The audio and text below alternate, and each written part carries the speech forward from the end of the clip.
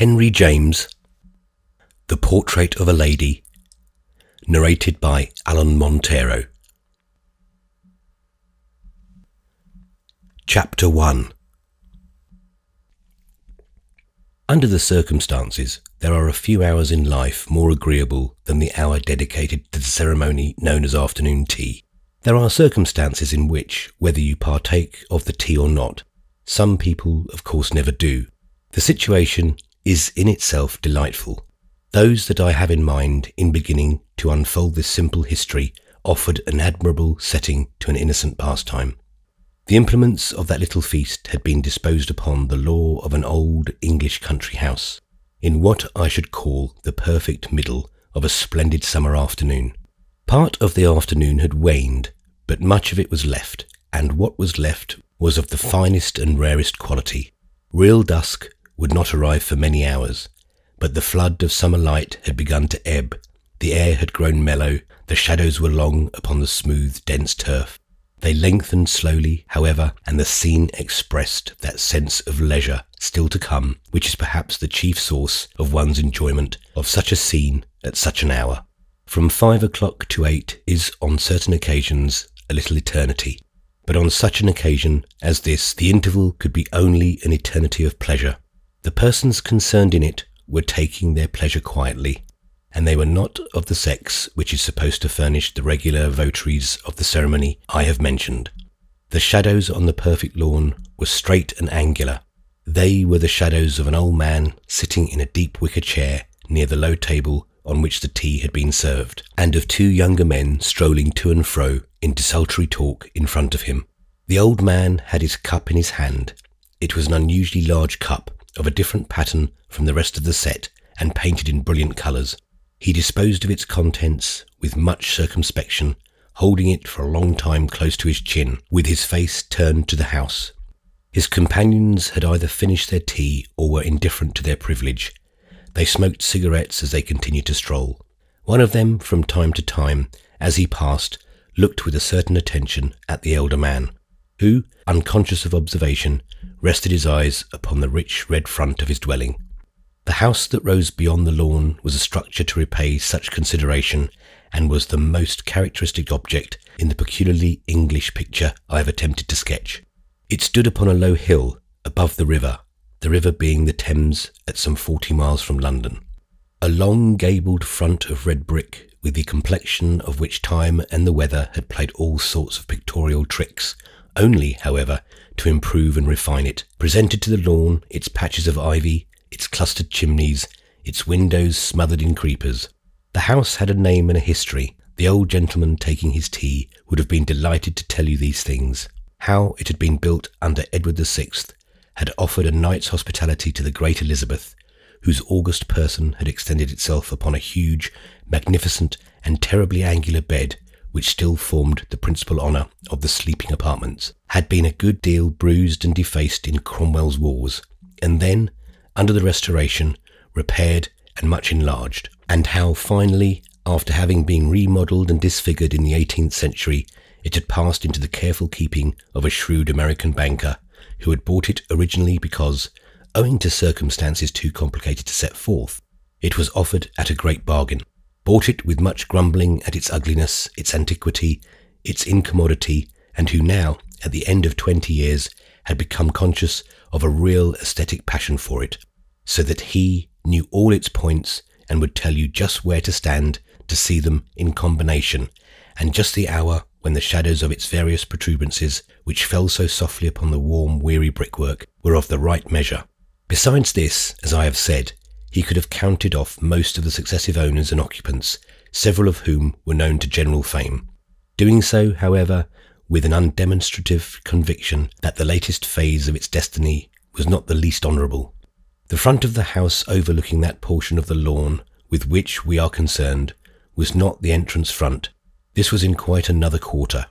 Privacy here reigned supreme, and the wide carpet of turf that covered the level hilltop seemed but the extension of a luxurious interior.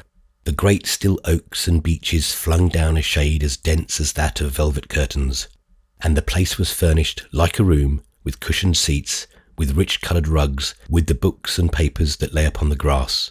The river was at some distance, where the ground began to slope. The lawn, properly speaking, ceased, but it was none the less a charming walk down to the water. The old gentleman at the tea table, who had come from America 30 years before, had brought with him, at the top of his baggage, his American physiognomy, and he had not only brought it with him, but he had kept it in the best order, so that, if necessary, he might have taken it back to his own country with perfect confidence. At present, obviously, nevertheless, he was not likely to displace himself. His journeys were over, and he was taking the rest that precedes the great rest. He had a narrow, clean-shaven face, with features evenly distributed and an expression of placid acuteness. It was evidently a face in which the range of representation was not large, so that the air of contented shrewdness was all the more of a merit. It seemed to tell that he had been successful in life, yet it seemed to tell also that his success had not been exclusive and invidious, but had had much of the inoffensiveness of failure. He had certainly had a great experience of men, but there was an almost rustic simplicity in the faint smile that played upon his lean, spacious cheek and lighted up his humorous eye as he at last slowly and carefully deposited his big teacup upon the table. He was neatly dressed in well-brushed black, but a shawl was folded upon his knees, and his feet were encased in thick, embroidered slippers. A beautiful collie dog lay upon the grass near his chair, watching the master's face almost as tenderly as the master took in the still more magisterial physiognomy of the house, and a little bristling, bustling terrier bestowed a desultory attendance upon the other gentleman. One of these was a remarkably well-made man of 35, with a face as English as that of the old gentleman I have just sketched was something else. A noticeably handsome face, fresh-coloured, fair and frank, with firm straight features, a lively grey eye and a rich adornment of a chestnut beard. This person had a certain fortunate, brilliant, exceptional look, the air of a happy temperament fertilized by a high civilization, which would have made almost any observer envy him at a venture. He was booted and spurred as if he had dismounted from a long ride. He wore a white hat which looked too large for him. He held his two hands behind him, and in one of them, a large, white, well-shaped fist, was crumpled a pair of soiled dogskin gloves. His companion, measuring the length of the lawn beside him, was a person of quite a different pattern, who, although he might have excited grave curiosity, would not, like the other, have provoked you to wish yourself almost blindly in his place. Tall, lean, loosely and feebly put together, he had an ugly, sickly, witty, charming face, furnished, but by no means decorated, with a straggling moustache and whisker. He looked clever and ill, a combination by no means felicitous, and he wore a brown velvet jacket. He carried his hands in his pockets, and there was something in the way he did it that showed the habit was invertebrate. His gait had a shambling, wandering quality. He was not very firm on his legs. As I have said, whenever he passed the old man in the chair, he rested his eyes upon him, and at this moment, with their faces brought into relation, you would easily have seen they were father and son. The father caught his son's eye, and at last gave him a mild, responsive smile. "I'm getting on very well," he said. "Have you drunk your tea?" asked the son. "Yes, and enjoyed it. Shall I give you some more?" The old man considered placidly. "Well, I guess I'll wait and see." He had, in speaking, the American tone. "Are you cold?" the son inquired. The father slowly rubbed his legs. "Well, I don't know. I can't tell till I feel." "Perhaps someone might feel for you," said the younger man, laughing. "Oh, I hope someone will always feel for me. Don't you feel for me, Lord Warburton?" "Oh, yes, immensely," said the gentleman addressed as Lord Warburton promptly. "I'm bound to say you look wonderfully comfortable." "Well, I suppose I am in most respects," and the old man looked down at his green shawl and smoothed it over his knees. "The fact is, I've been comfortable so many years that I suppose I've got so used to it I don't know it." "Yes, that's the bore of comfort," said Lord Warburton. "We only know when we're uncomfortable." "It strikes me we're rather particular," his companion remarked. "Oh yes, there's no doubt we're particular," Lord Warburton murmured. And then the three men remained silent a while, the two younger ones standing looking down at the other, who presently asked for more tea. "I should think you would be very unhappy with that shawl," Lord Warburton resumed, while his companion filled the old man's cup again. "Oh no, he must have the shawl," cried the gentleman in the velvet coat. Don't put such ideas as that into his head. It belongs to my wife, said the old man simply. Oh, if it's for sentimental reasons, and Lord Warburton made a gesture of apology. I suppose I must give it to her when she comes, the old man went on. You'll please do nothing of the kind. You'll keep it to cover your poor old legs. Well, you mustn't abuse my legs, said the old man. I guess they're as good as yours. Oh, you're perfectly free to abuse mine, his son replied, giving him his tea. Well, we're two lame ducks. I don't think there's much difference. I'm much obliged to you for calling me a duck. How's your tea? Well, it's rather hot. That's intended to be a merit. Ah, there's a great deal of merit, murmured the old man kindly. He's a very good nurse, Lord Warburton. Isn't he a bit clumsy? Asked his lordship. Oh no, he's not clumsy. Considering that he's an invalid himself, he's a very good nurse for a sick nurse. I'll call him my sick nurse because he's sick himself. Oh, come, Daddy, the ugly man exclaimed. Well, you are. I wish you weren't, but I suppose you can't help it. I might try, that's an idea, said the young man. Were you ever sick, Lord Warburton? His father asked. Lord Warburton considered for a moment. Yes, sir, once. In the Persian Gulf.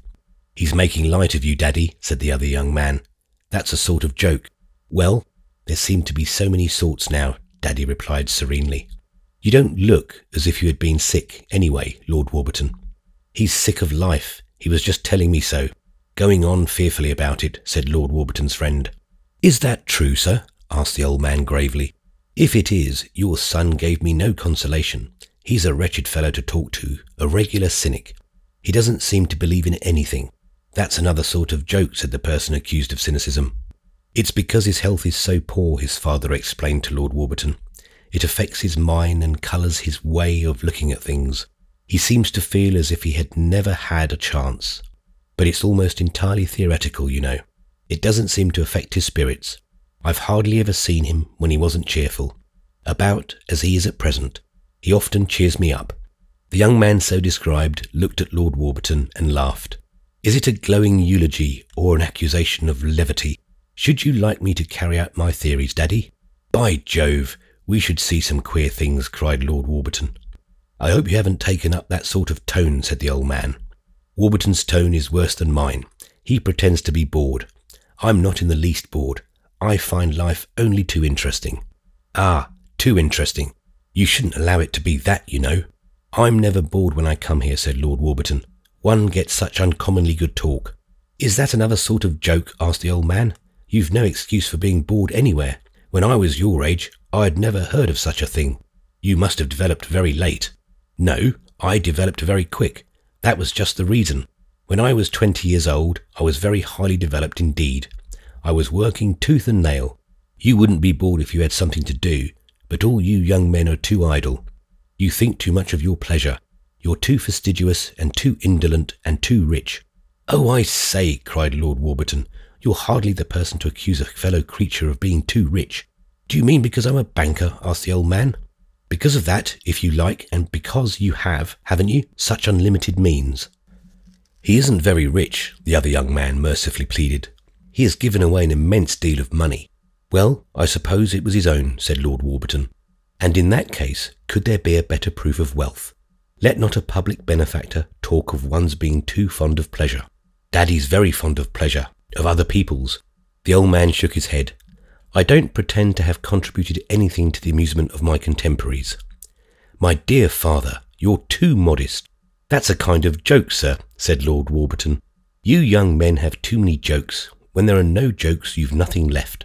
Fortunately, there are always more jokes, the ugly young man remarked. I don't believe it. I believe things are getting more serious. You young men will find that out. The increasing seriousness of things, then. That's the great opportunity of jokes. There'll have to be grim jokes, said the old man. I'm convinced there will be great changes, and not all for the better.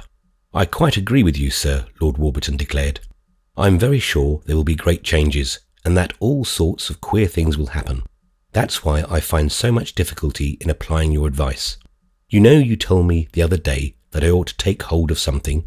One hesitates to take hold of a thing that may the next moment be knocked sky high. You ought to take hold of a pretty woman, said his companion.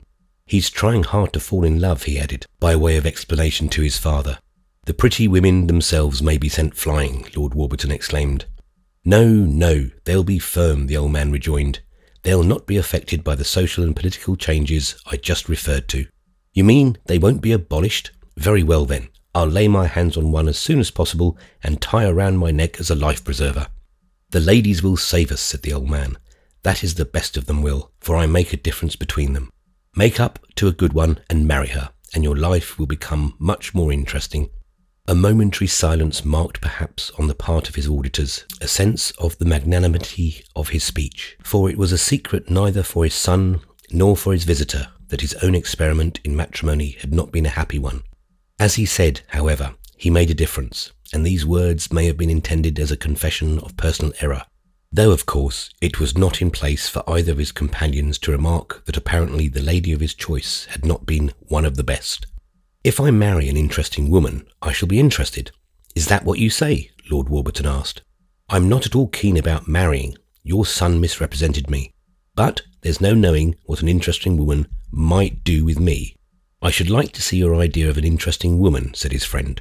My dear fellow, you can't see ideas, especially such high ethereal ones as mine. If I could only see myself, that would be a great step in advance. Well, you may fall in love with whomsoever you please, but you mustn't fall in love with my niece, said the old man. His son broke into a laugh. He'll think you mean that's a provocation, my dear father.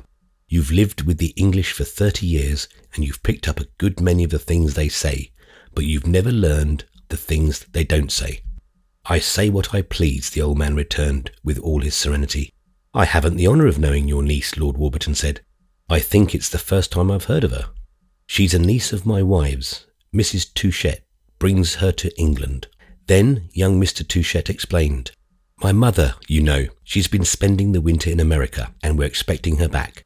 She writes that she has discovered a niece, and that she has invited her to come out with her. I see. Very kind of her, said Lord Warburton. Is the young lady interesting? We hardly know more about her than you. My mother has not gone into details. She chiefly communicates with us by means of telegrams, and her telegrams are rather inscrutable.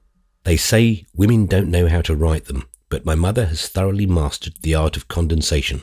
Tired America, hot weather, awful. Return England with niece. First steamer, decent cabin.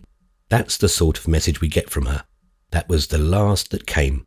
But there had been another before, which I think contained the first mention of the niece. Changed hotel, very bad. Impudent clerk, address here. Taken sister's girl, died last year, go to Europe, 2 sisters, quite independent. Over that, my father and I have scarcely stopped puzzling. It seems to admit of so many interpretations. There's one thing very clear in it, said the old man. She has given the hotel clerk a dressing. I'm not even sure of that, since he has driven her from the field. We thought at first that the sister mentioned might be the sister of the clerk, but the subsequent mention of a niece seems to prove that the allusion is to one of my aunts. There was a question as to whose the 2 other sisters were. They are probably 2 of my late aunt's daughters, but whose? Quite independent. And in what sense is the term used? That's the point not yet settled. Does the expression apply more particularly to the young lady my mother has adopted, or does it characterize her sisters equally? And is it used in a moral or in a financial sense? Does it mean that they've been left well off, or that they wish to be under no obligations? Or does it simply mean that they're fond of their own way? Whatever else it means, it's pretty sure to mean that, Mr. Touchett remarked. You'll see for yourself, said Lord Warburton. When does Mrs. Touchett arrive? We're quite in the dark, as soon as she can find a decent cabin. She may be waiting for it yet. On the other hand, she may already have disembarked in England. In that case, she would probably have telegraphed to you. She never telegraphs when you would expect it. Only when you don't, said the old man. She likes to drop in on me suddenly. She thinks she'll find me doing something wrong. She has never done so yet, but she's not discouraged. It's her share in the family trait, the independence she speaks of. Her son's appreciation of the matter was more favourable. Whatever the high spirit of those young ladies may be, her own is a match for it. She likes to do everything for herself, and has no belief in any one's power to help her. She thinks me of no more use than a postage stamp without gum, and she would never forgive me if I should presume to go to Liverpool to meet her. Will you at least let me know when your cousin arrives? Lord Warburton asked. Only on the condition I've mentioned, that you don't fall in love with her," Mr. Touchett replied. "That strikes me as hard. Don't you think me good enough?" "I think you too good, because I shouldn't like her to marry you. She hasn't come here to look for a husband, I hope. So many young ladies are doing that, as if there were no good ones at home. Then she's probably engaged. American girls are usually engaged, I believe. Moreover, I'm not sure, after all, that you'd be a remarkable husband. Very likely she's engaged. I've known a good many American girls, and they always were, but I could never see that it made any difference, upon my word. As for my being a good husband," Mr. Touchett's visitor pursued, "I'm not sure of that either. One can but try. Try as much as you please, but don't try on my niece," smiled the old man, whose opposition to the idea was broadly humorous. "Ah, well," said Lord Warburton, with a humour broader still, "perhaps after all, she's not worth trying on."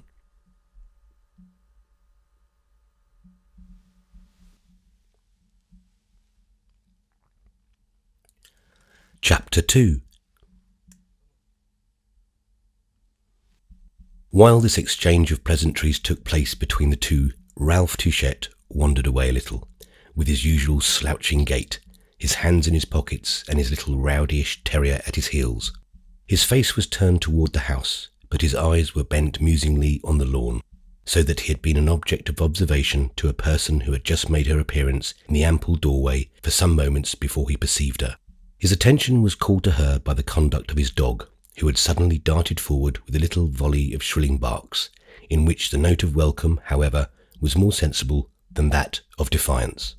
The person in question was a young lady, who seemed immediately to interpret the greeting of the small beast. He advanced with great rapidity and stood at her feet, looking up and barking hard, whereupon, without hesitation, she stooped and caught him in her hands, holding him face to face while he continued his quick chatter.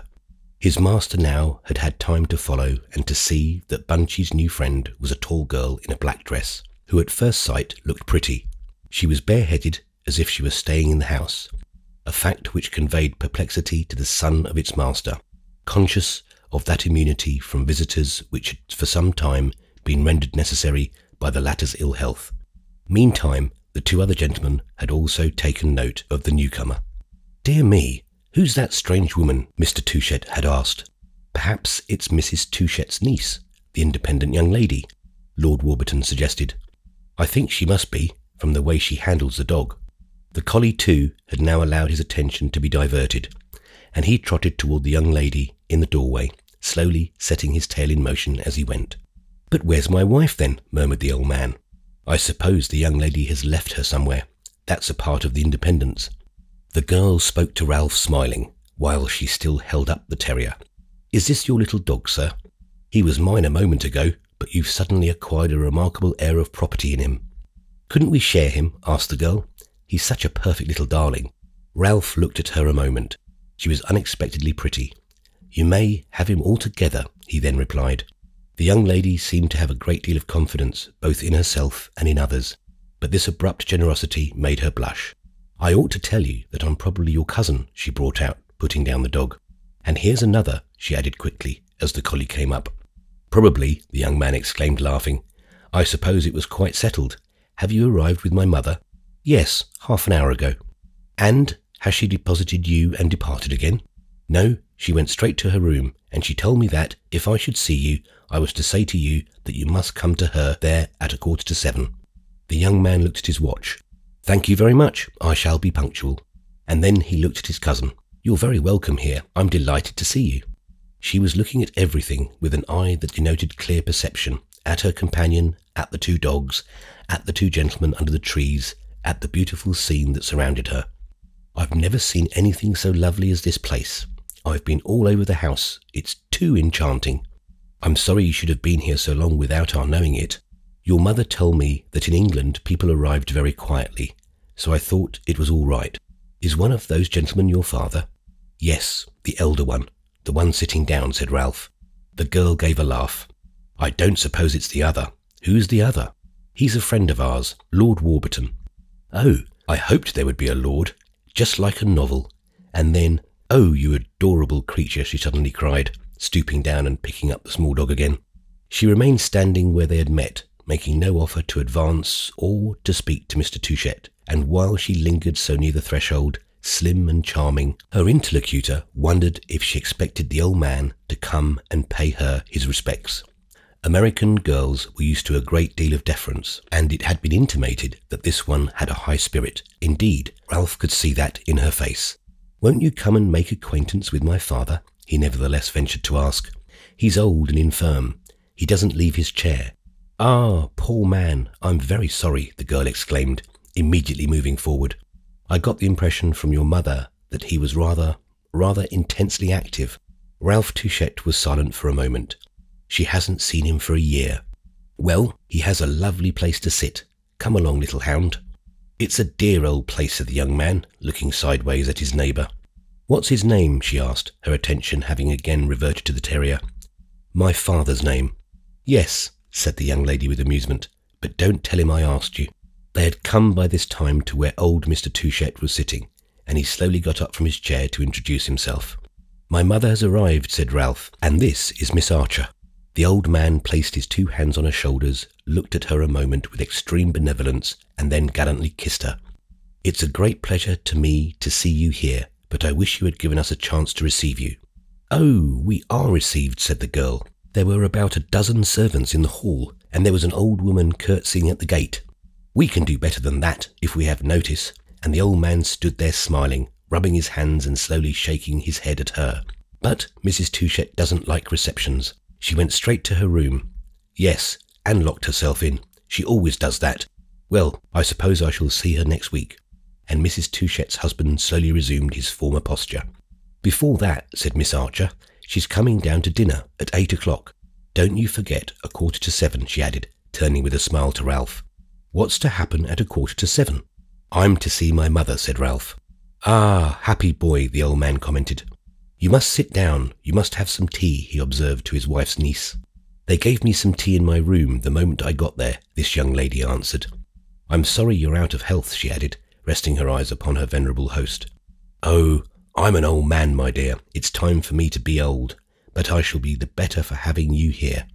She'd been looking all around her again, at the lawn, the great trees, the reedy, silvery Thames, the beautiful old house, and while engaged in this survey, she had made room in it for her companions, a comprehensiveness of observation easily conceivable on the part of a young woman who was evidently both intelligent and excited. She had seated herself and had put away the little dog. Her white hands in her lap were folded upon her black dress. Her head was erect, her eyes lighted, her flexible figure turned itself easily this way and that, in sympathy with the alertness with which she evidently caught impressions. Her impressions were numerous, and they were all reflected in a clear, still smile. "I've never seen anything so beautiful as this." "It's looking very well," said Mr. Touchette. "I know the way it strikes you. I've been through all that, but you're very beautiful yourself," he added, with a politeness by no means crudely jocular, and with the happy consciousness that his advanced age gave him the privilege of saying such things, even to young persons who might possibly take alarm at them.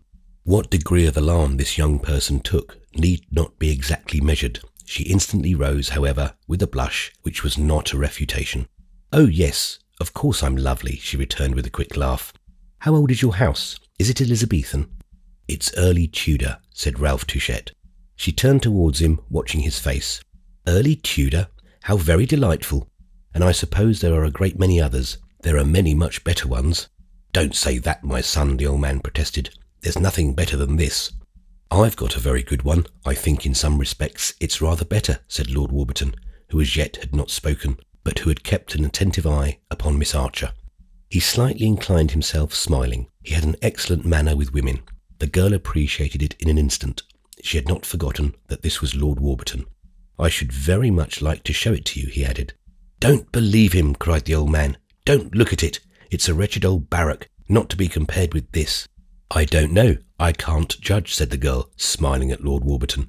In this discussion, Ralph Touchette took no interest whatsoever. He stood with his hands in his pockets, looking greatly as if he should like to renew his conversation with his new-found cousin. "Are you very fond of dogs?" he inquired by way of beginning. He seemed to recognise that it was an awkward beginning for a clever man. "Very fond of them indeed. You must keep the terrier, you know," he went on, still awkwardly. "I'll keep him while I'm here with pleasure. That will be for a long time, I hope." You're very kind. I hardly know. My aunt must settle that. I'll settle it with her at 6:45, and Ralph looked at his watch again. I'm glad to be here at all, said the girl. I don't believe you allow things to be settled for you. Oh yes, if they're settled as I like them. I shall settle this as I like, said Ralph. It's most unaccountable that we should never have known you.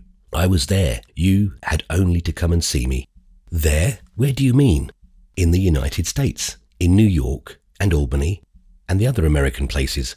I've been there, all over, but I never saw you. I can't make it out. Miss Archer just hesitated. It was because there had been some disagreement between your mother and my father after my mother's death, which took place when I was a child. In consequence of it, we never expected to see you. Ah, but I don't embrace all my mother's quarrels. Heaven forbid, the young man cried. You've lately lost your father, he went on more gravely. Yes, more than a year ago. After that, my aunt was very kind to me. She came to see me and proposed that I should come with her to Europe. I see, said Ralph. She has adopted you. Adopted me? The girl stared, and a blush came back to her, together with a momentary look of pain which gave her interlocutor some alarm. He had underestimated the effect of his words. Lord Warburton, who appeared constantly desirous of a nearer view of Miss Archer, strolled toward the two cousins at the moment, and as she did so, she rested her wider eyes on him. Oh no, she has not adopted me. I'm not a candidate for adoption. I beg 1,000 pardons, Ralph murmured. I meant... He hardly knew what he meant. You meant she has taken me up. Yes, she likes to take people up. She has been very kind to me, but, she added, with a certain visible eagerness of desire to be explicit, I'm very fond of my liberty. Are you talking about Mrs. Touchette? The old man called out from his chair. Come here, my dear, and tell me about her. I'm always thankful for information. The girl hesitated again, smiling. She's really very benevolent, she answered, after which she went over to her uncle, whose mirth was excited by her words. Lord Warburton was left standing with Ralph Touchette, to whom in a moment he said, You wished a while ago to see my idea of an interesting woman. There it is.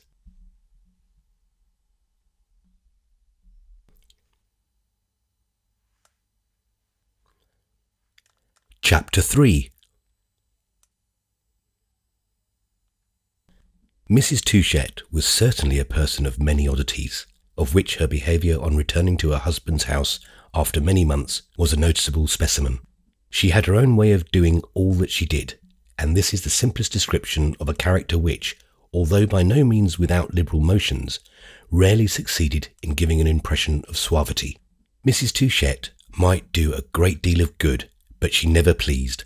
This way of her own, of which she was so fond, was not intrinsically offensive. It was just unmistakably distinguished from the ways of others. The edges of her conduct were so very clear-cut that for susceptible persons it sometimes had a knife-like effect.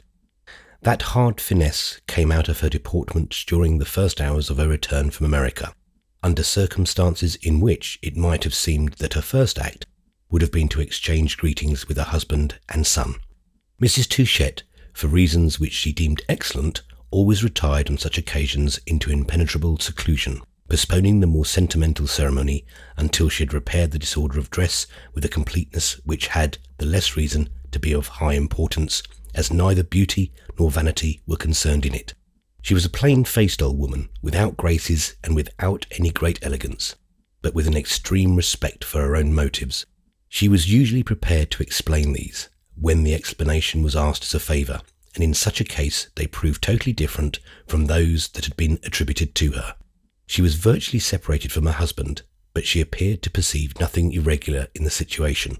It had become clear at an early stage of their community that they should never desire the same thing at the same moment, and this appearance had prompted her to rescue disagreement from the vulgar realm of accident.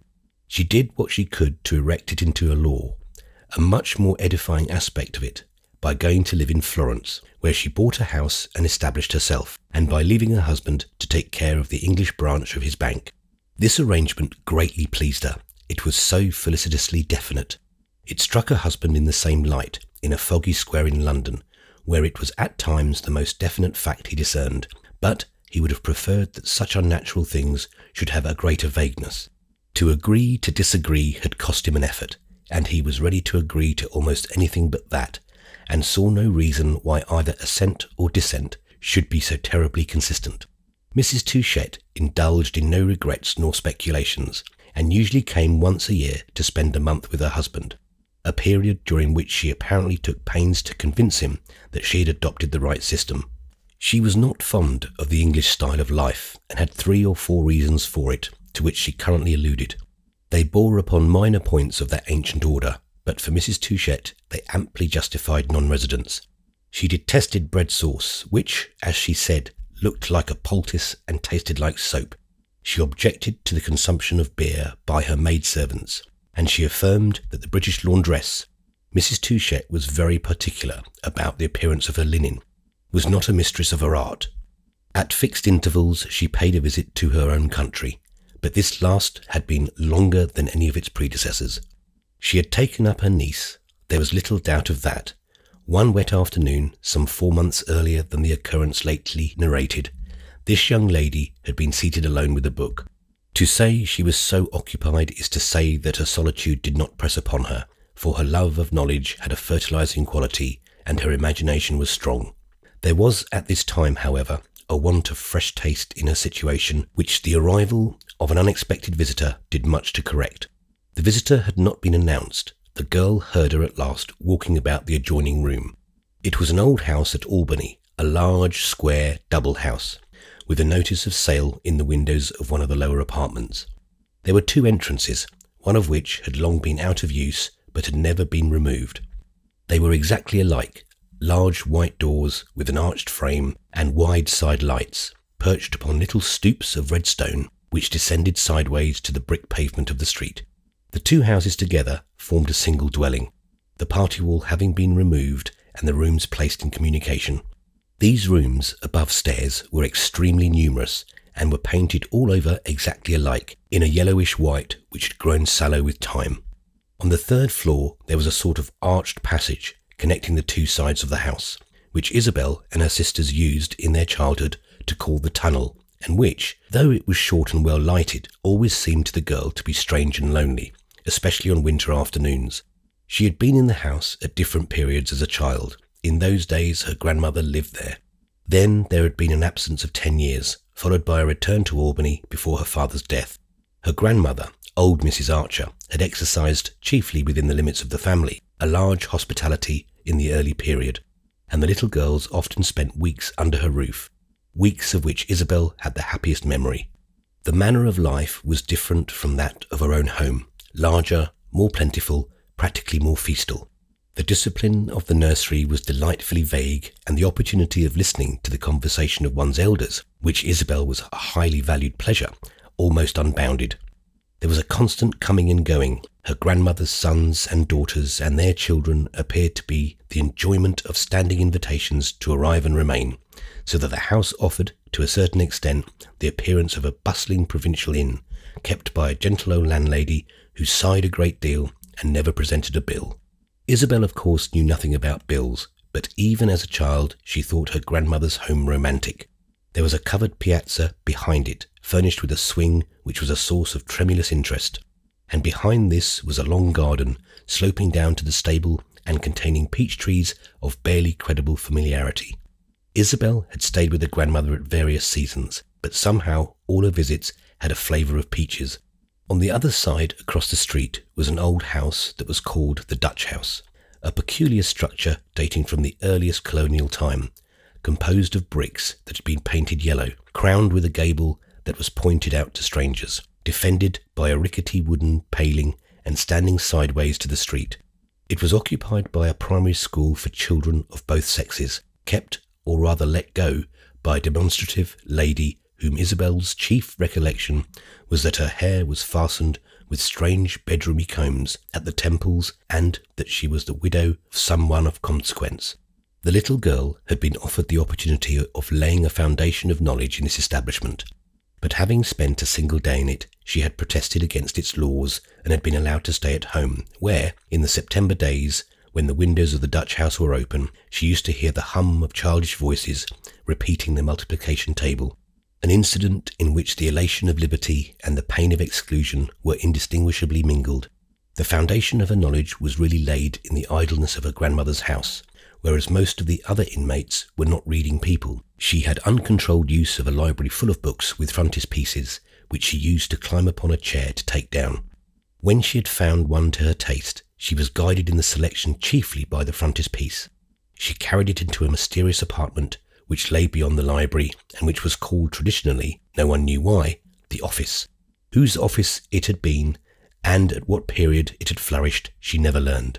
It was enough for her that it contained an echo and a pleasant musty smell, and that it was a chamber of disgrace for old pieces of furniture whose infirmities were not always apparent, so that the disgrace seemed unmerited and rendered them victims of injustice, and with which, in the manner of children, she had established relations almost human, certainly dramatic.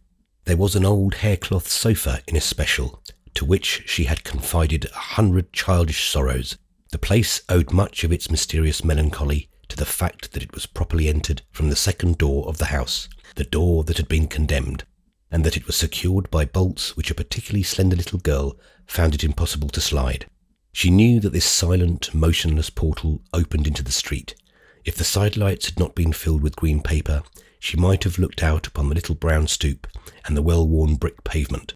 But she had no wish to look out, for this would have interfered with her theory that there was a strange, unseen place on the other side, a place which became to the child's imagination, according to its different moods, a region of delight, of terror. It was in the office still that Isabel was sitting on that melancholy afternoon of early spring which I have just mentioned. At this time she might have had the whole house to choose from, and the room she had selected was the most depressed of its scenes. She had never opened the bolted door nor removed the green paper, renewed by other hands, from its sidelights. She had never assured herself that the vulgar street lay beyond. A crude, cold rain fell heavily.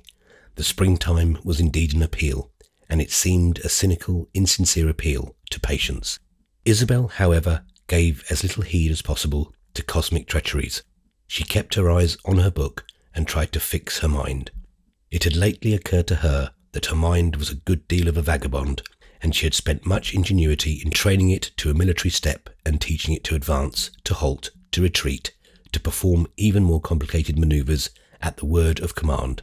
Just now she had given it marching orders, and it had been trudging over the sandy plains of a history of German thought. Suddenly she became aware of a step very different from her own intellectual pace. She listened a little and perceived that someone was moving in the library, which communicated with the office. It struck her first as the step of a person from whom she was looking for a visit, then almost immediately announced itself as the tread of a woman and a stranger, her possible visitor being neither. It had an inquisitive, experimental quality which suggested that it would not stop short of the threshold of the office, and in fact the doorway of this apartment was presently occupied by a lady who paused there and looked very hard at our heroine. She was a plain, elderly woman, dressed in a comprehensive waterproof mantle. She had a face with a good deal of rather violent point. "Oh," she began, "is that where you usually sit?" She looked about the heterogeneous chairs and tables. "Not when I have visitors," said Isabel, getting up to receive the intruder. She directed their course back to the library while the visitor continued to look about her. "You seem to have plenty of other rooms. They're in rather better condition, but everything's immensely worn." "Have you come to look at the house?" Isabel asked. "The servant will show it to you." "Send her away. I don't want to buy it. She has probably gone to look for you and is wandering about upstairs. She didn't seem at all intelligent. You had better tell her it's no matter." And then, since the girl stood there hesitating and wondering, this unexpected critic said to her abruptly, "I suppose you're one of the daughters." Isabel thought she had very strange manners. "It depends upon whose daughters you mean." "The late Mr. Archer's and my poor sister's." "Ah," said Isabel slowly, "you must be our crazy Aunt Lydia." "Is that what your father told you to call me? I'm your Aunt Lydia, but I'm not at all crazy. I haven't a delusion. And which of the daughters are you?" "I'm the youngest of 3, and my name's Isabel." "Yes, the others are Lillian and Edith. And are you the prettiest?" "I haven't the least idea," said the girl. "I think you must be." And in this way the aunt and the niece made friends. The aunt had quarrelled years before with her brother-in-law after the death of her sister, taking him to task for the manner in which he brought up his 3 girls. Being a high-tempered man, he had requested her to mind her own business, and she had taken him at his word. For many years she held no communication with him, and after his death had addressed not a word to his daughters, who had been bred in that disrespectful view of her which we have just seen Isabel betray. Mrs. Touchette's behaviour was, as usual, perfectly deliberate. She intended to go to America to look after her investments, with which her husband, in spite of his great financial position, had nothing to do, and would take advantage of this opportunity to inquire into the condition of her nieces. There was no need of writing, for she should attach no importance to any account of them she should elicit by letter. She believed always in seeing for oneself. Isabel found, however, that she knew a good deal about them, and she knew about the marriage of the two elder girls, knew that their poor father had left very little money, but that the house in Albany, which had passed into his hands, was to be sold for their benefit, knew, finally, that Edmund Ludlow, Lillian's husband, had taken upon himself to attend to this matter, in consideration of which the young couple who had come to Albany during Mr. Archer's illness were remaining there for the present and, as well as Isabel herself, occupying the old place. "How much money do you expect for it?" Mrs. Touchette asked of a companion, who had brought her to sit in the front parlour, which she had inspected without enthusiasm. "I haven't the least idea," said the girl. "That's the second time you've said that to me," her aunt rejoined, "and yet you don't look at all stupid." "I'm not stupid, but I don't know anything about money." "Yes, that's the way you were brought up, as if you were to inherit $1 million. What have you in point of fact inherited?" "I really can't tell you. You must ask Edmund and Lillian. They'll be back in half an hour." "In Florence we should call it a very bad house," said Mrs. Touchette. "But here, I dare say, it will bring a high price. It ought to make a considerable sum for each of you. In addition to that, you must have something else. It's most extraordinary your not knowing. The position's of value, and they'll probably pull it down and make a row of shops. I wonder you don't do that yourself. You might let the shops to great advantage." Isabel stared. The idea of letting shops was new to her. "I hope they won't pull it down," she said. "I'm extremely fond of it." "I don't see what makes you fond of it. Your father died here." "Yes, but I don't dislike it for that," the girl rather strangely returned. "I like places in which things have happened, even if they're sad things. A great many people have died here. The place has been full of life." "Is that what you call being full of life?" "I mean full of experience, of people's feelings and sorrows, and not of their sorrows only, for I've been very happy here as a child. You should go to Florence if you like houses in which things have happened, especially deaths. I live in an old palace in which 3 people have been murdered, 3 that were known, and I don't know how many more besides." "In an old palace?" Isabel repeated. "Yes, my dear, a very different affair from this. This is very bourgeois." Isabel felt some emotion, for she had always thought highly of her grandmother's house, but the emotion was of a kind which led her to say, "I should very much like to go to Florence." "Well, if you'll be very good and do everything I tell you, I'll take you there," Mrs. Touchette declared. Our young woman's emotion deepened. She flushed a little and smiled at her aunt in silence. "Do everything you tell me? I don't think I can promise that." "No, you don't look like a person of that sort. You're fond of your own ways, but it's not for me to blame you." "And yet, to go to Florence," the girl exclaimed in a moment. "I'd promise almost anything." Edmund and Lillian were slow to return, and Mrs. Touchette had an hour's uninterrupted talk with her niece, who found her a strange and interesting figure, a figure essentially almost the first she had ever met. She was as eccentric as Isabel had always supposed, and hitherto, whenever the girl had heard people described as eccentric, she had thought of them as offensive or alarming. The term had always suggested to her something grotesque and even sinister, but her aunt made it a matter of high but easy irony or comedy, and led her to ask herself if the common tone, which was all she had known, had ever been as interesting. No one certainly had on any occasion so held her as this little thin-lipped, bright-eyed, foreign-looking woman, who retrieved an insignificant appearance by a distinguished manner, and, sitting there in a well-worn waterproof, talked with striking familiarity of the courts of Europe. There was nothing flighty about Mrs. Touchette, but she recognised no social superiors, and, judging the great ones of the earth in a way that spoke of this, enjoyed the consciousness of making an impression on a candid and susceptible mind. Isabel at first had answered a good many questions, and it was from her answers apparently that Mrs. Touchette derived a high opinion of her intelligence. But after this she had asked a good many, and her aunt's answers, whatever the turn they took, struck her as food for deep reflection. Mrs. Touchette waited for the return of her other niece as long as she thought reasonable. But as at 6 o'clock Mrs. Ludlow had not come in, she prepared to take her departure. "Your sister must be a great gossip. Is she accustomed to staying out so many hours?" "You've been out almost as long as she," Isabel replied. "She can have left the house but a short time before you came in." Mrs. Touchette looked at the girl without resentment. She appeared to enjoy a bold retort, and to be disposed to be gracious. "Perhaps she hasn't had so good an excuse as I. Tell her, at any rate, that she must come and see me this evening at that horrid hotel. She may bring her husband if she likes, but she needn't bring you. I shall see plenty of you later."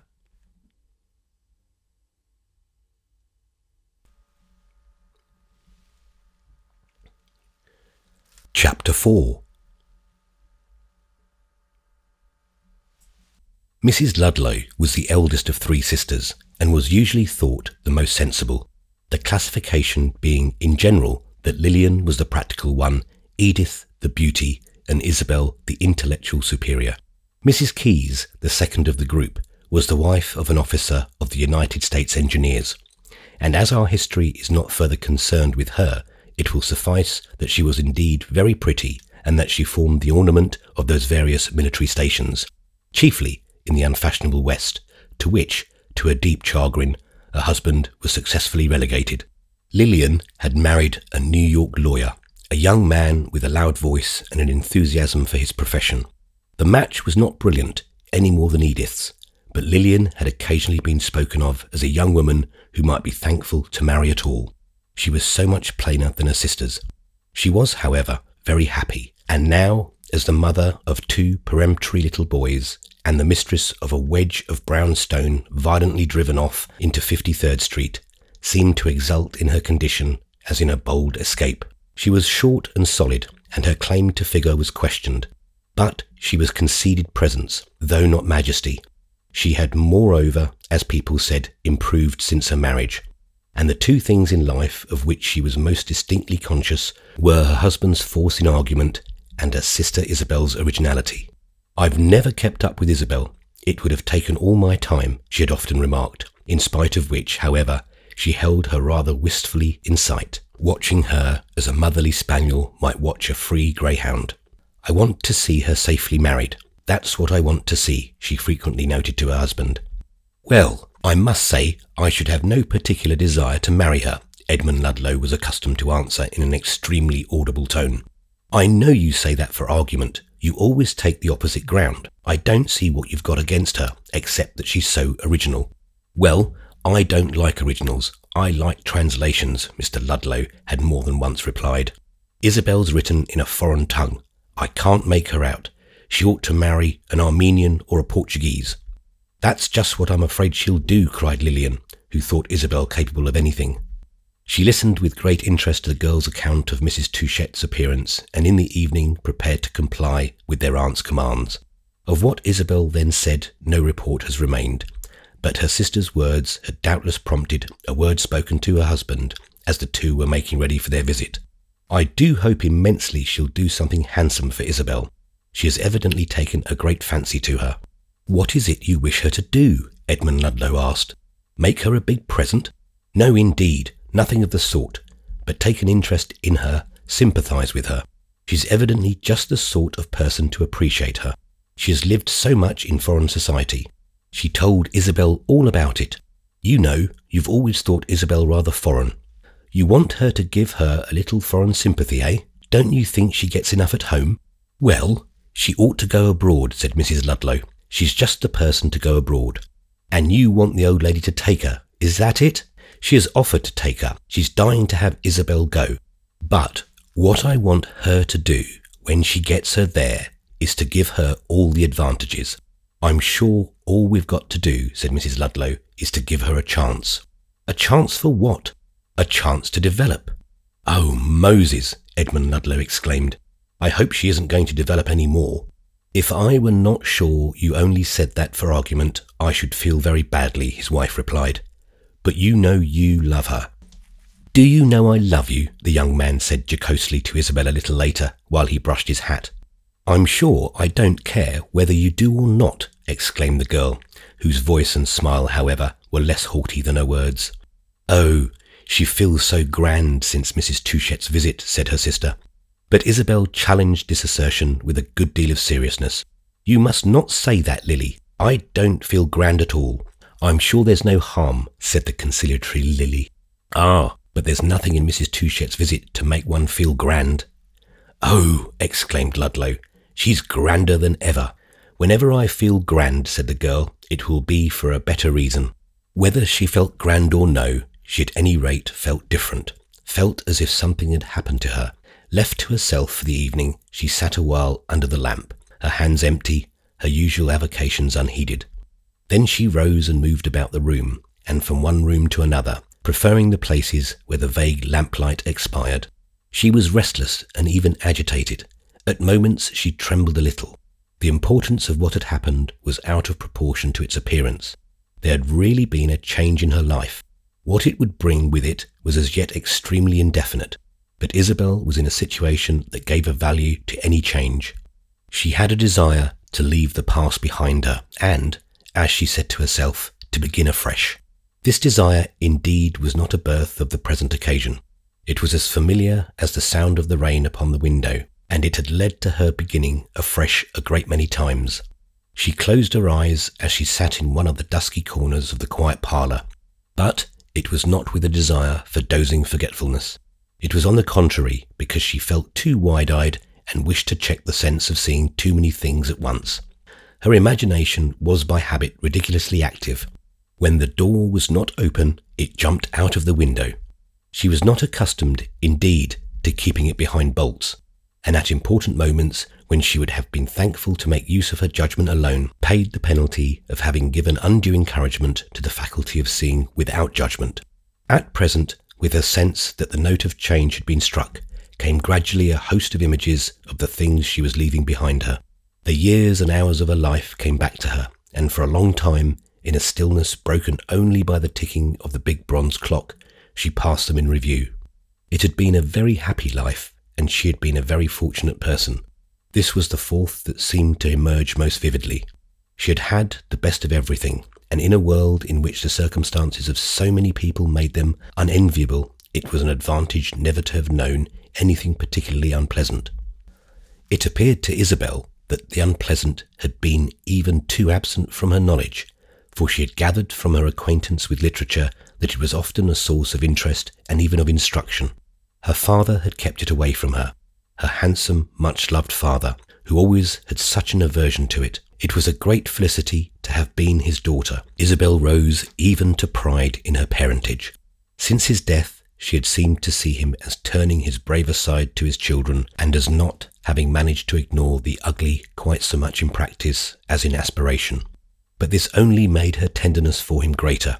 It was scarcely even painful to have to suppose him too generous, too good-natured, too indifferent to sordid considerations. Many persons had held that he carried this indifference too far, especially the larger number of those to whom he owed money. Of their opinions, Isabel was never very definitely informed, but it may interest the reader to know that while they had recognised in the late Mr. Archer a remarkably handsome head and a very taking manner, indeed, as of one of them had said, he was always taking something, they had declared that he was making a very poor use of his life. He had squandered a substantial fortune. He had been deplorably convivial. He was known to have gambled freely. A few very harsh critics went so far as to say that he had not even brought up his daughters. They had had no regular education and no permanent home. They had been at once spoiled and neglected.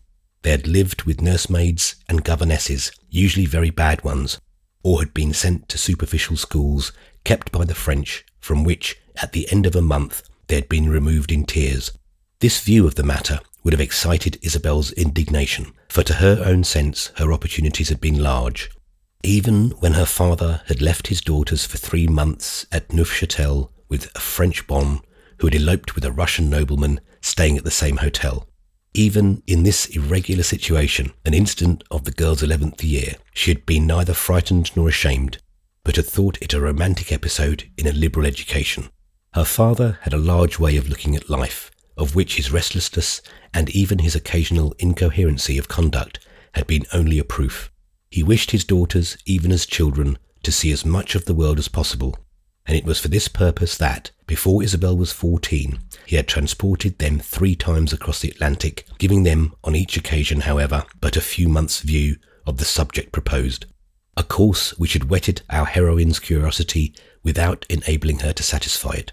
She ought to have been a partisan of her father, for she was the member of his trio who most made up to him for the disagreeables he didn't mention. In his last days, his general willingness to take leave of a world in which the difficulty of doing as one liked appeared to increase as one grew older had been sensibly modified by the pain of separation from his clever, his superior, his remarkable girl.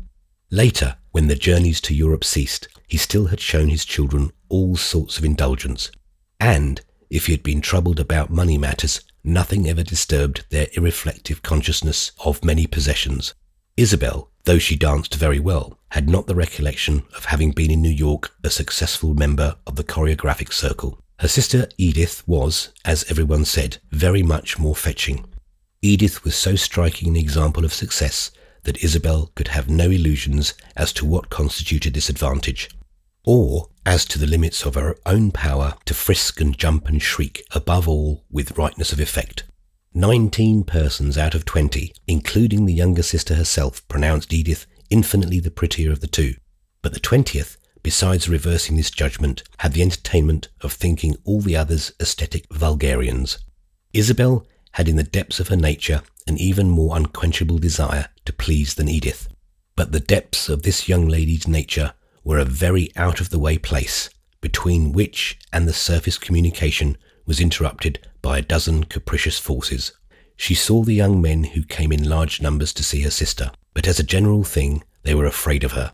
They had a belief that some special preparation was required for talking with her. Her reputation of reading a great deal hung about her like the cloudy envelope of a goddess in an epic. It was supposed to engender difficult questions and to keep the conversation at a low temperature. The poor girl liked to be thought clever, but she hated to be thought bookish. She used to read in secret, and, though her memory was excellent, to abstain from showy reference. She had a great desire for knowledge, but she really preferred almost any source of information to the printed page. She had an immense curiosity about life and was constantly staring and wondering. She carried within herself a great fund of life, and her deepest enjoyment was to feel the continuity between the movements of her own soul and the agitations of the world. For this reason, she was fond of seeing great crowds and large stretches of country, of reading about revolutions and wars, of looking at historical pictures, a class of efforts as to which she had often committed the conscious solecism of forgiving them much bad painting for the sake of the subject. While the Civil War went on, she was still a very young girl, but she passed months of this long period in a state of almost passionate excitement, in which she felt herself at times, to her extreme confusion, stirred almost indiscriminately by the valour of either army. Of course, the circumspection of suspicious swains had never gone the length of making her a social proscript, for the number of those whose hearts, as they approached her, beat only just fast enough to remind them they had heads as well, had kept her unacquainted with the supreme discipline of her sex and age.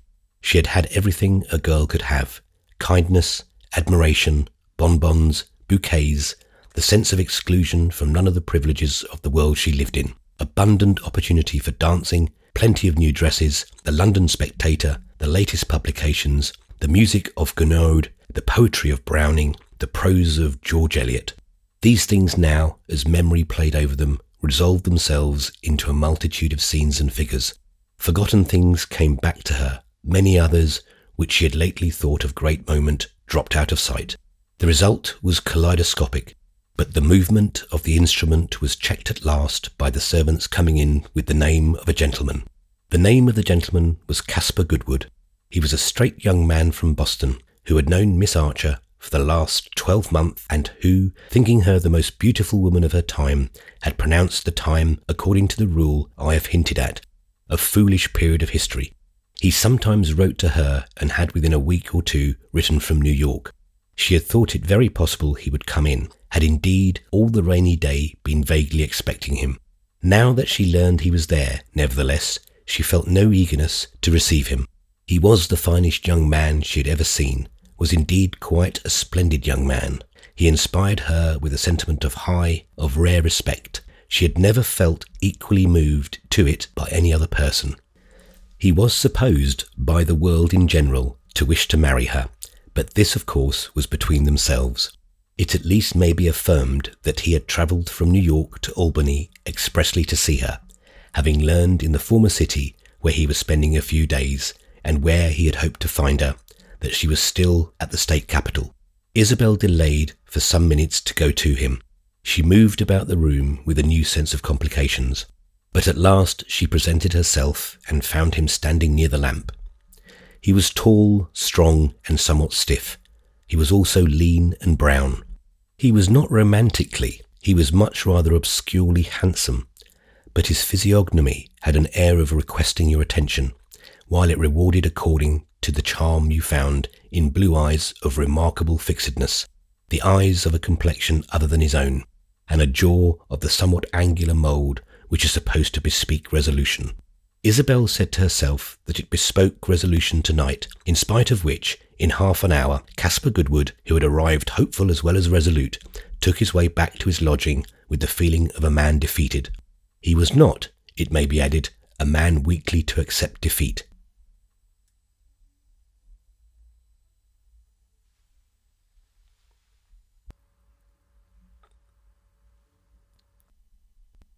Chapter 5. Ralph Touchette was a philosopher, but nevertheless he knocked at his mother's door at 7:15 with a good deal of eagerness. Even philosophers have their preferences, and it must be admitted that of his progenitors his father ministered most to his sense of the sweetness of filial dependence. His father, as he had often said to himself, was the more motherly. His mother, on the other hand, was paternal, and even, according to the slang of the day, gubernatorial. She was nevertheless very fond of her only child, and had always insisted on his spending 3 months of the year with her. Ralph rendered perfect justice to her affection, and knew that in her thoughts and her thoroughly arranged and servanted life, his turn always came after other nearest subjects of her solicitude, at the various punctualities of performance of the workers of her will.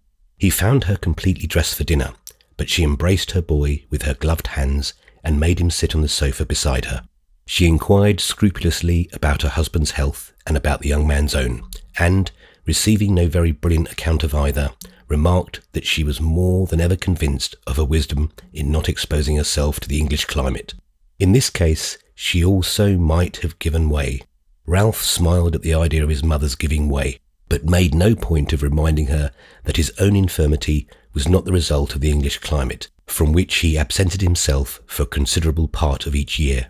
He had been a very small boy when his father, Daniel Tracy Touchette, a native of Rutland in the state of Vermont, came to England as subordinate partner in a banking house where some 10 years later he gained preponderant control.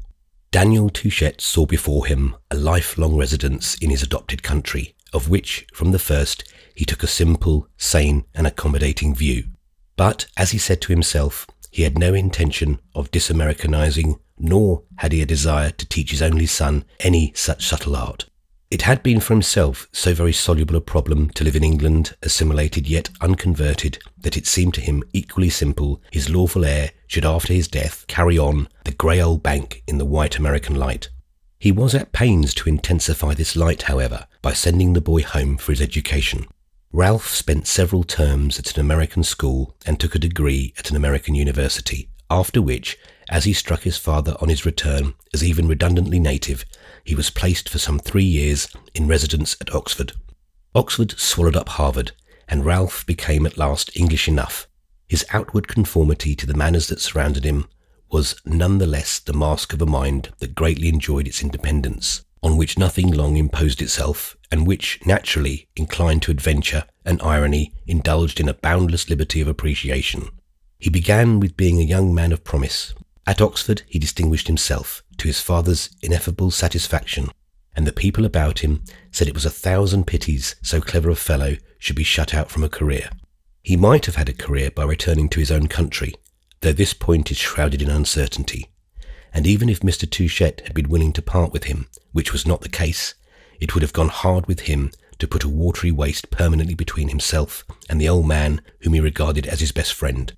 Ralph was not only fond of his father, he admired him. He enjoyed opportunity of observing him. Daniel Touchette, to his perception, was a man of genius, and though he himself had no aptitude for the banking mystery, he made a point of learning enough of it to measure the great figure his father had played. It was not this, however, he mainly relished. It was the fine ivory surface, polished as by the English air, that the old man had opposed to possibilities of penetration. Daniel Touchette had been neither at Harvard nor at Oxford, and it was his own fault if he had placed in his son's hands the key to modern criticism. Ralph, whose head was full of ideas which his father had never guessed, had a high esteem for the latter's originality.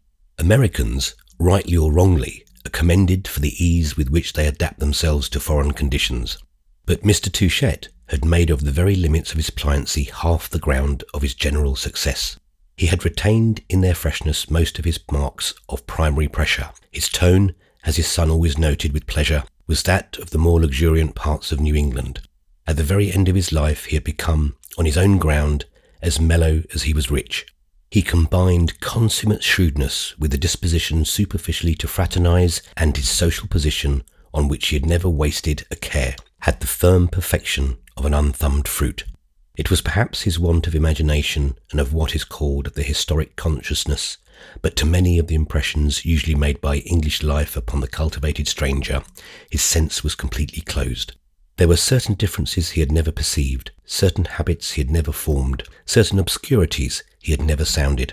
As regards these latter, on the day he had shouted them, his son would have thought less well of him. Ralph, on leaving Oxford, had spent a couple of years in travelling, after which he had found himself perched on a high stool in his father's bank. The responsibility and honour of such positions is not, I believe, measured by the height of the stool, which depends upon other considerations. Ralph, indeed, who had very long legs, was fond of standing, and even of walking about at his work. To this exercise, however, he was obliged to devote but a limited period, for at the end of some 18 months he had become aware of his being seriously out of health. He had caught a violent cold, which fixed itself on his lungs and threw them into dire confusion. He had to give up work and apply, to the letter, the sorry injunction to take care of himself. At first he slighted the task. It appeared to him it was not himself in the least he was taking care of, but an uninteresting and uninterested person with whom he had nothing in common. This person, however, improved on acquaintance, and Ralph grew at last to have a certain grudging tolerance, even an undemonstrative respect for him.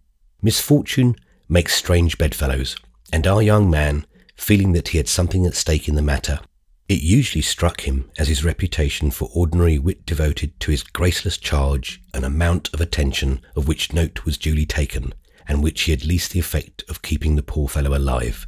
One of his lungs began to heal, the other promised to follow its example, and he was assured he might outweather a dozen winters if he would betake himself to those climates in which consumptives chiefly congregate. As he had grown extremely fond of London, he cursed the flatness of exile, but at the same time that he cursed, he conformed, and gradually, when he found his sensitive organ grateful even for grim favours, he conferred them with a lighter hand.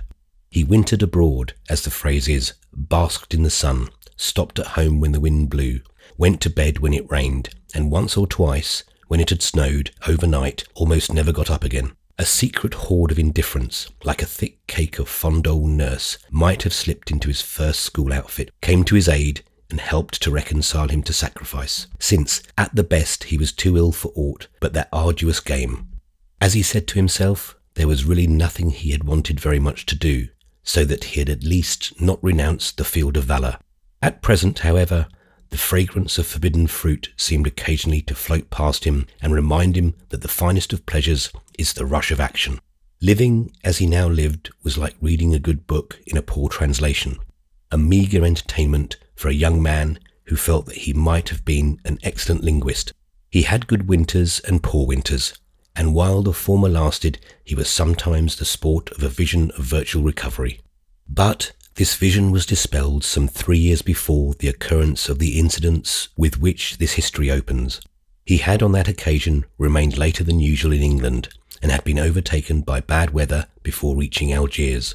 He had arrived more dead than alive, and lay there for several weeks between life and death. His convalescence was a miracle, but the first use he made of it was to assure himself that such miracles happen but once. He said to himself that his hour was in sight, and that it behoved him to keep his eyes upon it, yet that it was also open to him to spend the interval as agreeably as might be consistent with such a preoccupation. With the prospect of losing them, the simple use of his faculties became an exquisite pleasure. It seemed to him that joys of contemplation had never been sounded. He was far from the time when he had found it hard that he should be obliged to give up the idea of distinguishing himself, an idea none the less importunate for being vague, and none the less delightful for having had to struggle in the same breast with bursts of inspiring self-criticism. His friends at present judged him more cheerful, and attributed it to a theory over which they shook their heads knowingly, that he should recover his health. His serenity was but the array of wild flowers niched in his ruin. It was very probably this sweet-tasting property of the observed thing in itself that was mainly concerned in Ralph's quickly stirred interest in the advent of a young lady who was evidently not insipid. If he was consideringly disposed, something told him there was occupation enough for a succession of days. It may be added, in summary fashion, that the imagination of loving, as distinguished from that of being loved, had still a place in his reduced sketch. He had only forbidden himself the riot of expression. However, he shouldn't inspire his cousin with a passion, nor would she be able, even should she try, to help him to one. "And now tell me about the young lady," he said to his mother. "What do you mean to do with her?" Mrs. Touchett was prompt. "I mean to ask your father to invite her to stay 3 or 4 weeks at Garden Court."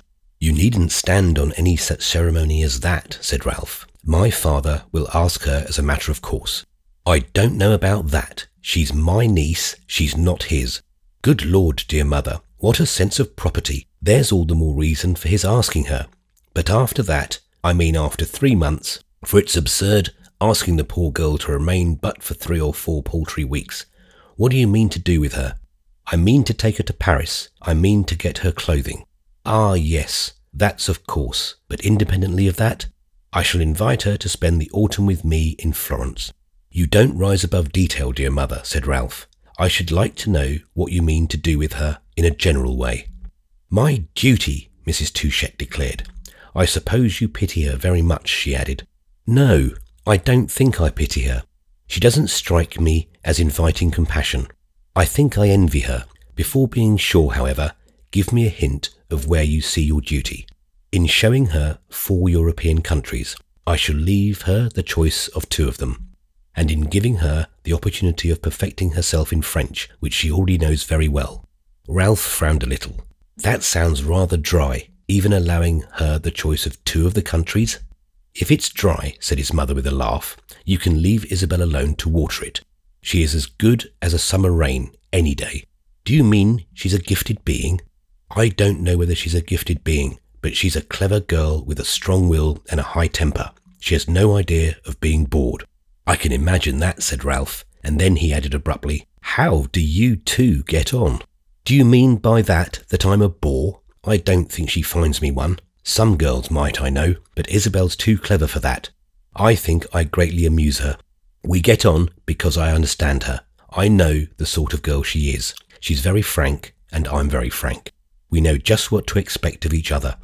"Ah, dear mother," Ralph exclaimed, "one always knows what to expect of you. You've never surprised me but once, and that's today, in presenting me with a pretty cousin whose existence I'd never suspected."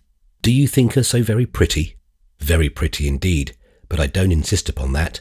It's her general air of being someone in particular that strikes me. Who is this rare creature, and what is she? Where did you find her, and how did you make her acquaintance?"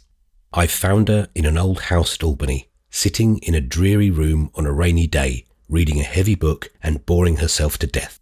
She didn't know she was bored, but when I left her no doubt of it, she seemed very grateful for the service. You may say I shouldn't have enlightened her. I should have let her alone. There's a good deal in that, but I acted conscientiously. I thought she was meant for something better. It occurred to me that it would be a kindness to take her about and introduce her to the world. She thinks she knows a great deal of it, like most American girls. But, like most American girls, she's ridiculously mistaken. If you want to know, I thought she would do me credit. I like to be well thought of, and for a woman of my age, there's no greater convenience in some ways than an attractive niece. You know, I had seen nothing of my sister's children for years. I disapproved entirely of their father, but I always meant to do something for them when he should have gone to his reward. I ascertained where they were to be found and, without any preliminaries, went and introduced myself. There are 2 others of them, both of whom are married, but I only saw the elder, who has, by the way, a very uncivil husband. The wife, whose name is Lily, jumped at the idea of my taking an interest in Isabel. She said it was just what her sister needed, that someone should take an interest in her. She spoke of her as you might speak of some young person of genius, in want of encouragement and patronage. It may be that Isabel's a genius, but in that case I've not yet learned her special line. Mrs. Ludlow was especially keen about my taking her to Europe. They all regard Europe, over there, as a land of emigration, of rescue, a refuge for their superfluous population. Isabel herself seemed very glad to come, and the thing was easily arranged. There was a little difficulty about the money question, as she seemed averse to being under pecuniary obligations. But she has a small income, and she supposes herself to be travelling at her own expense. Ralph had listened attentively to this judicious report, by which his interest in the subject of it was not impaired. "Ah, if she's a genius," he said, "we must find out her special line. Is it by chance for flirting?" "I don't think so. You may suspect that at first, but you'll be wrong. You won't, I think, in any way be easily right about her." "Warburton's wrong, then," Ralph rejoicingly exclaimed. "He flatters himself he has made that discovery." His mother shook her head. "Lord Warburton won't understand her. He needn't try." "He's very intelligent," said Ralph, "but it's right he should be puzzled once in a while." "Isabel will enjoy puzzling a lord," Mrs. Touchett remarked.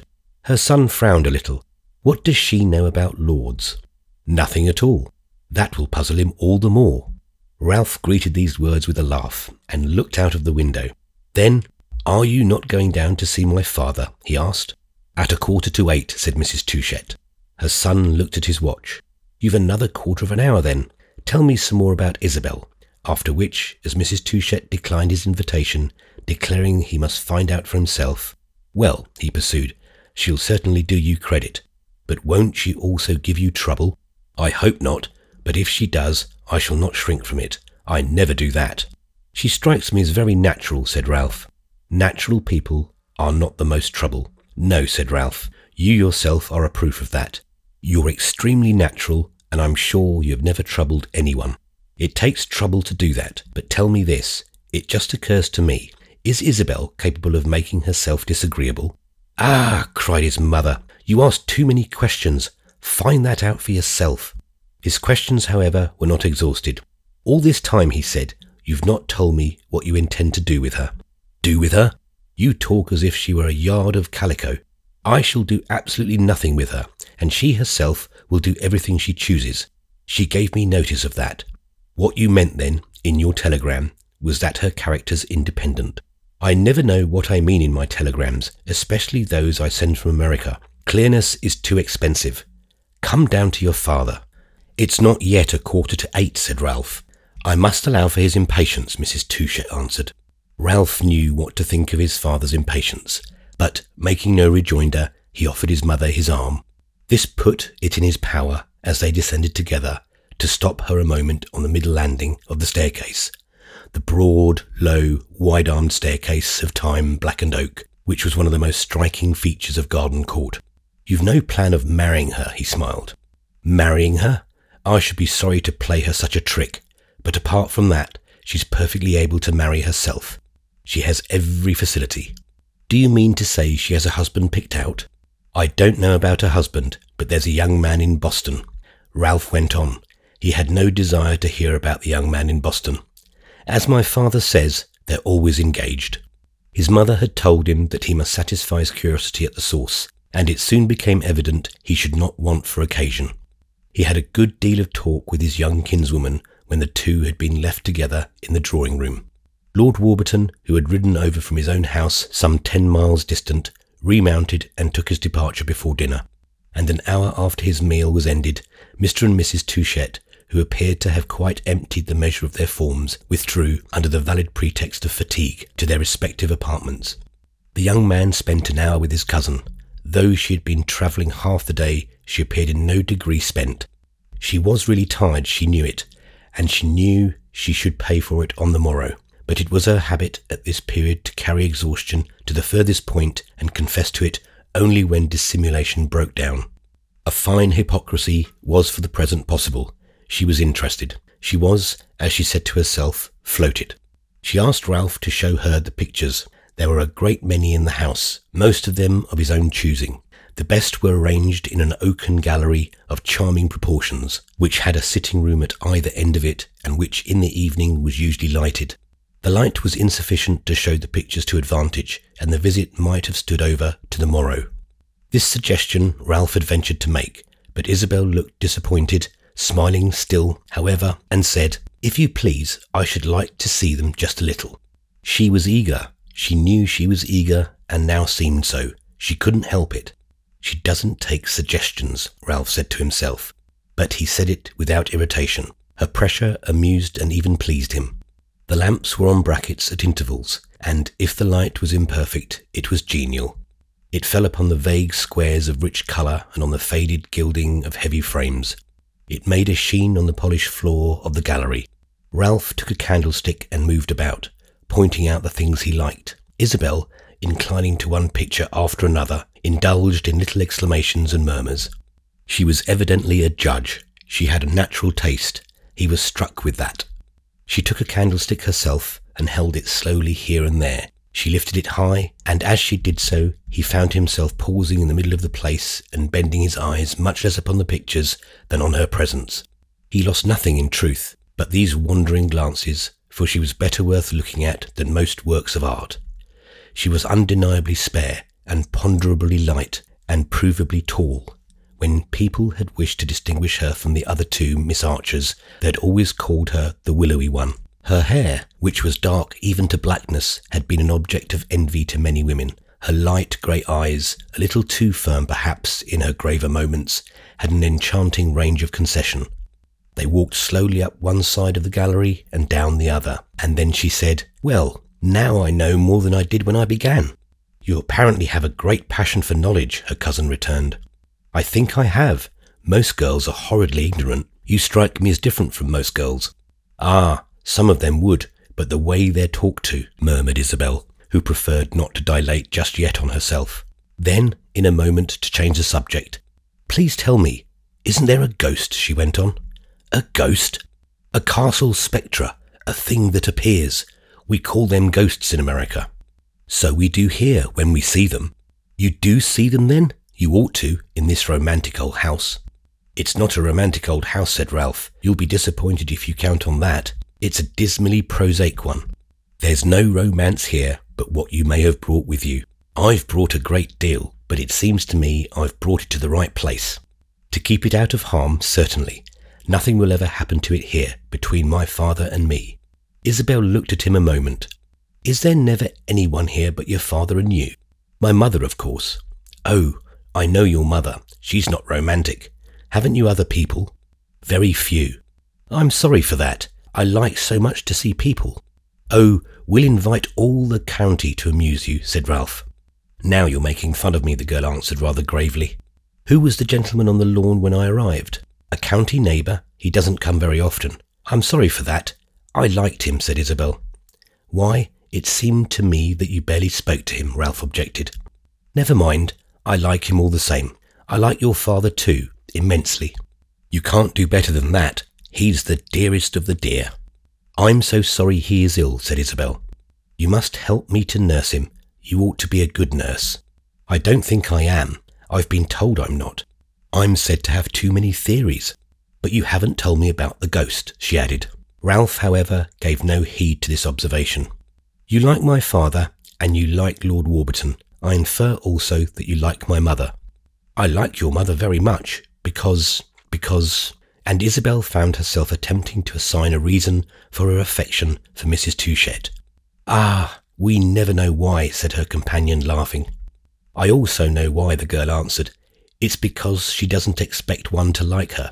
She doesn't care whether one does or not. So you adore her, out of perversity." "Well, I take greatly after my mother," said Ralph. "I don't believe you at all. You wish people to like you, and you try to make them do it. Good heavens, how you see through one," he cried with a dismay that was not altogether jocular. "But I like you all the same," his cousin went on. "The way to clinch the matter will be to show me the ghost." Ralph shook his head sadly. "I might show it to you, but you'd never see it. The privilege isn't given to everyone. It's not enviable. It has never been seen by a young, happy, innocent person like you. You must have suffered first, have suffered greatly, have gained some miserable knowledge. In the way your eyes are open to it, I saw it long ago," said Ralph. "I told you just now I'm very fond of knowledge," Isabel answered. "Yes, of happy knowledge, of pleasant knowledge. But you haven't suffered, and you're not made to suffer. I hope you'll never see the ghost." She had listened to him attentively, with a smile on her lips, but with a certain gravity in her eyes. Charming as he found her, she had struck him as rather presumptuous. Indeed, it was a part of her charm, and he wondered what she would say. "I'm not afraid, you know," she said, which seemed quite presumptuous enough. "You're not afraid of suffering." "Yes, I'm afraid of suffering, but I'm not afraid of ghosts, and I think people suffer too easily," she added. "I don't believe you do," said Ralph, looking at her with his hands in his pockets. "I don't think that's a fault," she answered. "It's not absolutely necessary to suffer. We were not made for that." "You were not, certainly." "I'm not speaking of myself," and she wandered off a little. "No, it isn't a fault," said her cousin. "It's a merit to be strong." "Only, if you don't suffer, they call you hard," Isabel remarked. They passed out of the smaller drawing-room into which they had returned from the gallery and paused in the hall, at the foot of the staircase.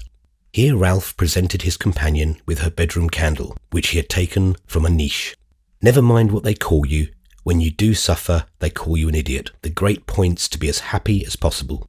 She looked at him a little. She had taken her candle and placed her foot on the oaken stair. "Well," she said, "that's what I came to Europe for, to be as happy as possible. Good night."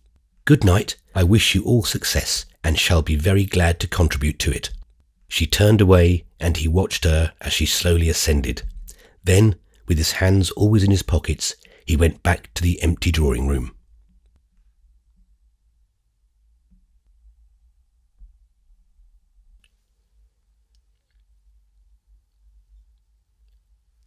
Chapter 6.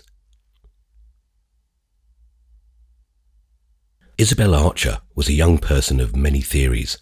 Her imagination was remarkably active. It had been her fortune to possess a finer mind than most of the persons among whom her lot was cast, to have a larger perception of surrounding facts, and to care for knowledge that was tinged with the unfamiliar.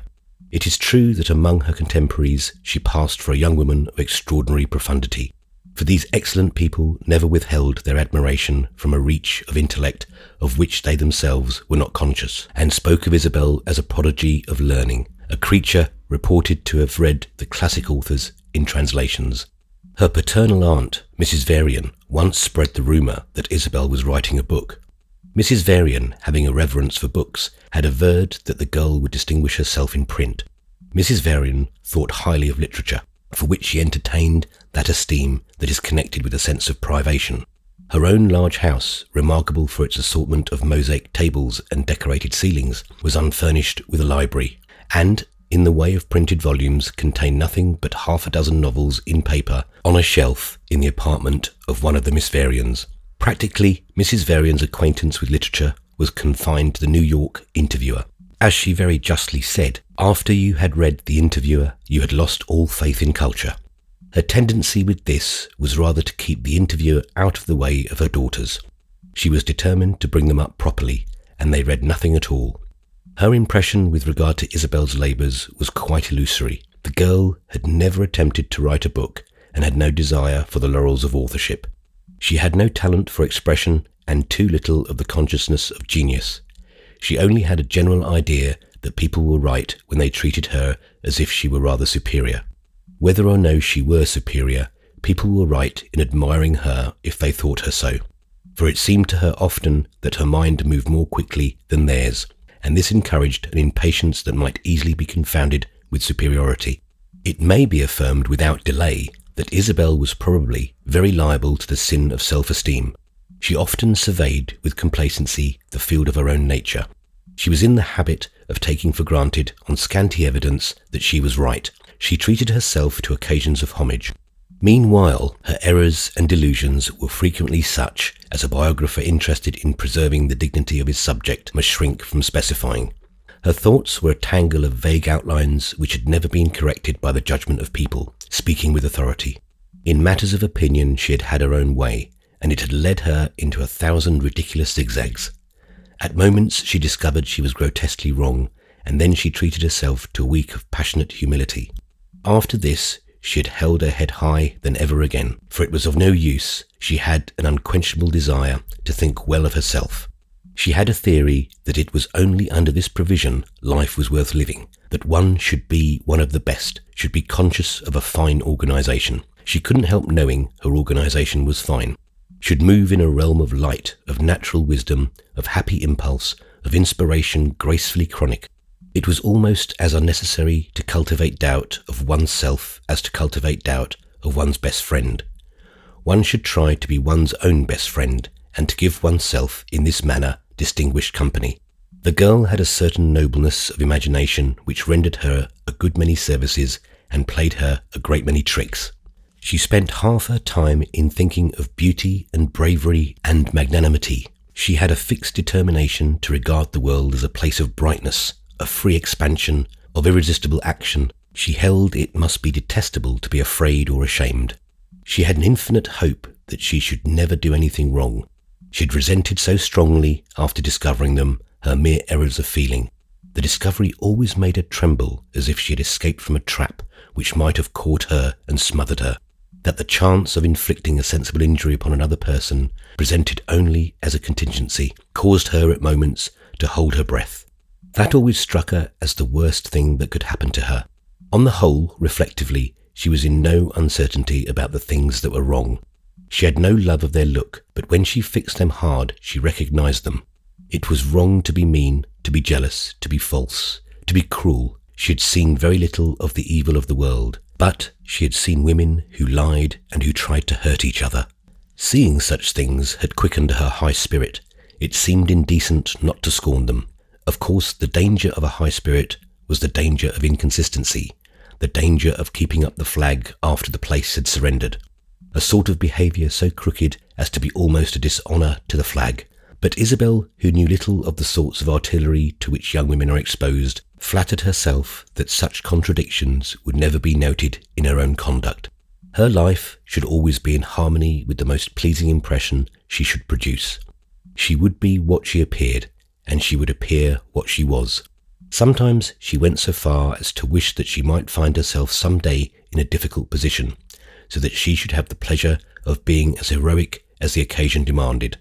Although with her meagre knowledge, her inflated ideals, her confidence at once innocent and dogmatic, her temper at once exciting and indulgent, her mixture of curiosity and fastidiousness, of vivacity and indifference, her desire to look very well and to be, if possible, even better, her determination to see, to try, to know, her combination of the delicate, desultory, flame-like spirit and the eager and personal creature of conditions. She would be an easy victim of scientific criticism if she were not intended to awaken on the reader's part an impulse more tender and more purely expectant. It was one of her theories that Isabel Archer was very fortunate in being independent, and that she ought to make some very enlightened use of that state. She never called it the state of solitude, much less of singleness. She thought such descriptions weak, and besides, her sister Lily constantly urged her to come and abide. She had a friend whose acquaintance she had made shortly before her father's death, who offered so high an example of useful activity that Isabel always thought of her as a model. Henrietta Stackpole had the advantage of an admired ability. She was thoroughly launched in journalism, and her letters to the interviewer from Washington, Newport, the White Mountains and other places were universally quoted. Isabel pronounced them with confidence ephemeral, but she esteemed the courage, energy and good humour of the writer, who, without parents and without property, had adopted 3 of the children of an infirm and widowed sister and was paying their school bills out of the proceeds of her literary labour. Henrietta was in the van of progress and had clear-cut views on most subjects. Her cherished desire had long been to come to Europe and write a series of letters to the interviewer from the radical point of view. An enterprise the less difficult, as she knew perfectly in advance what her opinions would be and to how many objections most European institutions lay open. When she heard that Isabel was coming, she wished to start at once, thinking naturally that it would be delightful the two should travel together. She had been obliged, however, to postpone this enterprise. She thought Isabel a glorious creature, and had spoken of her covertly in some of her letters, though she never mentioned the fact to her friend, who would not have taken pleasure in it and was not a regular student of the interviewer. Henrietta, for Isabel, was chiefly a proof that a woman might suffice herself and be happy. Her resources were of the obvious kind, but even if one had not the journalistic talent and a genius for guessing, as Henrietta said, what the public was going to want, one was not therefore to conclude that one had no vocation, no beneficent aptitude of any sort, and resign oneself to being frivolous and hollow. Isabel was stoutly determined not to be hollow. If one should wait with the right patience, one would find some happy work to one's hand. Of course, among her theories, this young lady was not without a collection of views on the subject of marriage. The first on the list was a conviction of the vulgarity of thinking too much of it. From lapsing into eagerness on this point, she earnestly prayed she might be delivered. She held that a woman ought to be able to live to herself in the absence of exceptional flimsiness, and that it was perfectly possible to be happy without the society of a more or less coarse-minded person of another sex. The girl's prayer was very sufficiently answered. Something pure and proud that was in her, something cold and dry, an unappreciated suitor with a taste for analysis might have called it, had hitherto kept her from any great vanity of conjecture on the article of possible husbands.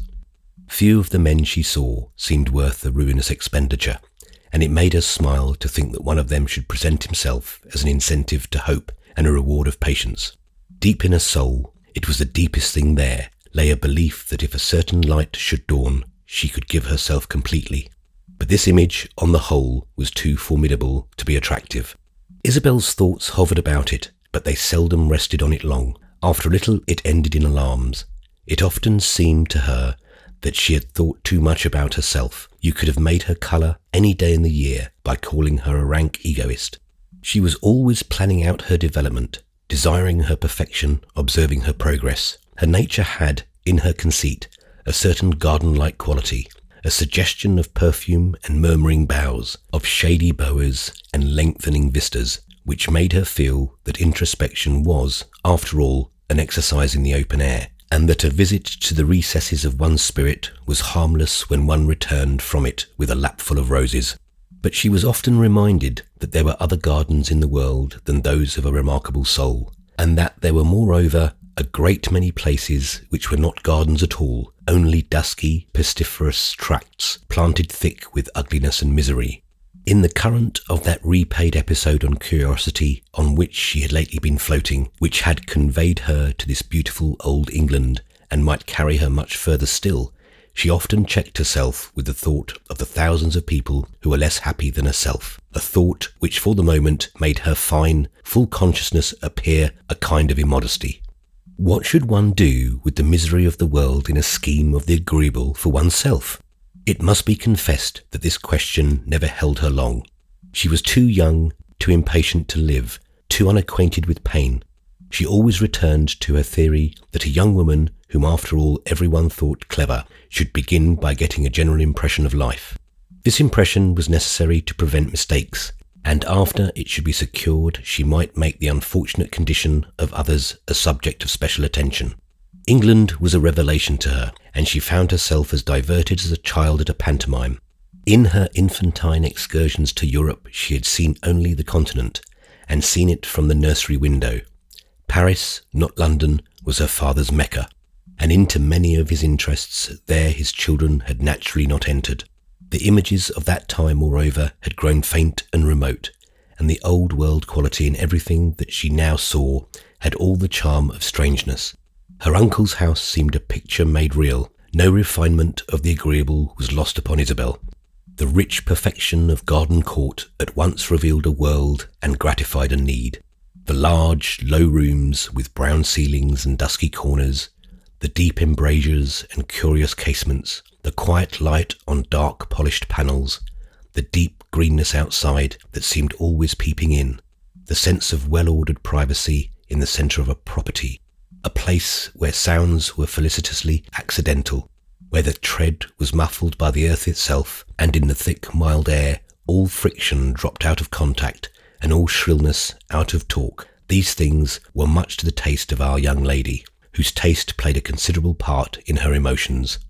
She formed a fast friendship with her uncle, and often sat by his chair when he had it moved out to the lawn. He passed hours in the open air, sitting with folded hands like a placid, homely household god, a god of service, who had done his work and received his wages, and was trying to grow used to weeks and months made up only of off days. Isabel amused him more than she suspected. The effect she produced upon people was often different from what she supposed, and he frequently gave himself the pleasure of making her chatter. It was by this term that he qualified her conversation, which had much of the point observable in that of the young ladies of her country, to whom the ear of the world is more directly presented than to their sisters in other lands. Like the mass of American girls, Isabel had been encouraged to express herself. Her remarks had been attended to. She had been expected to have emotions and opinions. Many of her opinions had doubtless but a slender value. Many of her emotions passed away in the utterance, but they had left a trace in giving her the habit of seeming at least to feel and think, and imparting moreover to her words, when she was really moved, that prompt vividness which so many people had regarded as a sign of superiority. Mr. Touchette used to think that she reminded him of his wife when his wife was in her teens. It was because she was fresh and natural and quick to understand, to speak, so many characteristics of her niece, that he had fallen in love with Mrs. Touchette. He never expressed this analogy to the girl herself, however, for if Mrs. Touchette had once been like Isabel, Isabel was not at all like Mrs. Touchette. The old man was full of kindness for her. It was a long time, as he said, since they had had any young life in the house, and our rustling, quickly moving, clear-voiced heroine was as agreeable to his sense as the sound of flowing water. He wanted to do something for her, and wished she would ask it of him. She would ask nothing but questions. It is true that of these she asked a quantity. Her uncle had a great fund of answers, though her pressure sometimes came in forms that puzzled him. She questioned him immensely about England, about the British Constitution, the English character, the state of politics, the manners and the customs of the royal family, the peculiarities of the aristocracy, the way of living and thinking of his neighbours, and in begging to be enlightened on these points, she usually inquired whether they correspond with the descriptions in the books. The old man always looked at her a little with his fine dry smile while he smoothed down the shawl spread across his legs. "The books," he once said. "Well, I don't know much about the books. You must ask Ralph about that. I've always ascertained for myself, got my information in the natural form. I never asked many questions even. I just kept quiet and took notice. Of course, I've had very good opportunities, better than that what a young lady would naturally have. I'm of an inquisitive disposition, though you mightn't think it if you were to watch me. However much you might watch me, I should be watching you more. I've been watching these people for upwards of 35 years, and I don't hesitate to say that I've acquired considerable information. It's a very fine country on the whole, finer perhaps than what we give it credit for on the other side. There are several improvements I should like to see introduced, but the necessity of them doesn't seem to be generally felt as yet. When the necessity of a thing is generally felt, they usually manage to accomplish it, but they seem to feel pretty comfortable about waiting till then. I certainly feel more at home among them than I expected to when I first came over. I suppose it's because I've had a considerable degree of success. When you're successful, you naturally feel more at home." "Do you suppose that if I'm successful, I shall feel at home?" Isabel asked. "I should think it very probable, and you certainly will be successful. They like American young ladies very much over here. They show them a great deal of kindness, but you mustn't feel too much at home, you know." "Oh, I'm by no means sure it will satisfy me," Isabel judiciously emphasized. "I like the place very much, but I'm not sure I shall like the people. The people are very good people, especially if you like them. I've no doubt they're good, Isabel rejoined. But are they pleasant in society? They won't rob me nor beat me, but will they make themselves agreeable to me? That's what I like people to do. I don't hesitate to say so, because I always appreciate it. I don't believe they're very nice to girls. They're not nice to them in the novels. I don't know about the novels, said Mr. Touchette. I believe the novels have a great deal of ability, but I don't suppose they're very accurate. We once had a lady who wrote novels staying here. She was a friend of Ralph's, and he asked her down. She was very positive, quite up to everything, but she was not the sort of person you could depend on for evidence. Too free a fancy, I suppose that was it.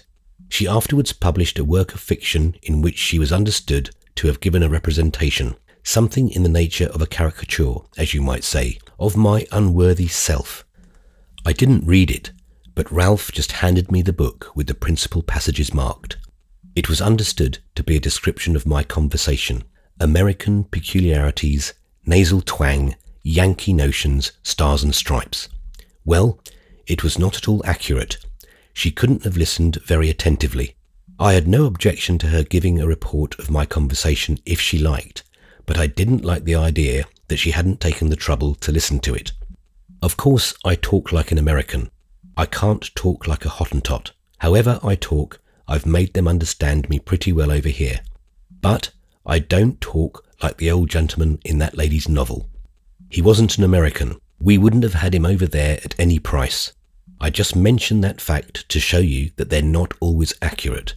Of course, as I have no daughters, and as Mrs. Touchette resides in Florence, I haven't had much chance to notice about the young ladies. It sometimes appears as if the young women in the lower class were not very well treated, but I guess their position is better in the upper and even to some extent in the middle. Gracious, Isabel exclaimed. How many classes have they? About 50, I suppose. Well, I don't know that I ever counted them. I never took much notice of the classes. That's the advantage of being an American here. You don't belong to any class. I hope so, said Isabel. Imagine one's belonging to an English class. Well, I guess some of them are pretty comfortable, especially towards the top. But for me, there are only two classes, the people I trust and the people I don't. Of those two, my dear Isabel, you belong to the first. I'm much obliged to you, said the girl quickly. Her way of taking compliments seemed sometimes rather dry. She got rid of them as rapidly as possible. But as regards this, she was sometimes misjudged. She was thought insensible to them, whereas in fact she was simply unwilling to show how infinitely they pleased her. To show that was to show too much. I'm sure the English are very conventional, she added. They've got everything pretty well fixed, Mr. Touchette admitted. It's all settled beforehand. They don't leave it to the last moment. I don't like to have everything settled beforehand, said the girl. I like more unexpectedness. Her uncle seemed amused at her distinctness of preference. Well, it's settled beforehand that you'll have great success, he rejoined. I suppose you like that. I shall not have success if they're too stupidly conventional.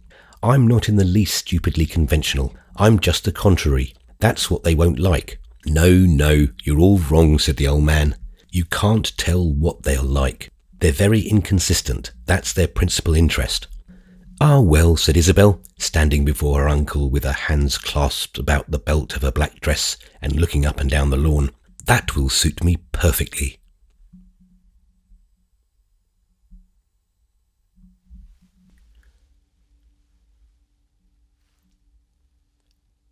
Chapter 7.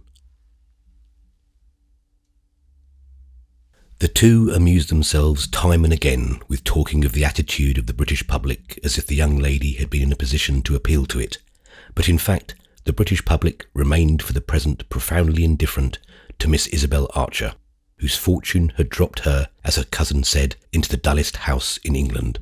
Her gouty uncle received very little company, and Mrs. Touchette, not having cultivated relations with her husband's neighbours, was not warranted in expecting visits from them. She had, however, a peculiar taste. She liked to receive cards. For what is usually called social intercourse, she had very little relish, but nothing pleased her more than to find her hall table whitened with oblong morsels of symbolic pasteboard. She flattered herself that she was a very just woman, and had mastered the sovereign truth that nothing in this world is got for nothing. She had played no social part as mistress of Garden Court, and it was not to be supposed that, in the surrounding country, a minute account should be kept of her comings and goings. But it is by no means certain that she did not feel it to be wrong that so little notice was taken of them, and that her failure, really very gratuitous, to make herself important in the neighbourhood had not so much to do with the acrimony of her allusions to her husband's adopted country. Isabel presently found herself in the singular situation of defending the British Constitution against her aunt, Mrs. Touchett having formed the habit of sticking pins into this venerable instrument.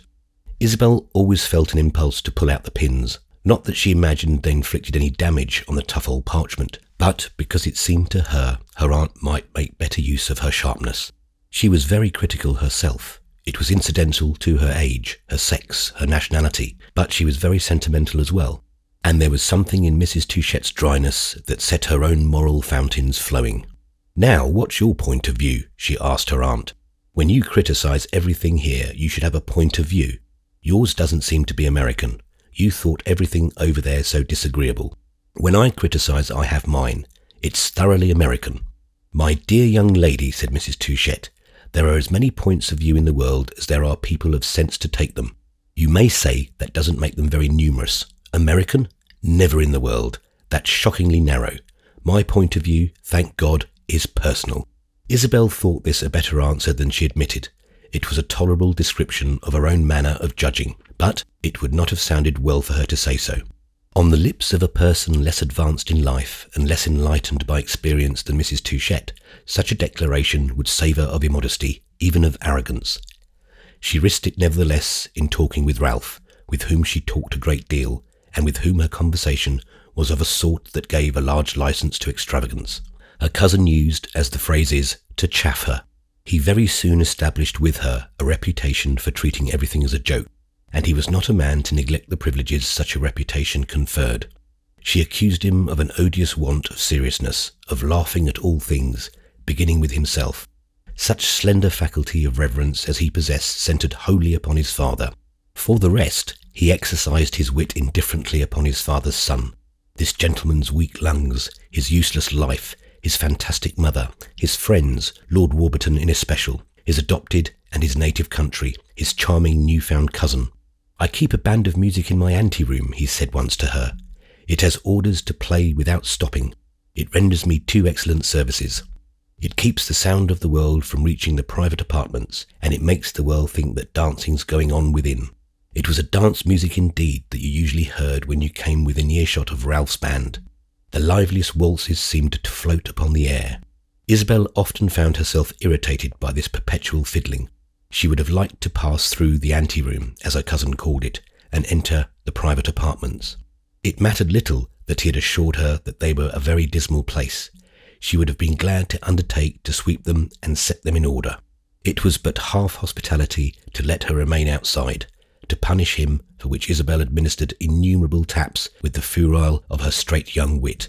It must be said that her wit was exercised to a large extent in self-defence, for her cousin amused himself with calling her Columbia and accusing her of a patriotism so heated that it scorched. He drew a caricature of her in which she was represented as a very pretty young woman dressed on the lines of the prevailing fashion in the folds of the national banner. Isabel's chief dread in life at this period of her development was that she should appear narrow-minded. What she feared next afterwards was that she should really be so. But she nevertheless made no scruple of abounding in her cousin's sense and pretending to sigh for the charms of her native land. She would be as American as it pleased him to regard her, and if he chose to laugh at her, she would give him plenty of occupation. She defended England against his mother, but when Ralph sang its praises on purpose, as she said, to work her up, she found herself able to differ from him on a variety of points. In fact, the quality of this small, ripe country seemed as sweet to her as the taste of an October pear, and her satisfaction was at the root of the good spirits which enabled her to take her cousin's chaff and return it in kind. If her good humour flagged at moments, it was not because she thought herself ill-used, but because she suddenly felt sorry for Ralph. It seemed to her he was talking as a blind, and had little heart in what he said. "I don't know what's the matter with you," she observed to him once, "but I suspect you're a great humbug." "That's your privilege," Ralph answered. who had not been used to being so crudely addressed. "I don't know what you care for. I don't think you care for anything. You don't really care for England when you praise it, and you don't care for America even when you pretend to abuse it." "I care for nothing but you, dear cousin," said Ralph. "If I could believe even that, I should be very glad."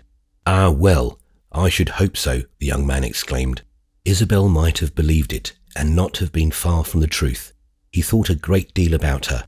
She was constantly present to his mind. At a time when his thoughts had been a good deal of a burden to him, her sudden arrival, which promised nothing and was an open-handed gift of fate, had refreshed and quickened them, given them wings and something to fly for. Poor Ralph had been for many weeks steeped in melancholy. His outlook, habitually sombre, lay under the shadow of a deeper cloud. He had grown anxious about his father, whose gout, hitherto confined to his legs, had begun to ascend into regions more vital. The old man had been gravely ill in the spring, and the doctors had whispered to Ralph that another attack would be less easy to deal with. Just now he appeared disburdened of pain, but Ralph could not rid himself of a suspicion that this was a subterfuge of the enemy, who was waiting to take him off his guard. If the manoeuvre should succeed, there would be little hope of any great resistance. Ralph had always taken for granted that his father would survive him, that his own name would be the first grimly called. The father and son had been close companions, and the idea of being left alone with the remnant of a tasteless life on his hands was not gratifying to the young man, who had always and tacitly counted upon his elder's help in making the best of a poor business. At the prospect of losing his great motive, Ralph lost indeed his one inspiration. If they might die at the same time, it would be all very well, but without the encouragement of his father's society, he should barely have patience to await his own turn. He had not the incentive of feeling that he was indispensable to his mother. It was a rule with his mother to have no regrets. He bethought himself, of course, that it had been a small kindness to his father to wish that, of the two, the active rather than the passive party should know the felt wound. He remembered that the old man had always treated his own forecast of an early end as a clever fallacy, which he should be delighted to discredit so far as he might by dying first. But of the two triumphs, that of refuting a sophistical son, and that of holding on a while longer to a state of being which, with all abatements, he enjoyed, Ralph deemed it no sin to hope the latter might be vouchsafed to Mr. Touchett. These were nice questions, but Isabel's arrival put a stop to his puzzling over them. It even suggested there might be a compensation for the intolerable ennui of surviving his genial sire. He wondered whether he were harbouring love for this spontaneous young woman from Albany, but he judged that on the whole he was not. After he had known her for a week, he quite made up his mind to this, and every day he felt a little more sure. Lord Warburton had been right about her. She was a really interesting little figure. Ralph wondered how their neighbour had found it out so soon, and then he said it was only another proof of his friend's high abilities, which he had always greatly admired. If his cousin were to be nothing more than an entertainment to him, Ralph was conscious that she was an entertainment of a high order. A character like that, he said to himself, a real little passionate force to see at play, is the finest thing in nature. It's finer than the finest work of art, than a Greek bas-relief, than a great Titan, than a Gothic cathedral. It's very pleasant to be so well treated where one had least looked for it. I had never been more blue, more bored than for a week before she came. I had never expected less than anything pleasant would happen. Suddenly I receive a Titan by the post to hang on my wall, a Greek bas-relief to stick over my chimney-piece. The key of a beautiful edifice is thrust into my hand, and I'm told to walk in and admire. My poor boy, you've been sadly ungrateful, and now you had better keep very quiet and never grumble again. The sentiment of these reflections was very just, but it was not exactly true that Ralph Touchett had had a key put into his hand. His cousin was a very brilliant girl who would take, as he said, a good deal of knowing, but she needed the knowing, and his attitude with regard to her, though it was contemplative and critical, was not judicial. He surveyed the edifice from the outside and admired it greatly. He looked in at the windows and received an impression of proportions equally fair, but he felt that he saw it only by glimpses and that he had not yet understood the roof. The door was fastened, and though he had keys in his pocket, he had a conviction that none of them would fit. She was intelligent and generous. It was a fine, free nature. But what was she going to do with herself? This question was irregular, for with most women one had no occasion to ask it. Most women did with themselves nothing at all. They waited, attitudes more or less gracefully passive for a man to come that way and furnish them with a destiny. Isabel's originality was that she gave one an impression of having intentions of her own. Whenever she executes them, said Ralph, may I be there to see. It devolved upon him, of course, to do the honours of the place. Mr. Touchett was confined to his chair, and his wife's position was that of rather a grim visitor, so that, in the line of conduct that opened itself to Ralph, duty and inclination were harmoniously mixed. He was not a great walker, but he strolled about the grounds with his cousin, a pastime for which the weather remained favourable, with a persistency not allowed for in Isabel's somewhat lugubrious provision of the climate, and in the long afternoons, of which the length was but the measure of her gratified eagerness, they took a boat on the river, the dear little river, as Isabel called it, where the opposite shore seemed still a part of the foreground of the landscape. All drove over the country in a phaeton, a low, capacious, thick-wheeled phaeton, formerly much used by Mr. Touchett, but which he had now ceased to enjoy. Isabel enjoyed it largely, and handling the reins in a manner which approved itself to the groom as knowing, was never weary of driving her uncle's capital horses through winding lanes and byways full of the rural incidents she had confidently expected to find, past cottages thatched and timbered, past alehouses latticed and sanded, past patches of ancient common and glimpses of empty parks, between hedgerows made thick by midsummer. When they reached home, they usually found tea had been served on the lawn, and that Mrs. Touchett had not shrunk from the extremity of handing her husband his cup. But the two for the most part sat silent, the old man with his head back and his eyes closed, his wife occupied with her knitting and wearing that appearance of rare profundity with which some ladies consider the movement of their needles. One day, however, a visitor had arrived. The two young persons, after spending an hour on the river, strolled back to the house and perceived Lord Warburton sitting under the trees and engaged in conversation, of which even at a distance the desultory character was appreciable, with Mrs. Touchett. He had driven over from his own place with a portmanteau, and had asked, as the father and son often invited him to do, for a dinner and a lodging. Isabel, seeing him for half an hour on the day of her arrival, had discovered in this brief space that she liked him. He had indeed rather sharply registered himself on her fine sense, and she had thought of him several times. She had hoped she should see him again, hoped too that she should see a few others. Garden Court was not dull, the place itself was sovereign. Her uncle was more and more a sort of golden grandfather, and Ralph was unlike any cousin she had ever encountered, her idea of cousins having tended to gloom. Then her impressions were still so fresh and so quickly renewed that there was as yet hardly a hint of vacancy in the view. But Isabel had need to remind herself that she was interested in human nature, and that her most foremost hope in coming abroad had been that she should see a great many people.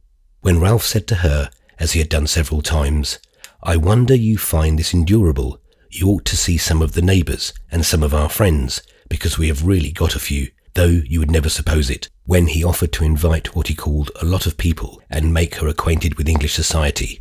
She encouraged the hospitable impulse and promised in advance to hurl herself into the fray. Little, however, for the present, had come of his offers, and it may be confided to the reader that if the young man delayed to carry them out, it was because he found the labour of providing for his companion by no means so severe as to require extraneous help. Isabel had spoken to him very often about specimens. It was a word that played a considerable part in her vocabulary. She had given him to understand that she wished to see English society illustrated by eminent cases. "Well now, there's a specimen," he said to her as they walked up from the riverside, and he recognised Lord Warburton. "A specimen of what?" asked the girl. "A specimen of an English gentleman. Do you mean they're all like him?" "Oh no, they're not all like him." "He's a favourable specimen then," said Isabel, "because I'm sure he's nice." "Yes, he's very nice, and he's very fortunate." The fortunate Lord Warburton exchanged a handshake with our heroine, and hoped she was very well. "But I needn't ask that," he said, "since you've been handling the oars." "I've been rowing a little," Isabel answered, "but how should you know it?" "Oh, I know he doesn't row. He's too lazy," said his lordship, indicating Ralph Touchett with a laugh. "He has a good excuse for his laziness," Isabel rejoined, lowering her voice a little. "Ah, he has a good excuse for everything," cried Lord Warburton, still with his sonorous mirth. "My excuse for not rowing is that my cousin rows so well," said Ralph. "She does everything well. She touches nothing that she doesn't adorn. It makes one want to be touched, Miss Archer, Lord Warburton declared. Be touched in the right sense and you'll never look the worse for it, said Isabel, who, if it pleased her to hear it, said that her accomplishments were numerous, was happily able to reflect that such complacency was not the indication of a feeble mind, inasmuch as there were several things in which she excelled. Her desire to think well of herself had at least the element of humility that it was always needed to be supported by proof. Lord Warburton not only spent the night at Garden Court, but he was persuaded to remain over the second day, and when the second day was ended, he determined to postpone his departure till the morrow.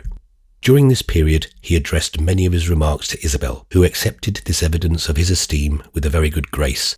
She found herself liking him extremely. The first impression he had made on her had had weight, but at the end of an evening spent in his society, she scarce fell short of seeing him, though quite without luridity, as a hero of romance. She retired to rest with a sense of good fortune, with a quickened consciousness of possible felicities. It's very nice to know two such charming people as those, she said, meaning by those her cousin and her cousin's friend. It must be added, moreover, that an incident had occurred which might have seemed to put her good humour to the test. Mr. Touchett went to bed at 9:30 o'clock, but his wife remained in the drawing-room with the other members of the party. She prolonged her vigil for something less than an hour, and then, rising, observed to Isabel that it was time they should bid the gentlemen good night. Isabel had as yet no desire to go to bed. The occasion wore, to her sense, a festive character, and feasts were not in the habit of terminating so early. So, without further thought, she replied very simply, "Need I go, dear aunt? I'll come up in half an hour." "It's impossible I should wait for you," Mrs. Touchett answered. "Ah, you needn't wait. Ralph will light my candle," Isabel gaily engaged. "I'll light your candle. Do let me light your candle, Miss Archer," Lord Warburton exclaimed. "Only I beg it shall not be before midnight." Mrs. Touchett fixed her bright little eyes upon him a moment and transferred them coldly to her niece. "You can't stay alone with the gentleman. You're not at your blessed Albany, my dear." Isabel rose blushing. "I wish I were," she said. "Oh, I say, mother," Ralph broke out. "My dear Mrs. Touchett," Lord Warburton murmured. "I didn't make your country, my lord," Mrs. Touchett said majestically. "I must take it as I find it." "Can't I stay with my own cousin?" Isabel inquired. "I'm not aware that Lord Warburton is your cousin." "Perhaps I had better go to bed," the visitor suggested. "That will arrange it." Mrs. Touchett gave a little look of despair and sat down again. "Oh, if it's necessary, I'll stay up till midnight." Ralph, meanwhile, handed Isabel her candlestick. He had been watching her. It had seemed to him her temper was involved, an accident that might be interesting. But if he had expected anything of a flair, he was disappointed, for the girl simply laughed a little, nodded good night, and withdrew accompanied by her aunt. For himself, he was annoyed at his mother, though he thought she was right. Above stairs, the two ladies separated at Mrs. Touchett's door. Isabel had said nothing on her way up.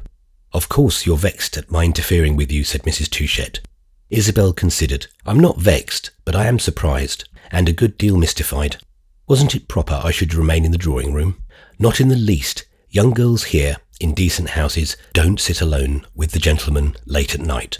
"You were very right to tell me then," said Isabel. "I don't understand it, but I'm very glad to know it." "I shall always tell you," her aunt answered, "whenever I see you taking what seems to me too much liberty." "Pray do, but I don't say I shall always think your remonstrance just." "Very likely not. You're too fond of your own ways." "Yes, I think I'm very fond of them, but I always want to know the things one shouldn't do." "So as to do them?" asked her aunt. "So as to choose," said Isabel.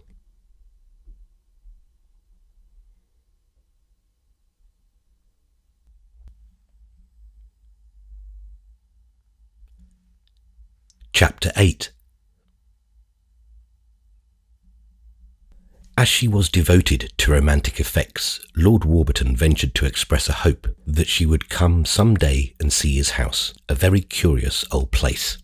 He extracted from Mrs. Touchett a promise that she bring her niece to Lockley, and Ralph signified his willingness to attend the ladies if his father should be able to spare him. Lord Warburton assured our heroine that in the meantime his sisters would come and see her.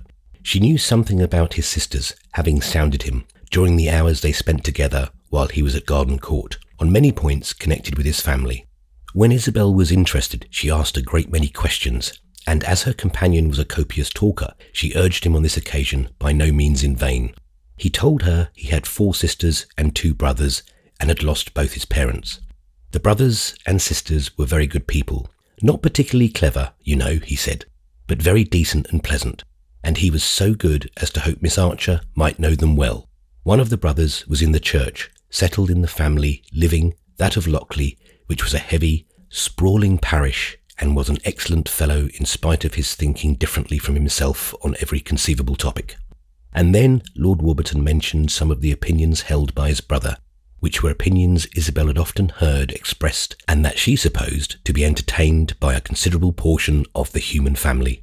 Many of them indeed she supposed she had had herself, till he assured her she was quite mistaken, that it was really impossible, that she had doubtless imagined she entertained them, but that she might depend that, if she thought them over a little, she would find there was nothing in them.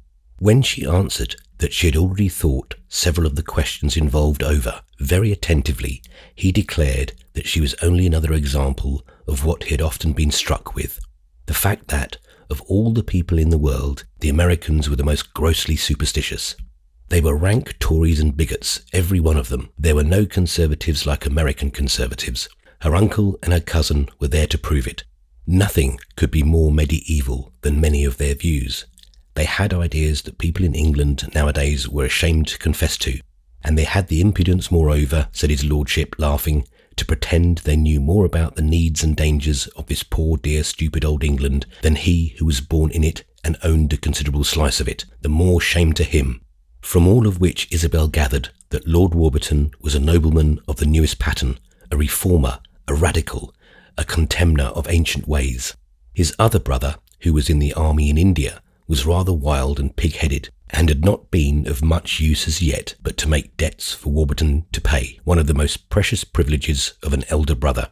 "I don't think I shall pay any more," said her friend. "He lives a monstrous deal better than I do, enjoys unheard of luxuries, and thinks himself a much finer gentleman than I.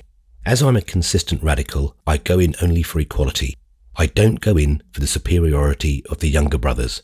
2 of his 4 sisters, the 2nd and 4th, were married, one of them having done very well, as they said, the other only so-so.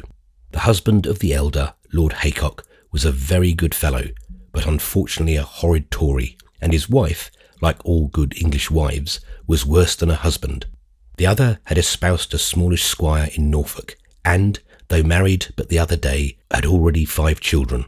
This information and much more Lord Warburton imparted to his young American listener, taking pains to make things clear and to lay bare to her apprehension the peculiarities of English life.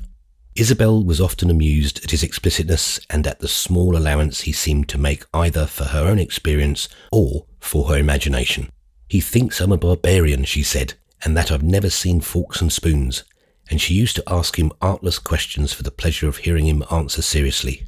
Then, when he had fallen into the trap, "It's a pity you can't see me in my war-paint and feathers," she remarked. "If I'd known how kind you are to the poor savages, I would have brought over my native costume." Lord Warburton had travelled through the United States and knew much more about them than Isabel. He was so good as to say that America was the most charming country in the world, but his recollections of it appeared to encourage the idea that Americans in England would need to have a great many things explained to them. "If I had only had you to explain things to me in America," he said. "I was rather puzzled in your country. In fact, I was quite bewildered, and the trouble was that the explanations only puzzled me more. You know, I think they often gave me the wrong ones on purpose. They're rather clever about that over there. But when I explain you can trust me about what I tell you, there's no mistake. There was no mistake, at least, about his being very intelligent and cultivated and knowing almost everything in the world. Although he gave the most interesting and thrilling glimpses, Isabel felt he never did it to exhibit himself, and though he had had rare chances and had tumbled in, as she put it, for high prizes, he was as far as possible from making a merit of it. He had enjoyed the best things in life, but they had not spoiled his sense of proportion. His quality was a mixture of the effect of rich and experienced, so easily come by, with a modesty at times almost boyish, the sweet and wholesome savour of which it was as agreeable as something tasted, lost nothing from the addition of a tone of responsible kindness. "I like your specimen English gentleman very much," Isabel said to Ralph after Lord Warburton had gone. "I like him too.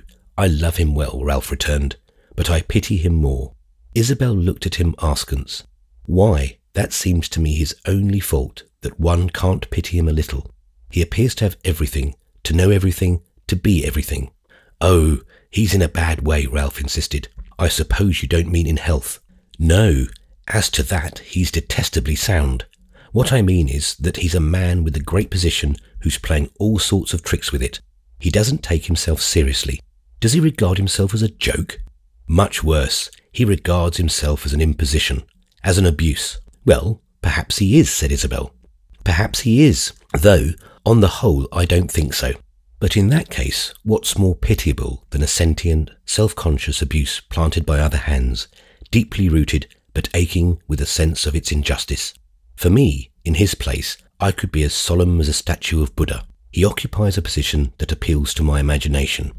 Great responsibilities, great opportunities, great consideration, great wealth, great power, a natural share in the public affairs of a great country. But he's all in a muddle about himself, his position, his power, and indeed about everything in the world. He's the victim of a critical age. He has ceased to believe in himself, and he doesn't know what to believe in. When I attempt to tell him, because if I were he, I know very well what I should believe in, he calls me a pampered bigot. I believe he seriously thinks me an awful Philistine. He says I don't understand my time. I understand it certainly better than he, who can neither abolish himself as a nuisance or maintain himself as an institution." "He doesn't look very wretched," Isabel observed.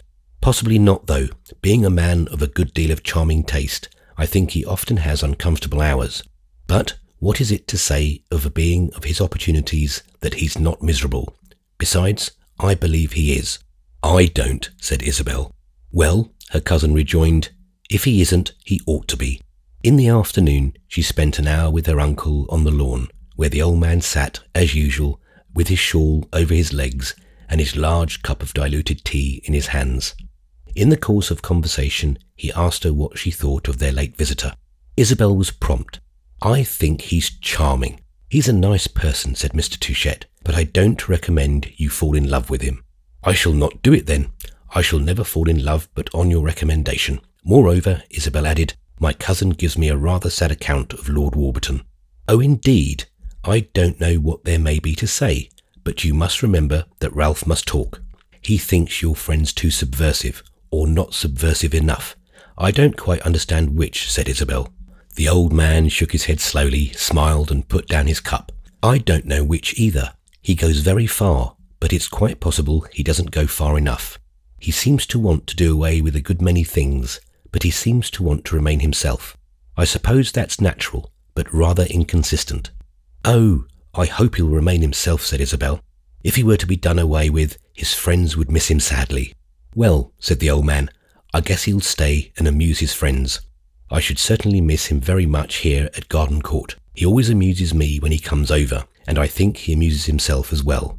There's a considerable number like him round in society. They're very fashionable just now. I don't know what they're trying to do, whether they're trying to get up a revolution. I hope, at any rate, they'll put it off till after I'm gone. You see, they want to disestablish everything, but I'm a pretty big landowner here, and I don't want to be disestablished. I wouldn't have come over if I'd thought they were going to behave like that," Mr. Touchett went on with an expanding hilarity. "I came over because I thought England was a safe country. I call it a regular fraud if they are going to introduce any considerable changes. There'll be a large number disappointed in that case." "Oh, I do hope they'll make a revolution," Isabel exclaimed. "I should delight in seeing a revolution." "Let me see," said her uncle with a humorous intention. "I forget whether you're on the side of the old or on the side of the new. I've heard you take such opposite views. I'm on the side of both. I guess I'm a little on the side of everything. In a revolution, after it was well begun, I should think I should be a high, proud loyalist. One sympathises more with them, and they've a chance to behave so exquisitely, I mean so picturesquely. I don't know that I understand what you mean by behaving picturesquely, but it seems to me that you do that always, my dear." "Oh, you lovely man, if I could believe that," the girl interrupted. "I'm afraid, after all, You won't have the pleasure of going gracefully to the guillotine here just now, Mr. Touchett went on. If you want to see a big outbreak, you must pay us a long visit. You see, when you come to the point, it wouldn't suit them to be taken at their word. Of whom are you speaking? Well, I mean Lord Warburton and his friends, the radicals of the upper class. Of course, I only know the way it strikes me. They talk about the changes, but I don't think they quite realise. You and I, you know, we know what it is to have lived under democratic institutions.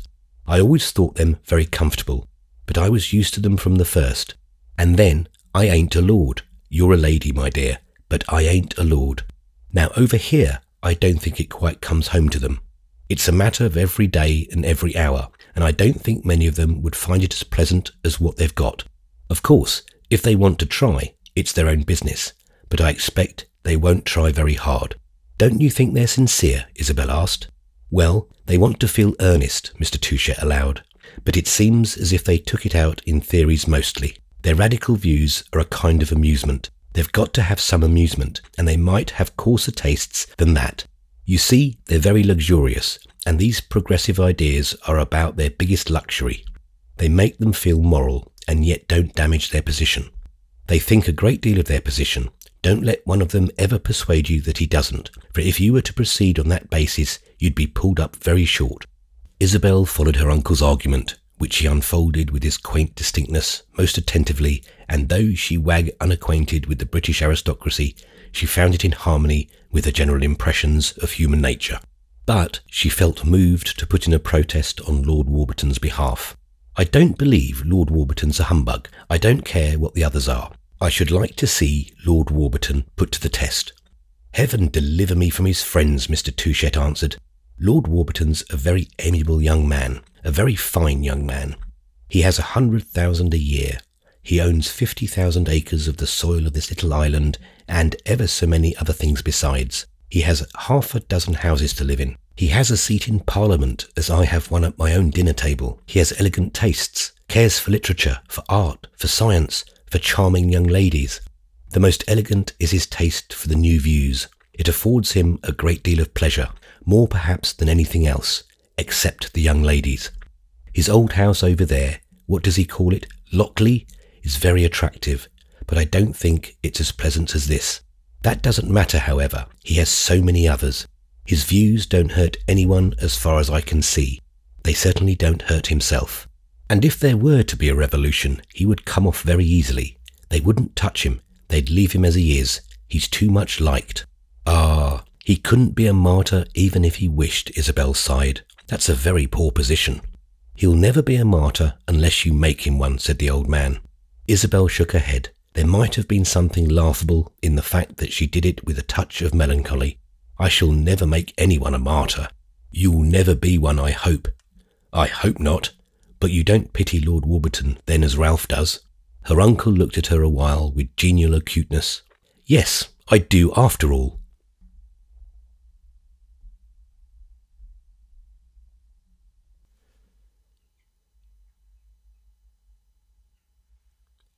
Chapter 9. The two Mrs. Molyneux, this nobleman's sisters, came presently to call upon her, and Isabel took a fancy to the young ladies, who appeared to her to show a most original stamp. It is true that when she described them to her cousin by that term, he declared that no epithet could be less applicable than this to the two Mrs. Molyneux, since there were 50,000 young women in England who exactly resembled them.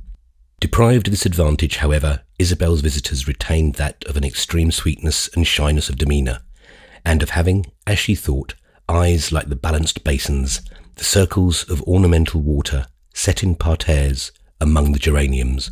They're not morbid at any rate, whatever they are, our heroine said to herself, and she deemed this a great charm, for 2 or 3 of the friends of her childhood had been regrettably open to the charge. They would have been so nice without it, to say nothing of Isabel's having occasionally suspected it as a tendency of her own. The Mrs. Molyneux were not in their first youth, but they had bright, fresh complexions and something of the smile of childhood. Yes, their eyes, which Isabel admired, were round, quiet, contented, and their figures, also of a generous roundness, were encased in sealskin jackets. Their friendliness was great, so great that they were almost embarrassed to show it. They seemed somewhat afraid of the young lady from the other side of the world, and rather looked than spoke their good wishes.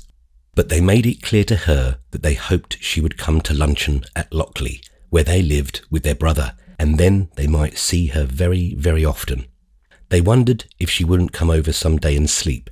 They were expecting some people on the 29th, so perhaps she would come while the people were there. "I'm afraid it isn't anyone very remarkable," said the elder sister, "but I dare say you'll take us as you find us." "I shall find you delightful. I think you're enchanting just as you are," replied Isabel, who often praised profusely. Her visitors flushed, and her cousin told her, after they were gone, that if she had said such things to those poor girls, they would think she was in some wild, free manner practising on them. He was sure it was the first time they had been called enchanting. "I can't help it," Isabel answered. "I think it's lovely to be so quiet and reasonable and satisfied. I should like to be like that." "Heaven forbid!" cried Ralph with ardour. "I mean to try and imitate them," said Isabel. "I want very much to see them at home." She had this pleasure a few days later when, with Ralph and his mother, she drove over to Lockley. She found the Mrs. Molyneux sitting in a vast drawing-room. She perceived afterwards it was one of several, in a wilderness of faded chintz. They were dressed on this occasion in black velveteen. Isabel liked them even better at home than she had done at Garden Court, and was more than ever struck with the fact that they were not morbid. It had seemed to her before that if they had a fault, it was a want of play of mind, but she presently saw that they were capable of deep emotion. Before luncheon, she was alone with them for some time, on one side of the room, while Lord Warburton, at a distance, talked to Mrs. Touchett. "Is it true your brother's such a great radical?" Isabel asked. She knew it was true, but we have seen that her interest in human nature was keen, and she had a desire to draw the Mrs. Molyneux out. "Oh dear, yes. He's immensely advanced," said Mildred, the younger sister. "At the same time, Warburton's very reasonable," Miss Molyneux observed. Isabel watched him a moment at the other side of the room. He was clearly trying hard to make himself agreeable to Mrs. Touchett. Ralph had met the frank advances of one of the dogs before the fire that the temperature of an English August in the ancient expanses had not made an impertinence. "Do you suppose your brother's sincere?" Isabel inquired with a smile. "Oh, he must be, you know," Mildred exclaimed quickly, while the elder sister gazed at our heroine in silence. "Do you think he would stand the test?" "The test? I mean, for instance, having to give up all this." "Having to give up Lockley?" said Miss Molyneux, finding her voice. "Yes, and the other places. What are they called?" The two sisters exchanged an almost frightened glance. Do you mean on account of the expense?" the younger one asked.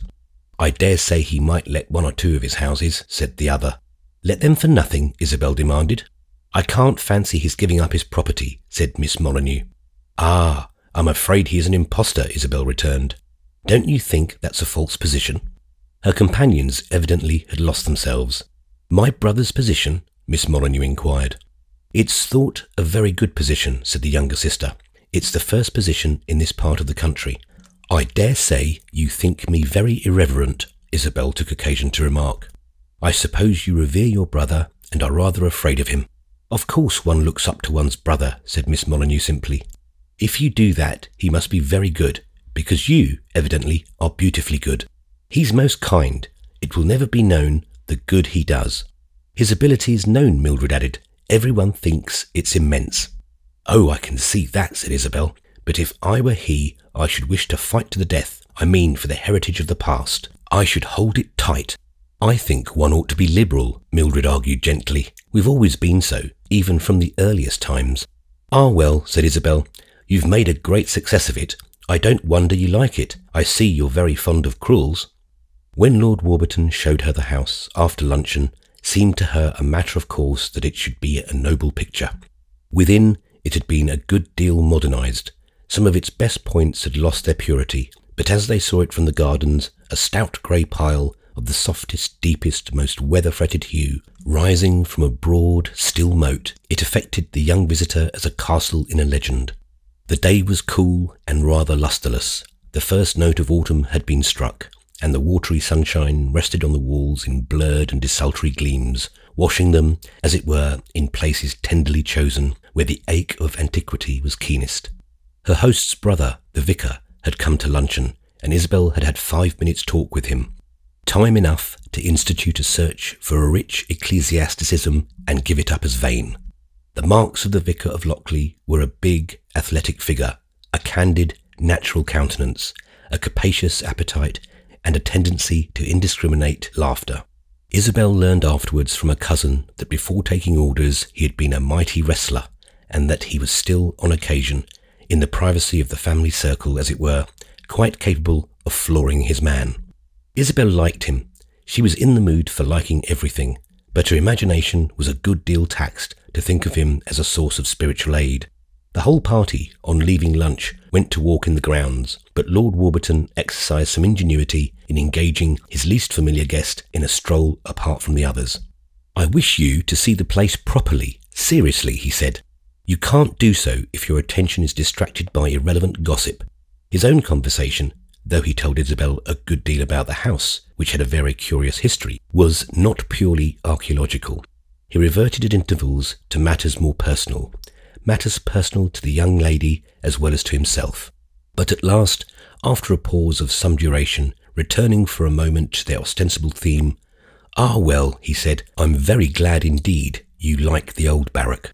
I wish you could see more of it, that you could stay here a while. My sisters have taken an immense fancy to you, if that would be any inducement." "There's no want of inducements," Isabel answered, "but I'm afraid I can't make engagements. I'm quite in my aunt's hands." "Ah, pardon me if I say I don't exactly believe that. I'm pretty sure you can do whatever you want." "I'm sorry if I make that impression on you. I don't think it's a nice impression to make. It has the merit of permitting me to hope," and Lord Warburton paused for a moment. "To hope what? That in future I may see you often."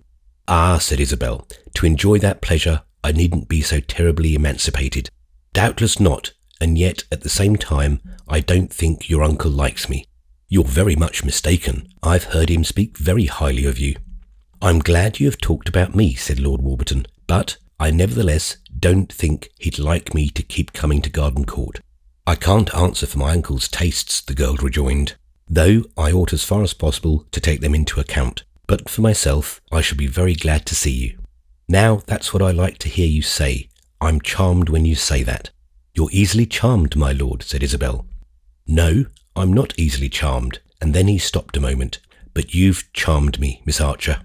These words were uttered with an indefinable sound which startled the girl. It struck her as the prelude to something grave. She had heard the sound before, and she recognized it. She had no wish, however, that for the moment such a prelude should have a sequel, and she said as gaily as possible and as quickly as an appreciable degree of agitation would allow her, "I'm afraid there's no prospect of my being able to come here again." "Never?" said Lord Warburton. "I won't say never. I should feel very melodramatic. May I come and see you then some day next week?" "Most assuredly. What is there to prevent it?" "Nothing tangible, but with you I never feel safe. I've a sort of sense that you're always summing people up." "You don't of necessity lose by that." "It's very kind of you to say so, but, even if I gain, stern justice is not what I most love. Is Mrs. Touchett going to take you abroad?" "I hope so." "Is England not good enough for you?"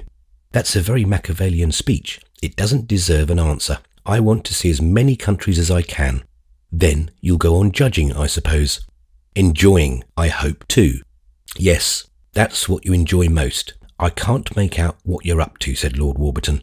"You strike me as having mysterious purposes, vast designs.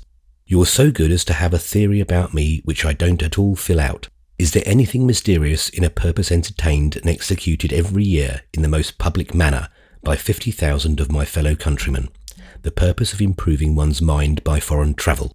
"You can't improve your mind, Miss Archer," her companion declared. "It's already a most formidable instrument.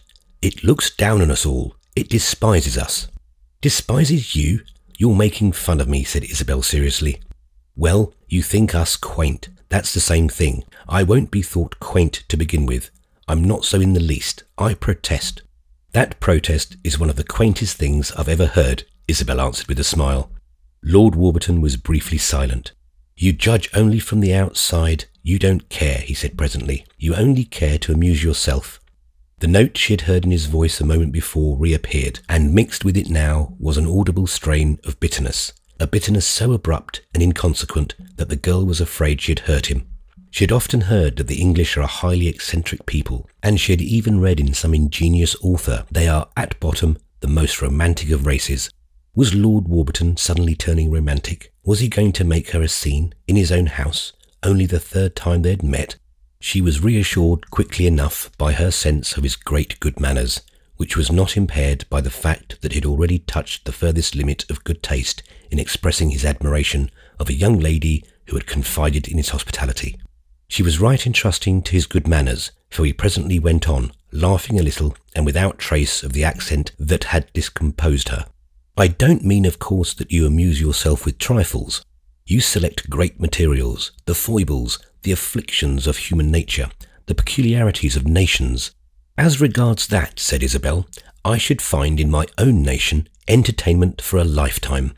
But we've a long drive, and my aunt will soon wish to start. She turned back toward the others, and Lord Warburton walked beside her in silence. But before they reached the others, I shall come and see you next week, he said. She had received an appreciable shock, but as it died away, she felt that she couldn't pretend to herself that it was altogether a painful one. Nevertheless, she made answer to his declaration coldly enough. Just as you please. And her coldness was not the calculation of her effort, a game she played in a much smaller degree than would have seemed probable to many critics. It came from a certain fear.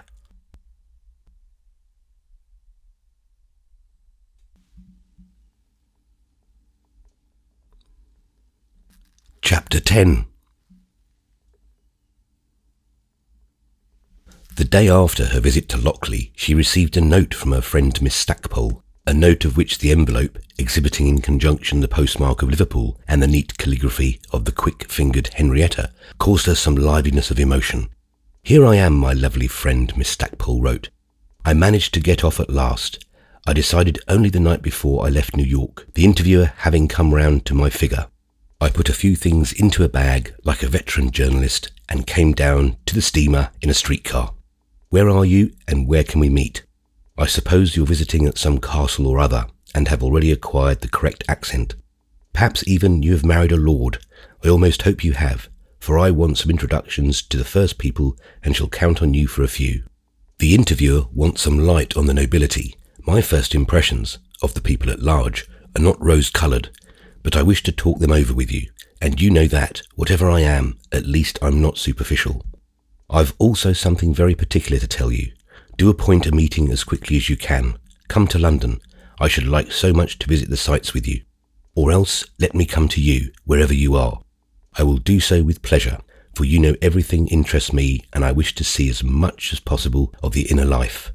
Isabel judged best not to show this letter to her uncle, but she acquainted him with its purport, and, as she expected, he begged her instantly to assure Miss Stackpole, in his name, that he should be delighted to receive her at Garden Court.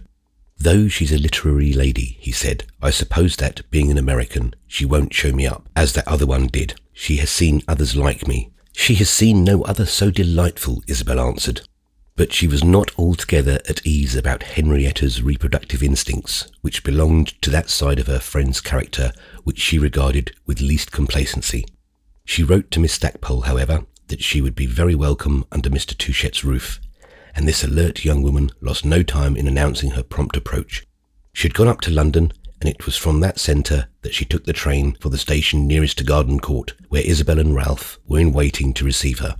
Shall I love her or shall I hate her? Ralph asked while they moved along the platform.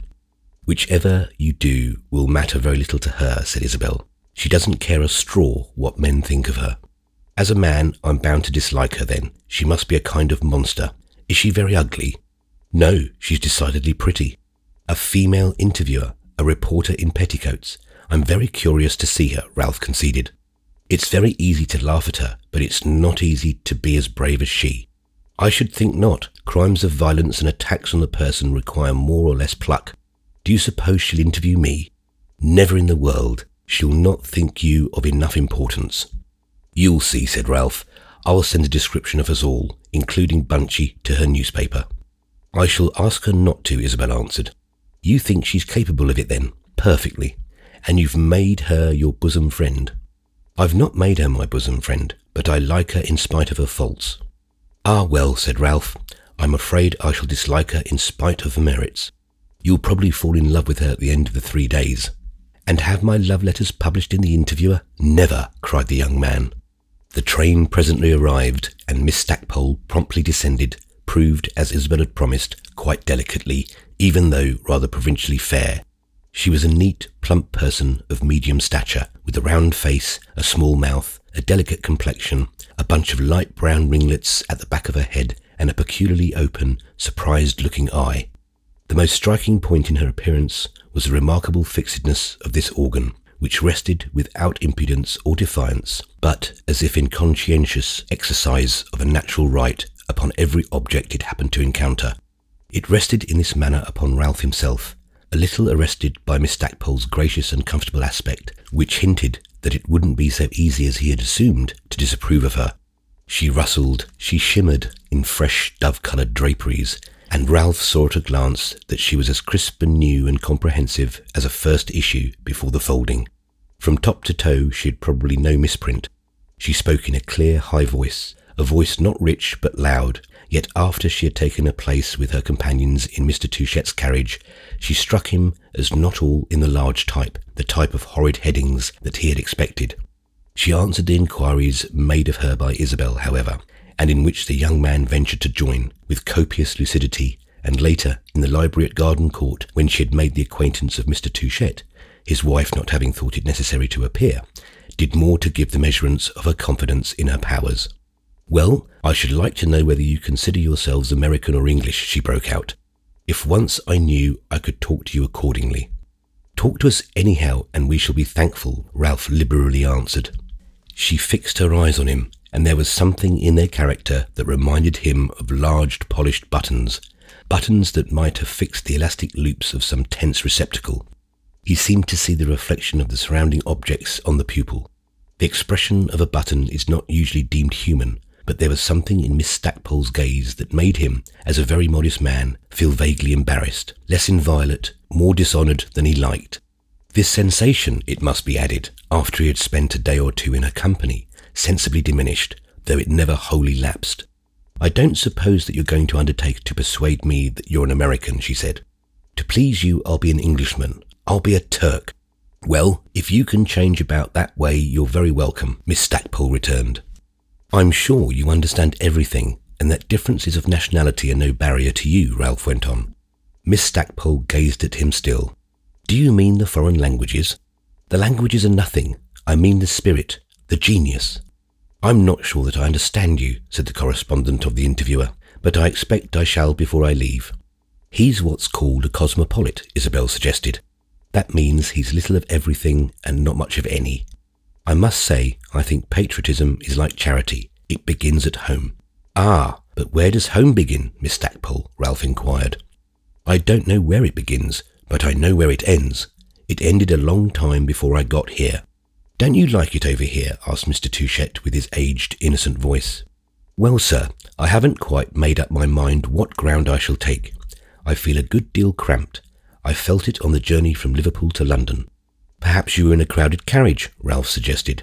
"Yes, but it was crowded with friends, a party of Americans whose acquaintance I had made upon the steamer, a lovely group from Little Rock, Arkansas.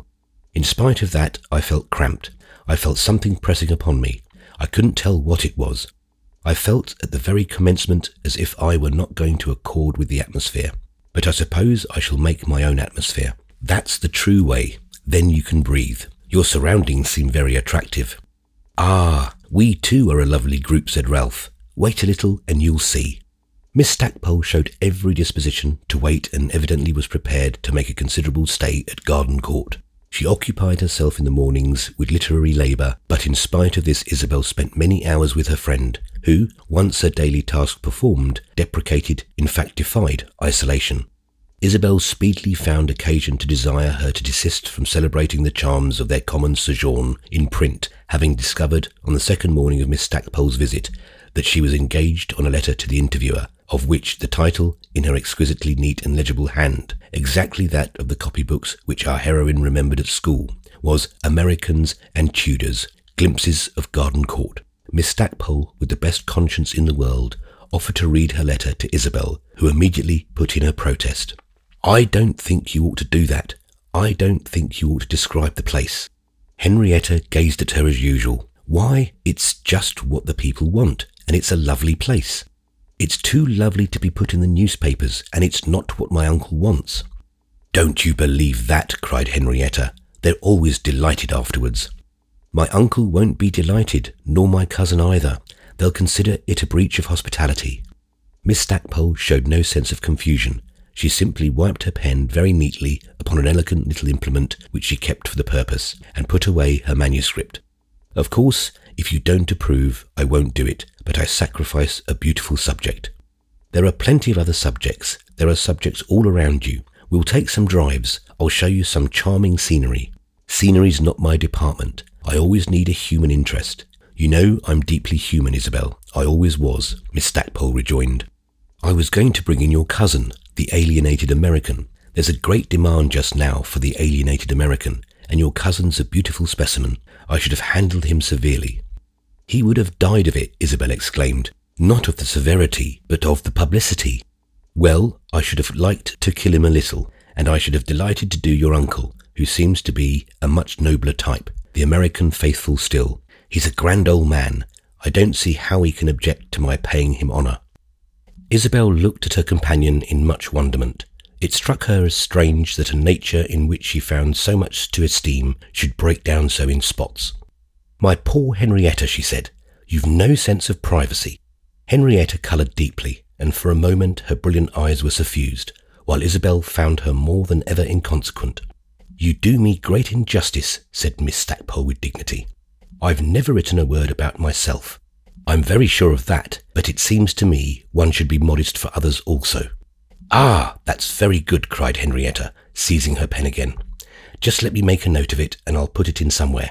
She was a thoroughly good-natured woman, and half an hour later she was in as cheerful a mood as should have been looked for in a newspaper lady in want of matter. "I've promised to do the social side," she said to Isabel, "and how can I do it unless I get ideas? If I can't describe this place, don't you know some place I can describe?" Isabel promised she would bethink herself, and the next day, in conversation with her friend, she happened to mention her visit to Lord Warburton's ancient house. "Ah, you must take me there. That's just the place for me," Miss Stackpole cried. "I must get a glimpse of the nobility." "I can't take you," said Isabel, "but Lord Warburton's coming here, and you'll have a chance to see him and observe him. Only if you intend to repeat this conversation, I shall certainly give him warning." "Don't do that," her companion pleaded. "I want him to be natural."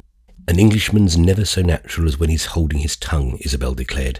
It was not apparent, at the end of 3 days, that her cousin had, according to a prophecy, lost his heart to their visitor, though he had spent a good deal of time in her society. They strolled about the park together and sat under the trees, and in the afternoon, when it was delightful to float along the Thames, Miss Stackpole occupied a place in the boat in which hitherto Ralph had had but a single companion. Her presence proved somehow less irreducible to soft particles than Ralph had expected in the natural perturbation of his sense of the perfect solubility of that of his cousin. For the correspondent of the Interviewer prompted mirth in him, and he had long since decided that the crescendo of mirth should be the flower of his declining days. Henrietta, on her side, failed a little to justify Isabel's declaration with regard to her indifference to masculine opinion, for poor Ralph appeared to have presented himself to her as an irritating problem, which it would be almost immoral not to work out. "What does he do for a living?" she asked of Isabel the evening of her arrival. "Does he go around all day with his hands in his pockets?" "He does nothing," smiled Isabel. "He's a gentleman of large leisure." "Well, I call that a shame, when I have to work like a car conductor," Miss Stackpole replied. "I should like to show him up." "He's in wretched health. He's quite unfit for work," Isabel urged. "Phew, don't you believe it. I work when I'm sick," cried her friend. Later, when she stepped into the boat on joining the water party, she remarked to Ralph that she supposed he hated her and would like to drown her. "Ah, no," said Ralph. "I keep my victims for a slower torture, and you'd be such an interesting one." "Well, you do torture me, I may say that, but I shock all your prejudices. That's one comfort." "My prejudices? I haven't a prejudice to bless myself with. There's intellectual poverty for you." "The more shame to you. I've some delicious ones. Of course I spoil your flirtation, or whatever it is you call it, with your cousin, But I don't care for that, as I render her the service of drawing you out. She'll see how thin you are." "Ah, do draw me out," Ralph exclaimed. "So few people will take the trouble." Miss Stackpole, in this undertaking, appeared to shrink from no effort, resorting largely, whenever the opportunity offered, to be the natural expedient of interrogation. On the following day the weather was bad, and in the afternoon the young man, by way of providing indoor amusement, offered to show her the pictures. Henrietta strolled through the long gallery in his society, while he pointed out its principal ornaments and mentioned the painters and subjects. Miss Stackpole looked at the pictures in perfect silence, committing herself to no opinion, and Ralph was gratified by the fact that she delivered herself of none of the little ready-made ejaculations of delight which the visitors of Garden Court were so frequently lavish. This young lady indeed, to do her justice, was but little addicted to the use of conventional terms. There was something earnest and inventive in her tone, which at times, in its strained deliberation, suggested a person of high culture speaking a foreign language. Ralph Touchette subsequently learned that she had at one time officiated as art critic to a journal of the other world, but she appeared, in spite of this fact, to carry in her pocket none of the small change of admiration. Suddenly, just after he had called her attention to a charming constable, she turned and looked at him as if he himself had been a picture. "Do you always spend your time like this?" she demanded. "I seldom spend it so agreeably." "Well, you know what I mean, without any regular occupation." "Ah," said Ralph, "I'm the idlest man living." Miss Stackpole directed her gaze to the constable again, and Ralph bespoke her attention for a small lancret hanging near it, which represented a gentleman in a pink doublet and hose and a ruff, leaning against the pedestal of a statue of a nymph in a garden and playing the guitar to two ladies seated on the grass. "That's my ideal of a regular occupation," he said. Miss Stackpole turned to him again, and though her eyes had rested upon the picture, he saw she had missed the subject. She was thinking of something much more serious. "I don't see how you can reconcile it to your conscience." "My dear lady, I have no conscience." "Well, I advise you to cultivate one. You'll need it the next time you go to America." "I shall probably never go again." "Are you ashamed to show yourself?" Ralph meditated with a mild smile. "I suppose that if one has no conscience, one has no shame." "Well, you've got plenty of assurance," Henrietta declared. "Do you consider it right to give up your country?" "Ah, one doesn't give up one's country any more than one gives up one's grandmother. They're both antecedent to choice, elements of one's composition that are not to be eliminated." "I suppose that means you've tried and been worsted." "What do they think of you over here?" "They delight in me." "That's because you truckle to them." "Ah, set it down a little to my natural charm," Ralph sighed. "I don't know anything about your natural charm. If you've got any charm, it's quite unnatural. It's wholly acquired, or at least you've tried hard to acquire it, living over here. I don't say you've succeeded. It's a charm that I don't appreciate anyway. Make yourself useful in some way, and then we'll talk about it." "Well, now, tell me what I shall do," said Ralph.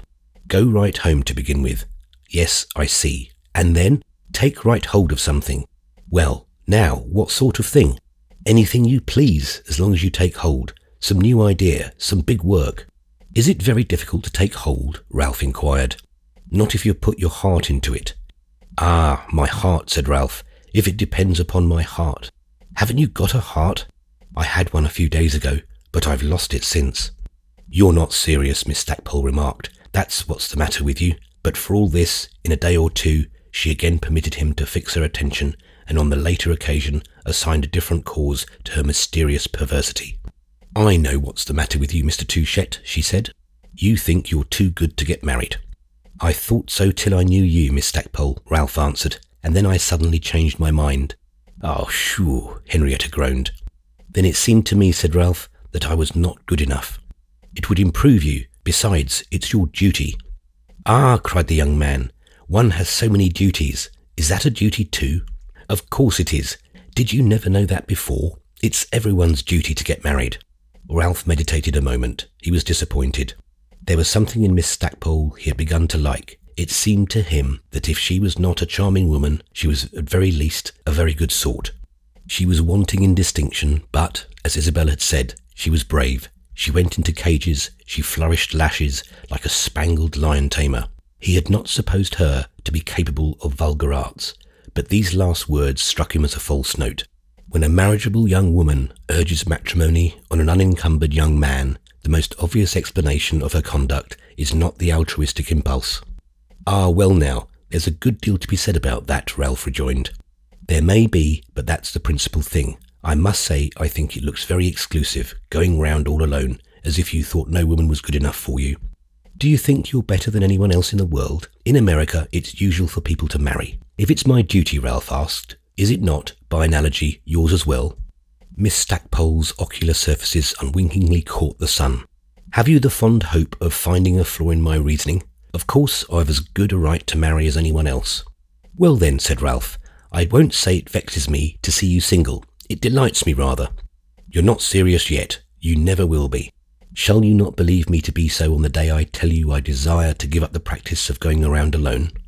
Miss Stackpole looked at him for a moment in a manner which seemed to announce a reply that might technically be called encouraging. But, to his great surprise, this expression suddenly resolved itself into an appearance of alarm and even of resentment. No, not even then, she answered dryly, after which she walked away. I've not conceived a passion for your friend, Ralph said that evening to Isabel, though we talked some time this morning about it. And you said something she didn't like, the girl replied. Ralph stared. Has she complained of me? She told me she thinks there's something very low in the tone of Europeans towards women. Does she call me a European? One of the worst. She told me you had said to her something that an American never would have said, but she didn't repeat it. Ralph treated himself to a luxury of laughter. She's an extraordinary combination. Did she think I was making love to her? No, I believe even Americans do that, but she apparently thought you mistook the intention of something she had said and put an unkind construction on it. I thought she was proposing marriage to me, and I accepted her. Was that unkind? Isabel smiled. It was unkind to me. I don't want you to marry. My dear cousin, that's one to do among you all, Ralph demanded. Miss Stackpole tells me it's my bounden duty, and that it's hers in general to see I do mine. She has a great sense of duty, said Isabel gravely. She has indeed, and it's the motive of everything she says. That's what I like her for. She thinks it's unworthy for you to keep so many things to yourself. That's what she wanted to express. If you thought she was trying to attract you, you were very wrong. It's true it was an odd way, but I think she was trying to attract me. Forgive my depravity. You're very conceited. She had no interested views, and never supposed you would think she had.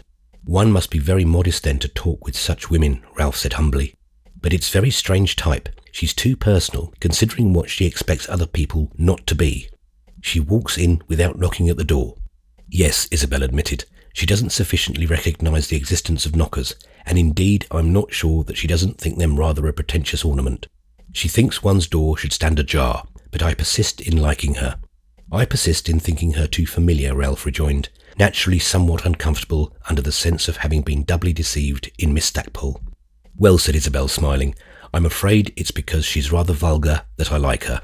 She would be flattered by your reason. If I should tell her, I wouldn't express it in that way. I should say it's because there's something of the people in her. What do you know about the people? And what does she, for that matter? She knows a great deal that I know enough to feel that she's a kind of emanation of the great democracy, of the continent, the country, the nation. I don't say that she sums it all up. That would be too much to ask of her, but she suggests it. She vividly figures it. You like her, then, for patriotic reasons. I'm afraid it is on those very grounds I object to her. Ah, said Isabel with a kind of joyous sigh. I like so many things. If a thing strikes me with a certain intensity, I accept it. I don't want to swagger, but I suppose I'm rather versatile. I like people to be totally different from Henrietta, in the style of Lord Warburton's sisters, for instance. So long as I look at the Mrs. Molyneux, they seem to me to answer a kind of ideal. Then Henrietta presents herself, and I am straight away convinced by her, not so much in respect to herself as in respect to what masses behind her. Ah, you mean the back view of her, Ralph suggested. What she says is true, his cousin answered. You'll never be serious. I like the great country stretching away beyond the rivers and across the prairies, blooming and smiling, and spreading till it stops at the green Pacific.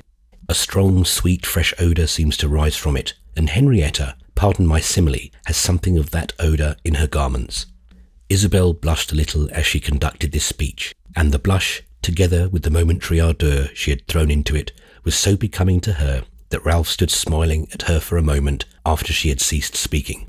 I'm not sure the Pacific's so green as that, he said, but you're a young woman of imagination. Henrietta, however, does smell of the future. It almost knocks one down.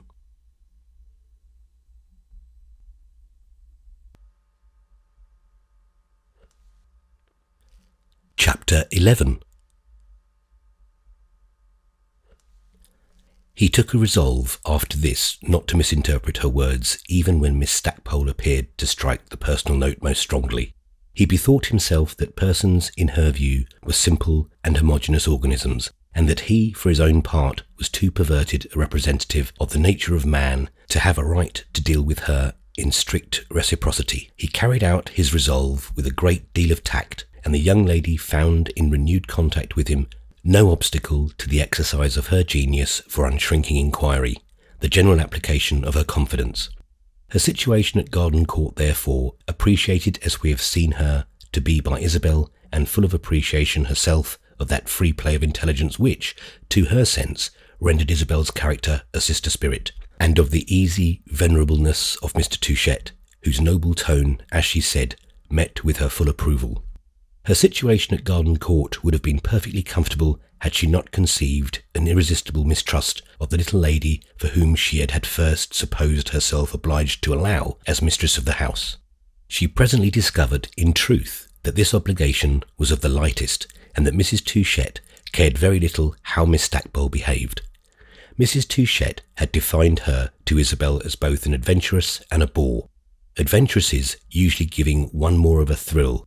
She had expressed some surprise at her niece's having selected such a friend, yet had immediately added that she knew Isabel's friends were her own affair, and that she had never undertaken to like them all to restrict the girl of those she liked. "If you could see none but the people I like, my dear, you'd have a very small society," Mrs. Touchett frankly admitted. "And I don't think I like any man or woman well enough to recommend them to you.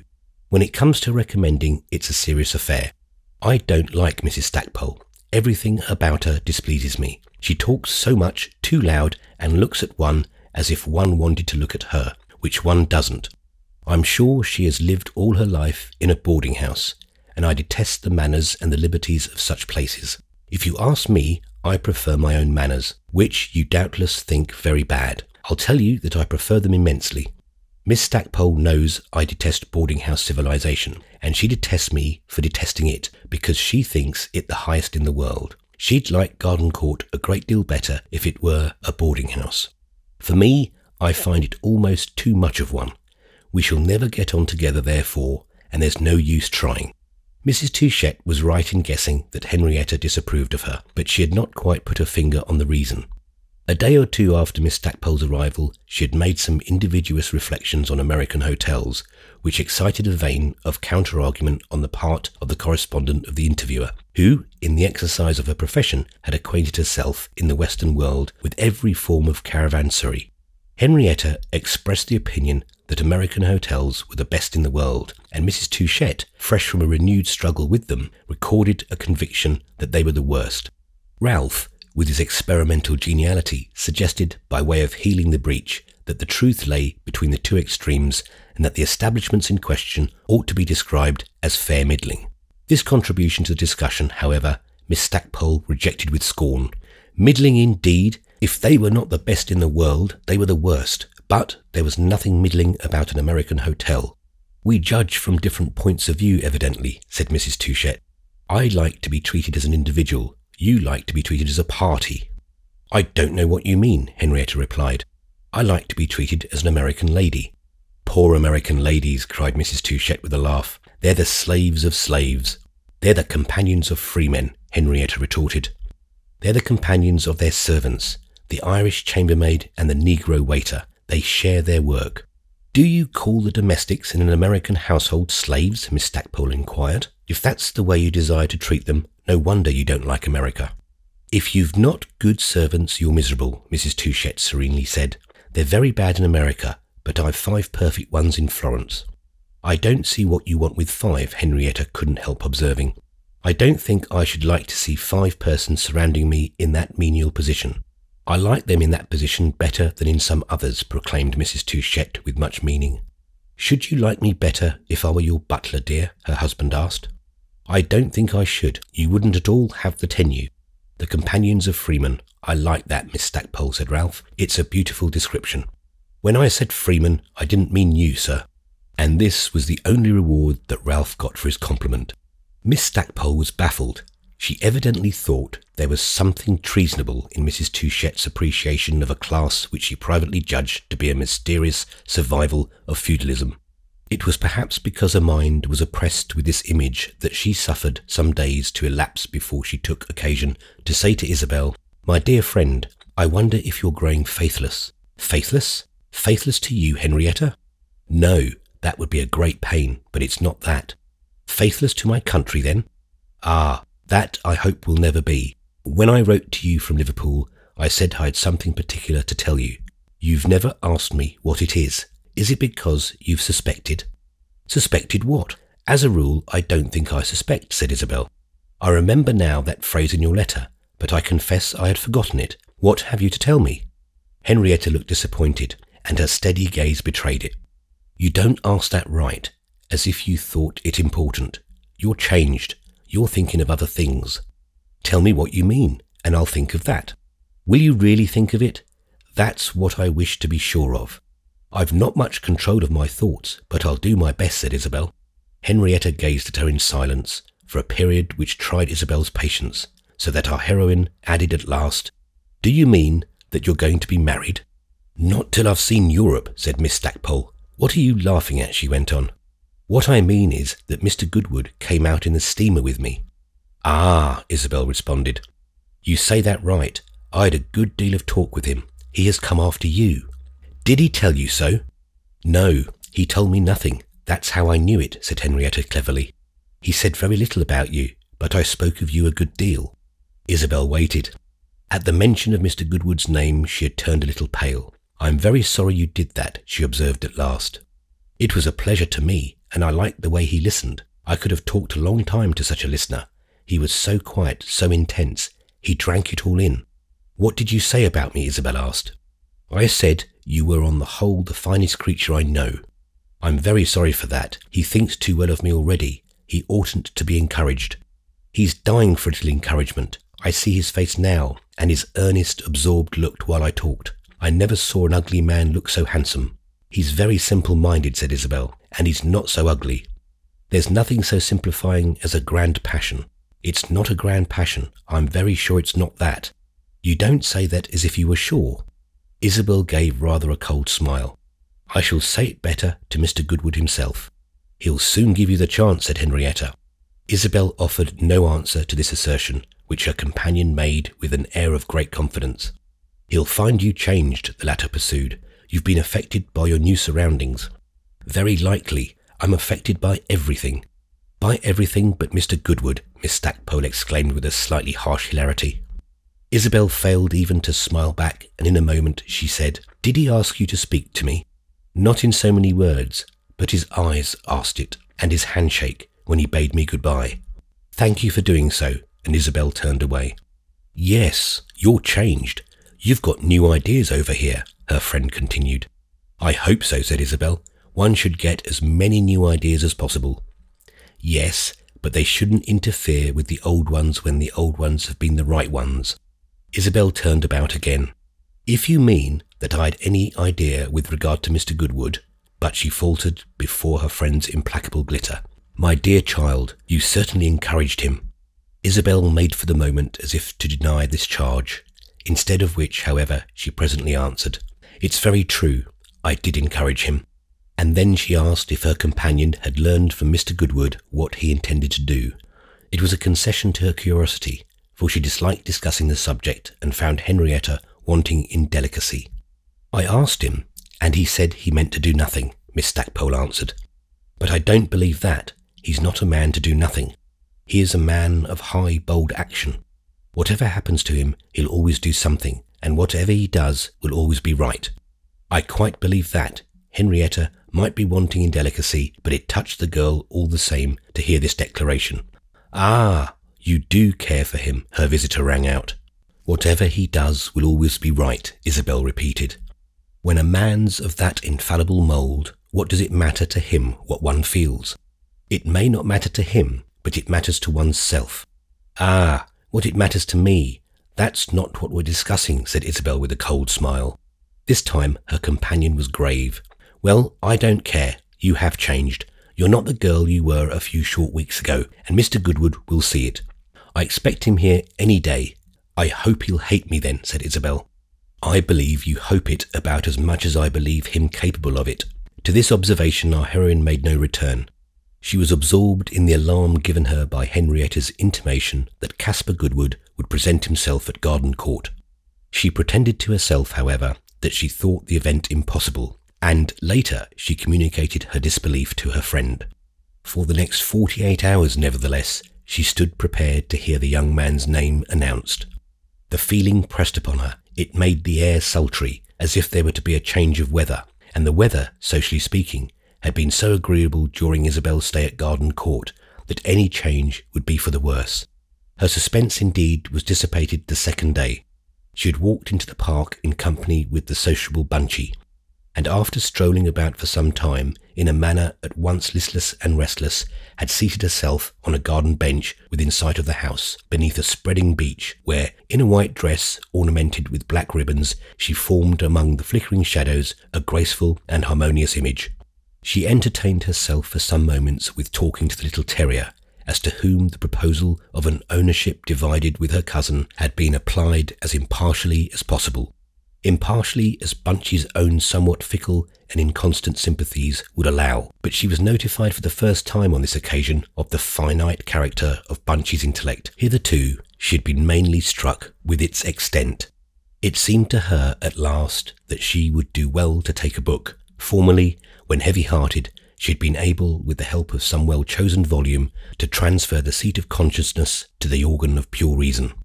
Of late, it was not to be denied, literature had seemed a fading light, and even after she had reminded herself that her uncle's library was provided with a complete set of those authors which no gentleman's collection should be without, she sat motionless and empty-handed, her eyes bent on the cool green turf of the lawn. Her meditations were presently interrupted by the arrival of a servant who handed her a letter. The letter bore the London postmark and was addressed in a hand she knew, that came into her vision already so held by him, with the vividness of the writer's voice or his face. This document proved short and may be given entire. "My dear Miss Archer, I don't know whether you will have heard of my coming to England, but even if you have not, it will scarcely be a surprise to you. You will remember that when you gave me my dismissal at Albany 3 months ago, I did not accept it. I protested against it. You, in fact, appeared to accept my protest and to admit that I had the right on my side.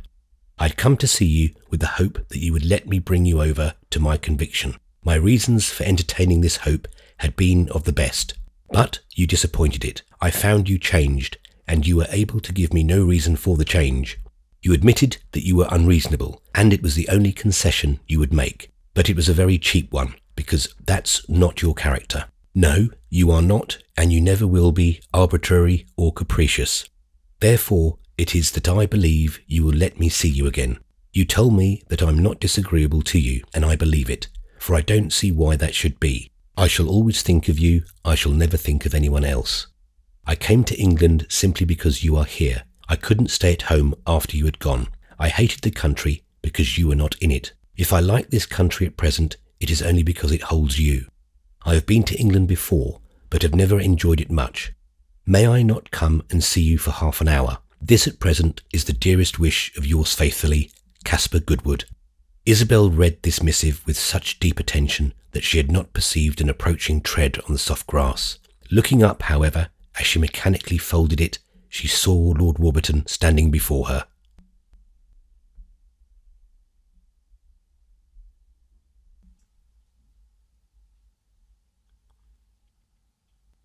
Chapter 12. She put the letter into her pocket and offered her visitor a smile of welcome, exhibiting no trace of discomposure and half surprised at her coolness. "They told me you were out here," said Lord Warburton, "and as there was no one in the drawing-room, and it's really you that I wish to see, I came out with no more ado." Isabel had got up. She felt a wish for the moment that he should not sit down beside her. "I was just going indoors." "Please don't do that. It's much jollier here. I've ridden over from Lockley. It's a lovely day." His smile was peculiarly friendly and pleasing, and his whole person seemed to emit that radiance of good feeling and good fare which had formed the charm of the girl's first impression of him. It surrounded him like a zone of fine June weather. "We'll walk about a little then," said Isabel, who could not divest herself of the sense of an intention on the part of her visitor, and who wished both to elude the intention and to satisfy her curiosity about it. It had flashed upon her vision once before, and it had given her on that occasion, as we know, a certain alarm. This alarm was composed of several elements, not all of which were disagreeable. She had indeed spent some days in analysing them, and had succeeded in separating the pleasant part of the idea of Lord Warburton's making up to her from the painful.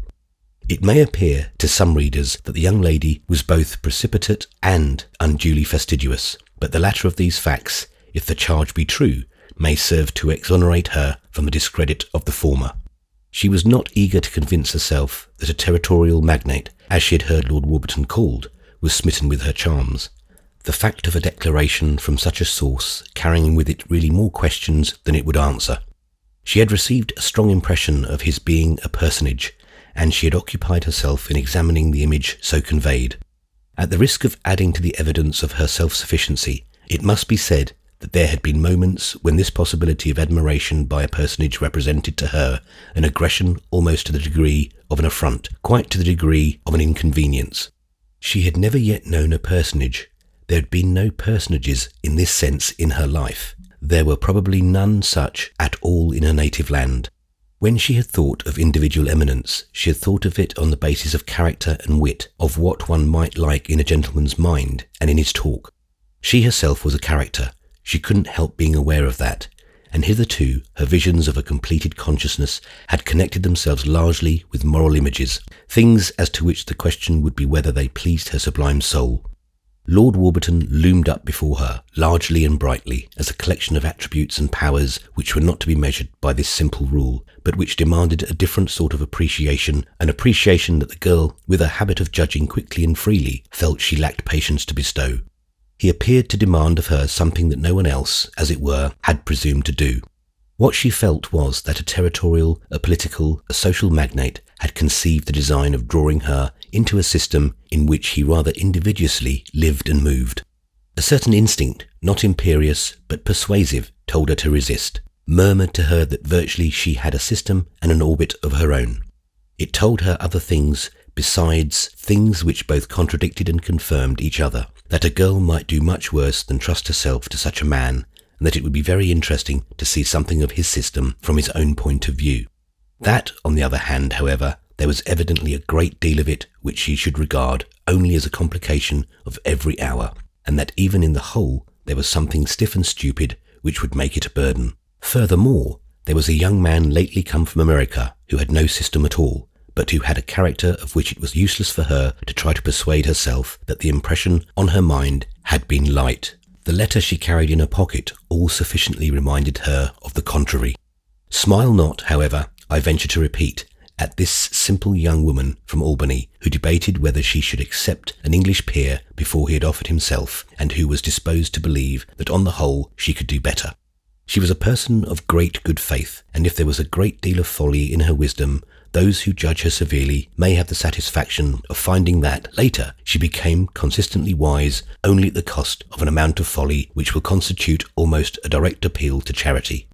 Lord Warburton seemed quite ready to walk, to sit, or to do anything that Isabel should propose, and he gave her this assurance with his usual air of being particularly pleased to exercise a social virtue.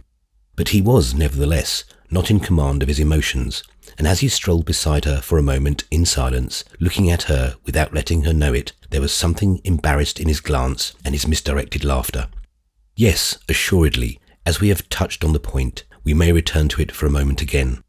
The English are the most romantic people in the world, and Lord Warburton was about to give an example of it.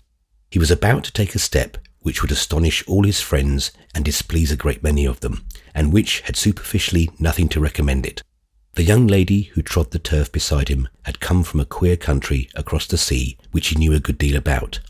Her antecedents, her associations were very vague to his mind, except insofar as they were generic, and in this sense they showed as distinct and unimportant. Miss Archer had neither a fortune nor the sort of beauty that justifies a man to the multitude, and he calculated that he had spent about 26 hours in her company. He had summed up all this, the perversity of the impulse, which had declined to avail itself to the most liberal opportunities to subside, and the judgment of mankind as exemplified particularly in the more quickly judging half of it. He had looked these things well in the face, and then had dismissed them from his thoughts. He cared no more for them than for the rosebud in his buttonhole. It is the good fortune of a man who, for the greater part of a lifetime, has abstained without effort from making himself disagreeable to his friends, that when the need comes for such a course, it is not discredited by irritating associations. "I hope you had a pleasant ride," said Isabel, who observed her companion's hesitancy. "It would have been pleasant if for nothing else than that it brought me here." "Are you so fond of Garden Court?" the girl asked, more and more sure that he meant to make some appeal to her, wishing not to challenge him if he hesitated, and yet to keep all the quietness for a reason if he proceeded.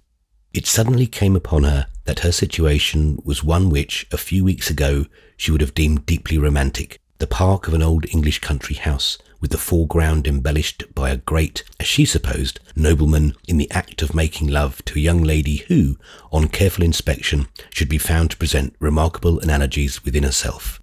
But, if she was now the heroine of the situation, she succeeded scarcely the less in looking at it from the outside. "I care nothing for Garden Court," said her companion. "I care only for you. You've known me too short a time to have a right to say that, and I can't believe you're serious." These words of Isabel's were not perfectly sincere, for she had no doubt whatever that he himself was. They were simply a tribute to the fact, of which she was perfectly aware, that those he had just uttered would have excited surprise on the part of a vulgar world. And moreover, if anything beside the sense she had already acquired that Lord Warburton was not a loose thinker had been needed to convince her, the tone of which he replied would quite have served the purpose. "One's right in such a manner is not measured by the time, Miss Archer. It's measured by the feeling itself. If I were to wait 3 months, it would make no difference. I shall not be more sure of what I mean than I am today. Of course, I've seen you very little, but my impression dates from the very first hour we met. I lost no time. I fell in love with you then. It was at first sight, as the novels say.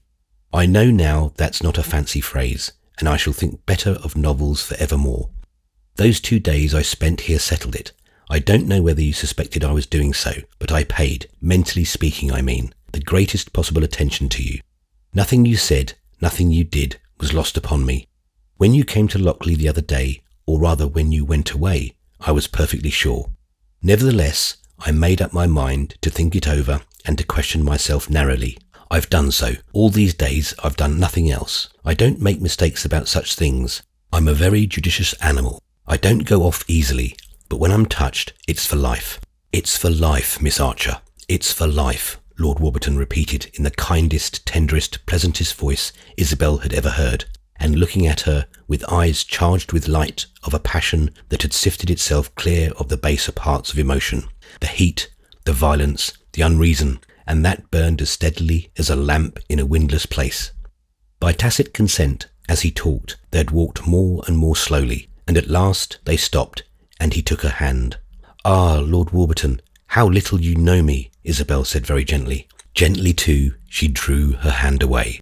"Don't taunt me with that. That I don't know you better makes me unhappy enough already. It's all my loss. But that's what I want, and it seems to me I'm taking the best way. If you'll be my wife, then I shall know you. And when I tell you all the good I think of you, you'll not be able to say it's from ignorance." "If you know me little, I know you even less," said Isabel. "You mean that, unlike yourself, I may not improve on acquaintance?" "Ah, of course that's very possible. But think, to speak to you as I do, how determined I must be to try and give satisfaction. You do like me rather, don't you?" "I like you very much, Lord Warburton," she answered. And at this moment she liked him immensely. "I thank you for saying that. It shows you don't regard me as a stranger. I really believe I've filled all the other relations of life very creditably, and I don't see why I shouldn't fill this one, in which I offer myself to you, seeing that I care so much more about it. Ask the people who know me well. I've friends who'll speak for me." "I don't need the recommendation of your friends," said Isabel. "Ah, now, that's delightful of you. You believe in me yourself." "Completely," Isabel declared. She quite glowed there, inwardly, with the pleasure of feeling she did. The light in her companion's eyes turned into a smile, and he gave a long exhalation of joy. "If you're mistaken, Miss Archer, let me lose all that I possess." She wondered whether he meant this for a reminder that he was rich, and on the instant felt sure that he didn't. He was thinking that, as he would have said himself, and indeed he might safely leave it to the memory of any interlocutor, especially of one to whom he was offering his hand. Isabel had prayed that she might not be agitated, and her mind was tranquil enough, even while she listened and asked herself what it was best she should say, to indulge in this incidental criticism. What she should say, she had asked herself. Her foremost wish was to say something, if possible, not less kind than what he had said to her. His words had carried perfect conviction with them. She felt she did, also mysteriously, matter to him. "I thank you more than I can say for your offer," she returned at last. "It does me great honour." "Ah, don't say that," he broke out. "I was afraid you'd say something like that. I don't see what you've to do with that sort of thing. I don't see why you should thank me. It's I who ought to thank you for listening to me, a man you know so little coming down to you with such a thumper. I must tell you that I'd rather ask it than have it to answer myself. But the way you've listened, or at least your having listened at all, gives me some hope." "Don't hope too much," Isabel said. "Oh, Miss Archer," her companion murmured, smiling again in his seriousness, as if such a warning might perhaps be taken but as the play of high spirits, the exuberance of elation. "Should you be greatly surprised if I were to beg you not to hope at all?" Isabel asked. "Surprised? I don't know what you mean by surprise. It wouldn't be that. It would be a feeling very much worse." Isabel walked on again. She was silent for some minutes. "I'm very sure that, highly as I already think of you, my opinion of you, if I should know you well, would only rise. But I'm by no means sure that you wouldn't be disappointed, and I say that not in the least out of conventional modesty. It's perfectly sincere." "I'm willing to risk it, Miss Archer," her companion replied. "It's a great question, as you say. It's a very difficult question. I don't expect you, of course, to answer it outright. Think it over as long as may be necessary. If I can gain by waiting, I'll gladly wait a long time. Only remember that in the end, my dearest happiness depends on your answer." "I should be very sorry to keep you in suspense," said Isabel. "Oh, don't mind. I'd much rather have a good answer 6 months hence than a bad one today. But it's very probable that even 6 months hence I shouldn't be able to give you one that you'd think good." "Why not, since you really like me?" "Ah, you must never doubt that," said Isabel. "Well then, I don't see what more you ask." "It's not what I ask, it's what I can give. I don't think I should suit you. I really don't think I should." "You needn't worry about that. That's my affair. You needn't be a better royalist than the king." "It's not only that," said Isabel, "but I'm not sure I wish to marry anyone." "Very likely you don't. I've no doubt a great many women begin that way," said his lordship, who, be it averred, did not in the least believe in the axiom he thus beguiled his anxiety by uttering, but they're frequently persuaded. "Ah, that's because they want to be," and Isabel lightly laughed. Her suitor's countenance fell, and he looked at her for a while in silence. "I'm afraid it's my being an Englishman that makes you hesitate," he said presently. "I know your uncle thinks you ought to marry in your own country." Isabel listened to this assertion with some interest. It had never occurred to her that Mr. Touchett was likely to discuss her matrimonial prospects with Lord Warburton. "Has he told you that?" "I remember his making the remark. He spoke perhaps of Americans generally. He appears himself to have found it very pleasant to live in England." Isabel spoke in a manner that might have seemed a little perverse, but which expressed both her constant perception of her uncle's outward felicity and her general disposition to elude any obligation to take a restricted view. It gave her companion hope, and he immediately cried with warmth, "Ah, my dear Miss Archer, old England's a very good sort of country, you know, and it will still be better when we've furbished it up a little." "Oh, don't furbish it, Lord Warburton. Leave it alone. I like it this way." "Well then, if you like it, I'm more and more unable to see your objection to what I propose. I'm afraid I can't make you understand. You ought at least to try. I've a fair intelligence. Are you afraid? Afraid of the climate? We can easily live elsewhere, you know. You can pick out your climate, the whole world over." These words were uttered with a breath of candour that was like the embrace of strong arms, that was like the fragrance straight in her face, and by his clean, breathing lips, of she knew not what strange gardens, what charged airs. She would have given her little finger at that moment to feel strongly and simply the impulse to answer. Lord Warburton, it's impossible for me to do better in this wonderful world, I think, than commit myself very gratefully to your loyalty. But though she was lost in admiration of her opportunity, she managed to move back into the deepest shade of it, even as some wild, caught creature in a vast cage. The splendid security so offered her was not the greatest she could conceive. What she finally bethought herself of saying was something very different, something that deferred the need of really facing her crisis. Don't think me unkind if I ask you to say no more about this today. Certainly, certainly, her companion cried. I wouldn't bore you for the world. You've given me a great deal to think about, and I promise you to do it justice. That's all I ask of you, of course, and that you'll remember how absolutely my happiness is in your hands. Isabel listened with extreme respect to this admonition, but she said after a minute, I must tell you that what I shall think about is some way of letting you know that what you ask is impossible, letting you know it without making you miserable. There's no way to do that, Miss Archer. I won't say that if you refuse me, you'll kill me. I shall not die of it, but I shall do worse. I shall live to no purpose. You'll live to marry a better woman than I. Don't say that, please, said Lord Warburton very gravely. That's fair to neither of us. To marry a worse one, then? If there are better women than you, I prefer the bad ones. That's all I can say.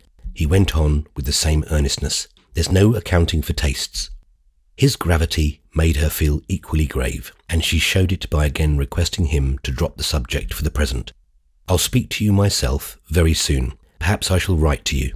At your convenience, yes, he replied. Whatever time you take, it must seem to me long, and I suppose I must make the best of that. I shall not keep you in suspense. I only want to collect my mind a little.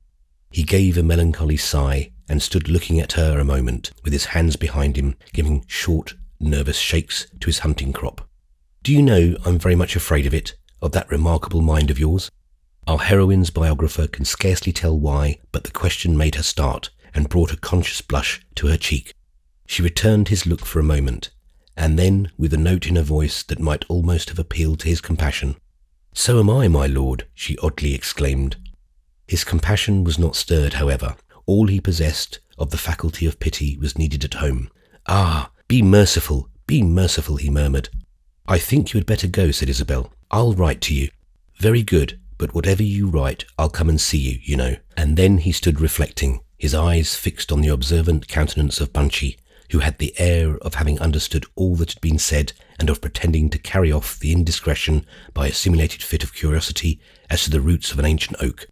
There's one thing more, he went on. You know, if you don't like Lockley, if you think it's damp or anything of that sort, you need never go within 50 miles of it. It's not damp, by the way. I've had the house thoroughly examined. It's perfectly safe and right. But if you shouldn't fancy it, you needn't dream of living in it. There's no difficulty whatever about that. There are plenty of houses. I thought I'd just mention it. Some people don't like a moat, you know. Goodbye. I adore a moat, said Isabel. Goodbye. He held out his hand, and she gave him hers a moment long enough for him to bend his handsome bared head and kiss it. Then, still agitating in his mastered emotion, his implement of the chase, he walked rapidly away. He was evidently much upset. Isabel herself was upset, but she had not been affected as she would have imagined. What she felt was not a great responsibility, a great difficulty of choice. It appeared to her there had been no choice in the question.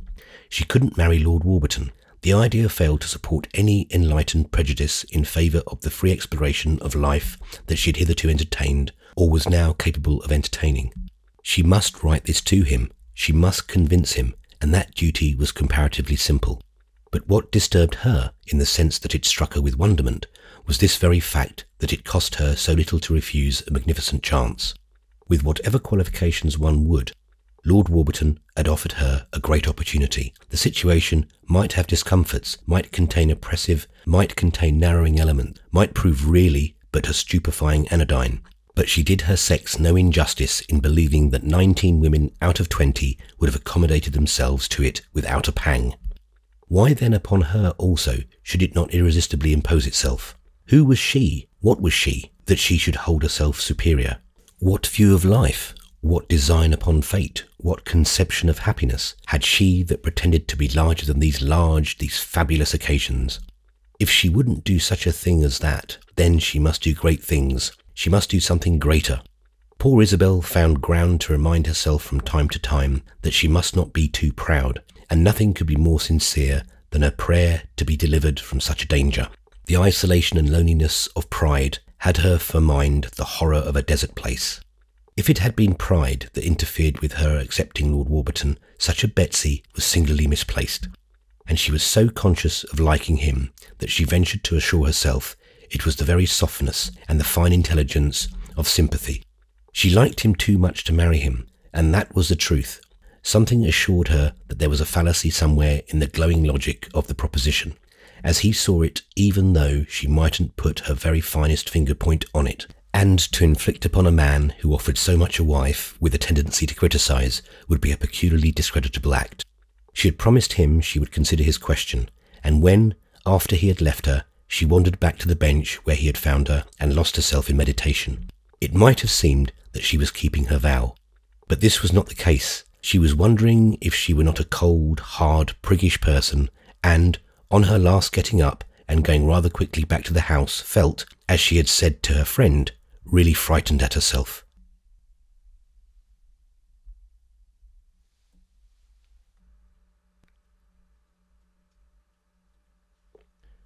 Chapter 13.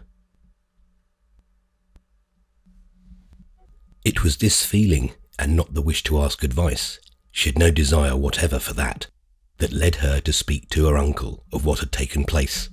She wished to speak to someone she should feel more natural, more human, and her uncle, for this purpose, presented himself in a more attractive light than either her aunt or her friend Henrietta. Her cousin, of course, was a possible confidant, but she would have had to do herself violence to air this special secret to Ralph. So the next day, after breakfast, she sought her occasion. Her uncle never left his apartment till the afternoon, but he received his cronies, as he said, in his dressing room. Isabel had quite taken her place in the class so designated, which, for the rest, included the old man's son, his physician, his personal servant, and even Miss Stackpole. Mrs. Touchette did not figure in the list, and this was an obstacle the less to Isabel's finding her host alone. He sat in a complicated mechanical chair at the open window of his room, looking westward over the park and the river, with his newspapers and letters piled up beside him, his toilet freshly and minutely made, and his smooth, speculative face composed to benevolent expectation. She approached her point directly. "I think I ought to let you know that Lord Warburton has asked me to marry him. I suppose I ought to tell my aunt, but it seems best to tell you first." The old man expressed no surprise, but thanked her for the confidence she showed him. "Do you mind telling me whether you accepted him?" he then inquired. "I've not answered him definitely yet. I've taken a little time to think of it, because that seems more respectful, but I shall not accept him." Mr. Touchette made no comment upon this. He had the air of thinking that, whatever interest he might take in the matter from the point of view of sociability, he had no active voice in it. "Well, I told you you'd be a success over here. Americans are highly appreciated." "Very highly indeed," said Isabel. "But at the cost of seeming both tasteless and ungrateful, I don't think I can marry Lord Warburton." "Well," her uncle went on, "of course an old man can't judge for a young lady. I'm glad you didn't ask me before you made up your mind. I suppose I ought to tell you," he added slowly, "as it were not of much consequence, that I've known all about it these 3 days." "About Lord Warburton's state of mind?" "About his intentions, as they say here. He wrote me a very pleasant letter, telling me all about them. Should you like to see his letter?" the old man obligingly asked. "Thank you. I don't think I care about that, but I'm glad he wrote to you. It was right that he should, and he would be certain to do what was right." "Ah, well, I guess you do like him," Mr. Touchette declared. "You needn't pretend you don't." "I like him extremely. I'm very free to admit that, but I don't wish to marry anyone just now." "You think someone may come along whom you may like better?" "Well, that's very likely," said Mr. Touchette, who appeared to wish to show his kindness to the girl by easing off her decision, as it were, and finding cheerful reasons for it. "I don't care if I don't meet anyone else. I like Lord Warburton quite well enough." She fell into that appearance of a sudden change of point of view with which she sometimes startled and even displeased her interlocutors. Her uncle, however, seemed proof against either of these impressions. "He's a very fine man," he resumed in a tone which might have passed for that of encouragement. "His letter was one of the pleasantest I've received for some weeks. I suppose one of the reasons I like it was that it was all about you. That is all except the part that was about himself. I suppose he told you all that." "He would have told me everything I wished to ask him," Isabel said. "But you didn't feel curious?" "My curiosity would have been idle once I determined to decline his offer." "You didn't find it sufficiently attractive?" Mr. Touchett inquired. She was silent a little. "I suppose it was that," she presently admitted. "But I don't know why." "Fortunately, ladies are not obliged to give reasons," said her uncle. "There's a great deal that's attractive about such an idea, but I don't see why the English should want to entice us away from our native land. I know that we try to attract them over there, but that's because our population is insufficient. Here, you know, they're rather crowded. However, I presume there's room for charming young ladies everywhere." "There seems to have been room here for you," said Isabel, whose eyes had been wandering over the large pleasure spaces of the park. Mr. Touchett gave a shrewd, conscious smile. "There's room everywhere, my dear, if you'll pay for it. I sometimes think I've paid too much for this. Perhaps you also might have to pay too much." "Perhaps I might," the girl replied. That suggestion gave her something more definite to rest on than she had found in her own thoughts, and the fact of this association of her uncle's mild acuteness with her dilemma seemed to prove that she was concerned with the natural and reasonable emotions of life, and not altogether a victim to intellectual eagerness and vague ambitions reaching beyond Lord Warburton's beautiful appeal, reaching to something indefinable and possibly not commendable. Insofar as the indefinable had an influence upon Isabel's behaviour at this juncture, it was not the conception, even unformulated, of a union with Caspar Goodwood, for however she might have resisted conquest at her English suitor's large quiet hands, she was at least as far removed from the disposition to let the young man from Boston take positive possession of her. The sentiment in which she sought refuge after reading his letter was a critical view of his having come abroad, for it was part of the influence he had upon her that he seemed to deprive her of the sense of freedom. There was a disagreeably strong push, a kind of hardness of presence, in his way of rising before her. She had been haunted at moments by the image, by the danger, of his disapproval, and had wondered, a consideration she had never paid in equal degree to anyone else, whether he would like what she did. The difficulty was that more than any man she had ever known, more than poor Lord Warburton, she had begun now to give his lordship the benefit of this epithet. Caspar Goodwood expressed for her an energy, and she had already felt it as a power that was of his very nature. It was in no degree a matter of his advantages. It was a matter of the spirit that sat in his clear, burning eyes, like some tireless watcher at a window. She might like it or not, but he insisted ever with the whole weight and force. Even in one's casual contact with him, one had to reckon with that. The idea of a diminished liberty was particularly disagreeable to her at present, since she had just given a sort of personal accent to her independence by looking so straight at Lord Warburton's big bribe and yet turning away from it. Sometimes Caspar Goodwood had seemed to range himself on the side of her destiny, to be the stubbornest fact she knew. She said to herself at such moments that she might evade him for a time, but that she must make terms with him at last, terms which would be certain to be favourable to himself. Her impulse had been to avail herself of the things that helped her to resist such an obligation, and this impulse had been much concerned in her eager acceptance of her aunt's invitation, which had come to her at an hour when she expected from day to day to see Mr. Goodwood, and when she was glad to have an answer ready for something she was sure he would say to her. When she had told him at Albany on the evening of Mrs. Touchett's visit that she couldn't then discuss difficult questions, dazzled as she was by the great immediate opening of her aunt's offer of Europe, he declared that this was no answer at all, and it was now to obtain a better one that he was following her across the sea. To say to herself that he was a kind of grim fate was well enough for a fanciful young woman who was able to take much for granted in him, but the reader has a right to a nearer and a clearer view. He was the son of a proprietor of well-known cotton mills in Massachusetts, a gentleman who had accumulated a considerable fortune in the exercise of this industry. Caspar at present managed the works, and with a judgment and a temper which, in spite of keen competition and languid years, had kept their prosperity from dwindling. He had received the better part of his education at Harvard College, where, however, he had gained renown rather as a gymnast and an oarsman than as a gleaner of more dispersed knowledge. Later on, he had learned that the finer intelligence too could vault and pull and strain, might even, breaking the record, treat itself to rare exploits. He had thus discovered in himself a sharp eye for the mystery of mechanics, and had invented an improvement in the cotton spinning process, which was now largely used and was known by his name.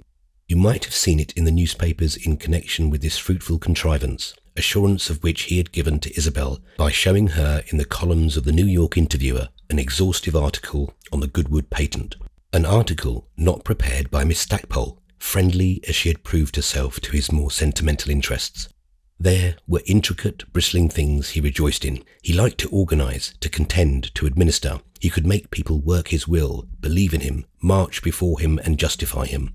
This was the art, as they said, of managing men, which rested in him further on a bold though brooding ambition.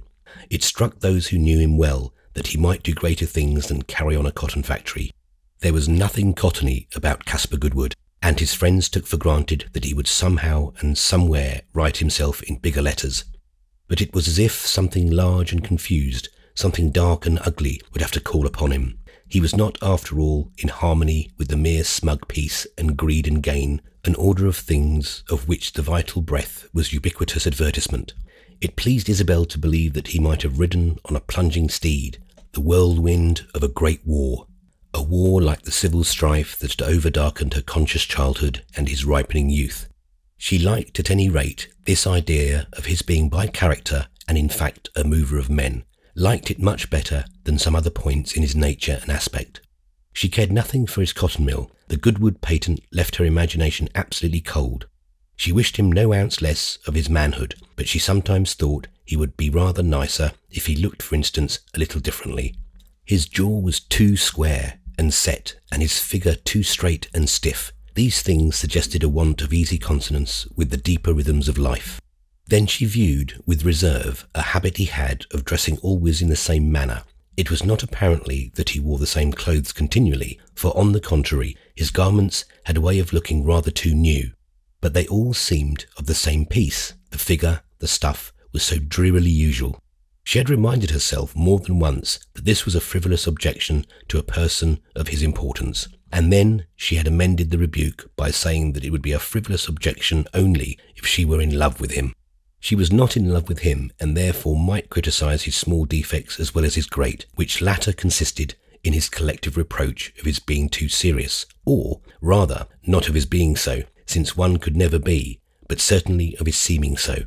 He showed his appetites and designs too simply and artlessly. When one was alone with him, he talked too much about the same subject, and when other people were present, he talked too little about anything. And yet he was of supremely strong, clean make, which was so much. She saw the different fitted parts of him as she had seen in museums and portraits, the different fitted parts of armoured warriors, in plates of steel handsomely inlaid with gold.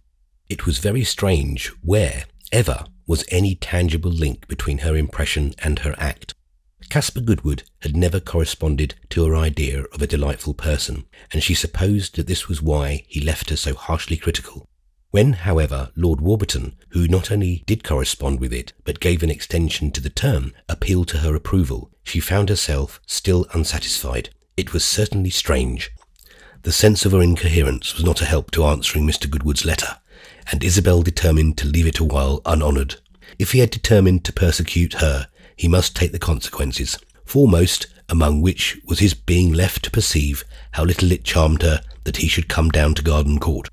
She was already liable to the incursions of one suitor at this place, and though it might be pleasant to be appreciated in opposite quarters, there was a kind of grossness in entertaining two such passionate pleaders at once, even in a case where the entertainment should consist of dismissing them. She made no reply to Mr. Goodwood, but at the end of 3 days she wrote to Lord Warburton, and the letter belongs to our history. Dear Lord Warburton, a great deal of earnest thought has not led me to change my mind about the suggestion you were so kind as to make me the other day. I am really and truly not, able to regard you in the light of a companion for life, or to think of your home, your various homes, as settled seat of my existence. These things cannot be reasoned about, and I very earnestly entreat you not to return to the subject we discussed so exhaustively. We see our lives from our own point of view. That is the privilege of the weakest and humblest of us. I shall never be able to see mine in the manner that you proposed. Kindly let this suffice you, and do me the justice to believe that I have given your proposal the deeply respectful consideration it deserves. It is with this very great regard that I remain sincerely yours, Isabel Archer. While the author of this missive was making up her mind to dispatch it, Henrietta Stackpole formed a resolve which was accompanied by no demur. She invited Ralph Touchette to take a walk with her in the garden, and when he had assented with that alacrity which seemed constantly to testify to his high expectations, she informed him that she had a favour to ask of him. It may be admitted that at this information the young man flinched, for we know that Miss Stackpole had struck him as apt to push an advantage. The alarm was unreasoned, however, for he was clear about the area of her indiscretion as little as advised of its vertical depth, and he made a very civil profession of the desire to serve her. He was afraid of her, and presently told her so. When you look at me in a certain way, my knees knock together, my faculties desert me, I'm filled with trepidation, and I ask only for the strength to execute your commands. You've an address that I've never encountered in any woman. Well, Henrietta replied good-humouredly, if I had not known before that you were trying somehow to abash me, I should know it now. Of course I'm easy game. I was brought up with such different customs and ideas, I'm not used to your arbitrary standards.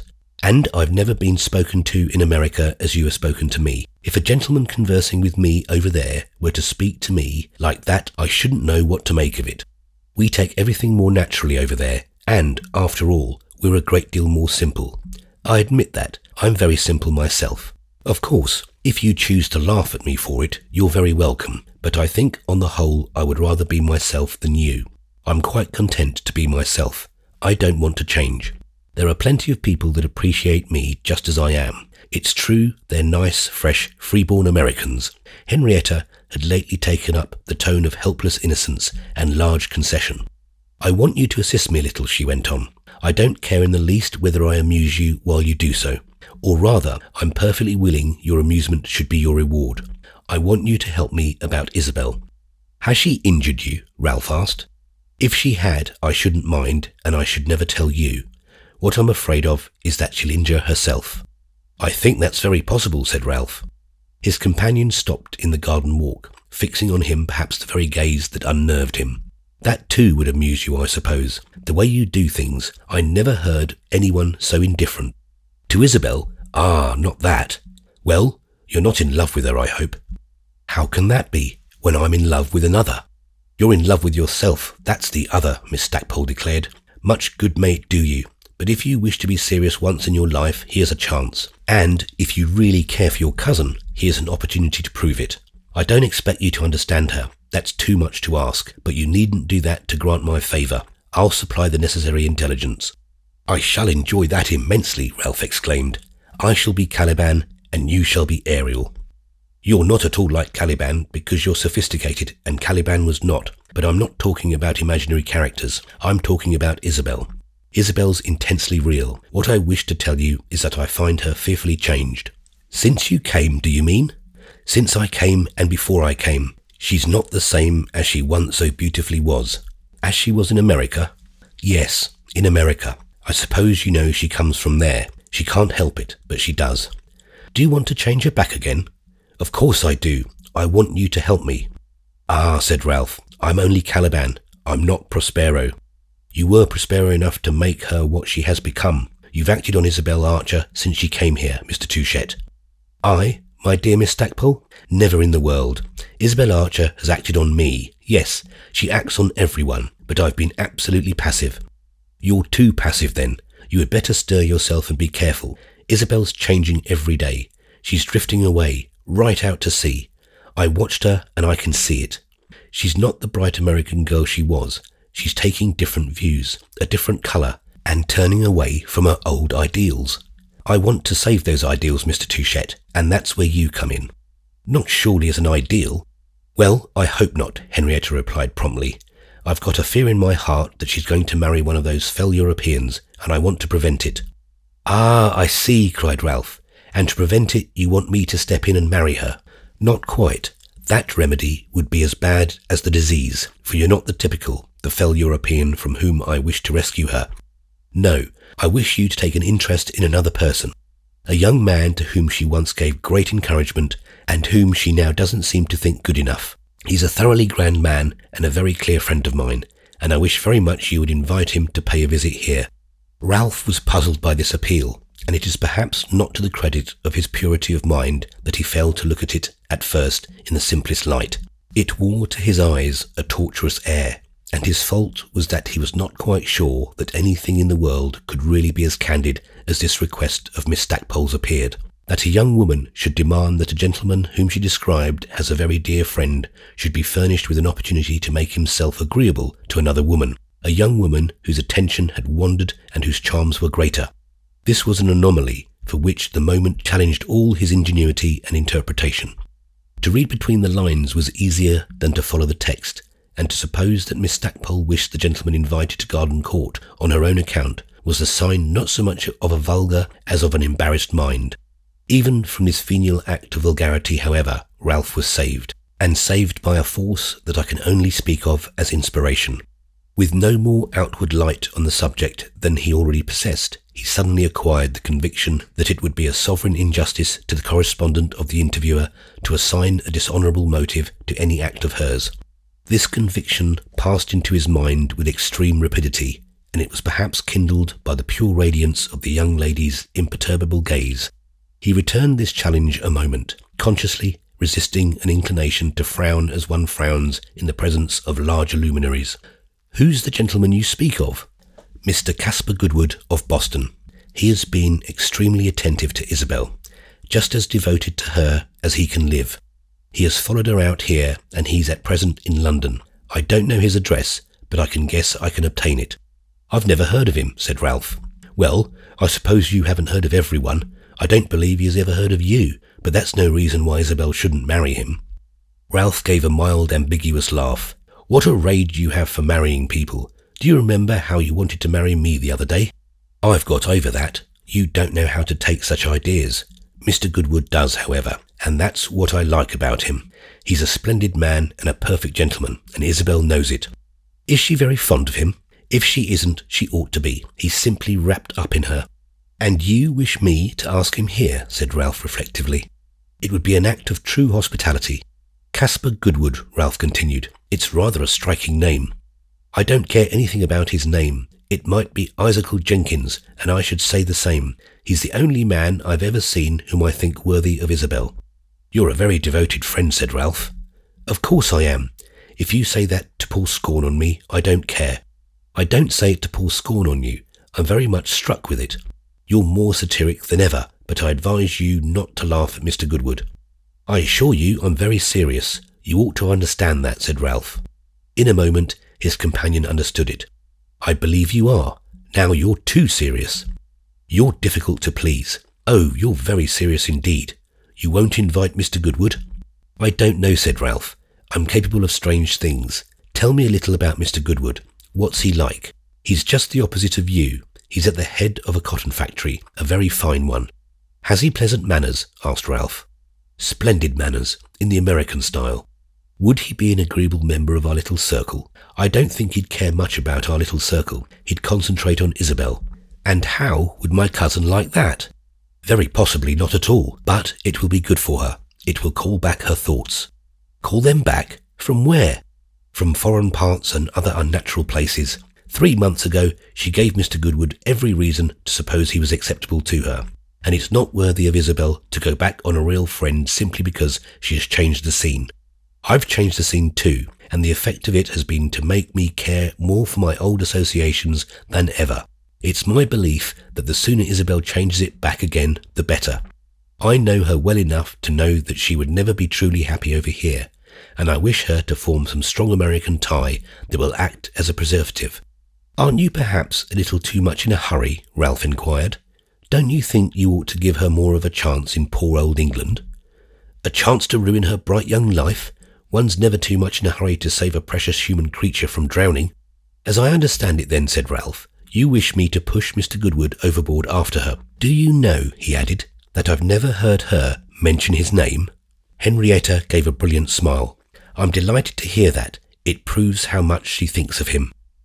Ralph appeared to allow that there was a good deal in this, and he surrendered to thought while his companion watched him askance. "If I should invite Mr. Goodwood," he finally said, "it should be to quarrel with him." "Don't do that. He'd prove the better man. You certainly are doing your best to make me hate him. I really don't think I can ask him. I should be afraid of being rude to him." "It's just as you please," Henrietta returned. "I had no idea you were in love with her yourself." "Do you really believe that?" the young man asked with lifted eyebrows. "That's the most natural speech I've heard you make. Of course I believe it," Miss Stackpole ingeniously said. "Well," Ralph concluded, "to prove to you that you're wrong, I'll invite him. It must be, of course, as a friend of yours." "It will not be as a friend of mine that he'll come, and it will not be to prove to me that I'm wrong that you'll ask him, but to prove it to yourself." These last words of Miss Stackpole's, on which the two presently separated, contained an amount of truth which Ralph Touchett was obliged to recognise. But it so far took the edge from too sharp a recognition that, in spite of his suspecting it would be rather more indiscreet to keep than to break his promise, he wrote Mr. Goodwood a note of 6 lines, expressing the pleasure it would give Mr. Touchett, the elder, that he should join a little party at Garden Court, of which Miss Stackpole was a valued member. Having sent his letter to the care of a banker whom Henrietta suggested, he waited in some suspense. He had heard this fresh formidable figure named for the first time, for when his mother had mentioned on her arrival that there was a story about the girls having an admirer at home, the idea had seemed deficient in reality, and he had taken no pains to ask questions, the answers to which would involve only the vague or the disagreeable.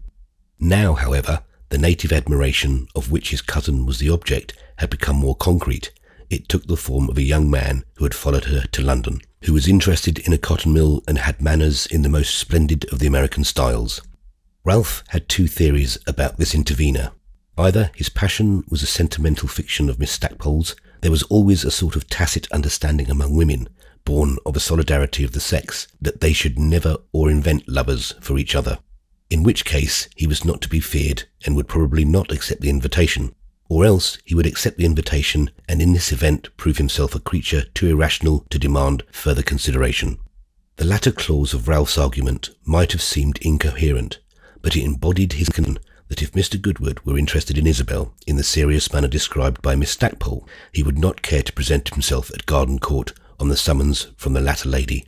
On this supposition, said Ralph, he must regard her as a thorn on the stem of his rose. As an intercessor, he must find her wanting intact.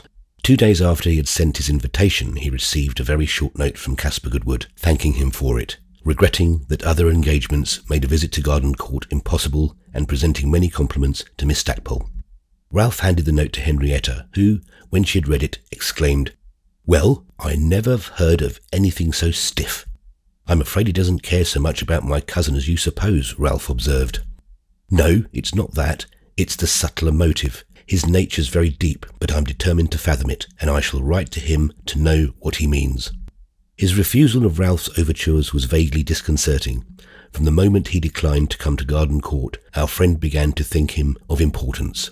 He asked himself what it signified to him whether Isabel's admirers should be desperadoes or laggards. They were not rivals of his, and were perfectly welcome to act out their genius. Nevertheless, he felt much curiosity as to the result of Miss Stackpole's promised inquiry into the causes of Mr. Goodwood's stiffness. A curiosity for the present ungratified, inasmuch as when he asked her 3 days later if she had written to London, she was obliged to confess she had written in vain. Mr. Goodwood had not replied. "I suppose he's thinking it over," she said. "He thinks everything over. He's not really at all impetuous, but I'm accustomed to having my letters answered the same day."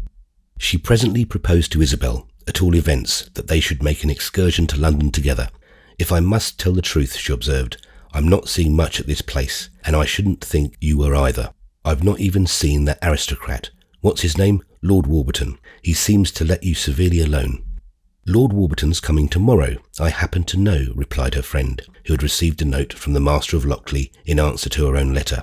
"You'll have every opportunity of turning him inside out." "Well, he may do for 1 letter, but what's 1 letter when you want to write 50? I've described all the scenery in this vicinity, and raved about all the old women and donkeys. You may say what you please, scenery doesn't make a vital letter. I must go back to London and get some impressions of real life. I was there but 3 days before I came away, and that's hardly time to get in touch." As Isabel, on her journey from New York to Garden Court, had seen even less of the British capital than this, it appeared a happy suggestion of Henrietta's that the two should go thither on a visit of pleasure. The idea struck Isabel as charming. She was curious of the thick detail of London, which had always loomed large and rich to her. They turned over their schemes together and indulged in visions of romantic hours. They would stay at some picturesque old inn, one of the inns described by Dickens, and drive over the town in those delightful hansoms. Henrietta was a literary woman, and the great advantage of being a literary woman was that you could go everywhere and do everything. They would dine at a coffee house and go afterwards to the play. They would frequent the Abbey and the British Museum and find out where Dr. Johnson had lived, and Goldsmith and Addison. Isabel grew eager and presently unveiled the bright vision to Ralph, who burst into a fit of laughter which scarce expressed the sympathy she had desired. "It's a delightful plan," he said. "I advise you to go to the Duke's Head in Covent Garden, an easy, informal, old-fashioned place, and I'll have you put down at my club." "Do you mean it's improper?" Isabel asked. "Dear me, isn't anything proper here? With Henrietta, surely, I may go anywhere. She isn't hampered in that way. She has travelled over the whole American continent and can at least find a way about this minute island." "Ah, then," said Ralph, "let me take advantage of her protection to go up to town as well. I may never have a chance to travel so safely."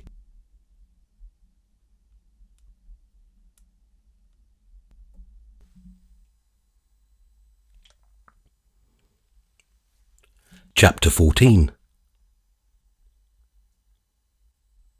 Miss Stackpole would have prepared to start immediately, but Isabel, as we have seen, had been notified that Lord Warburton would come again to Garden Court, and she believed it her duty to remain there and see him.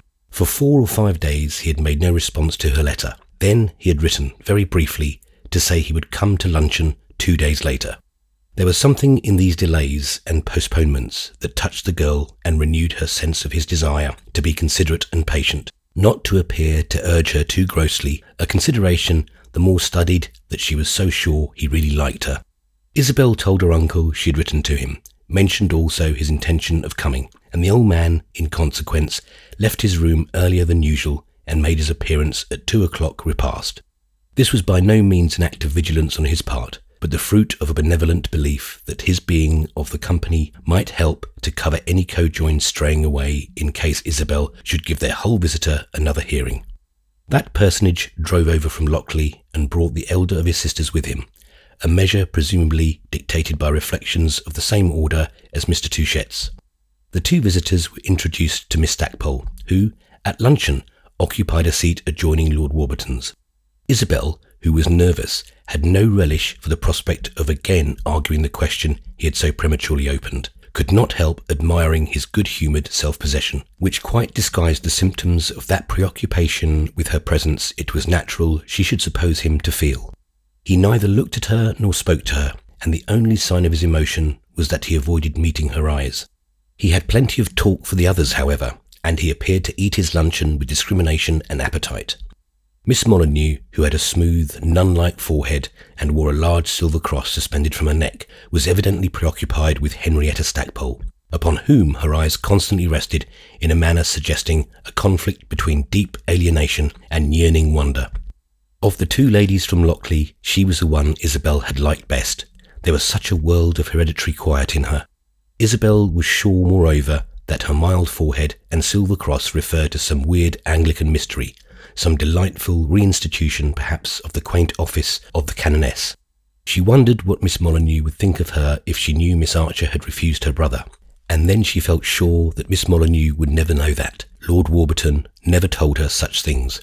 He was fond of her and kind to her, but on the whole he told her little. Such, at least, was Isabel's theory. When, at table, she was not occupied in conversation, she was usually occupied in forming theories about her neighbours. According to Isabel, if Miss Molyneux should ever learn what had passed between Miss Archer and Lord Warburton, she would probably be shocked at such a girl's failure to rise or know.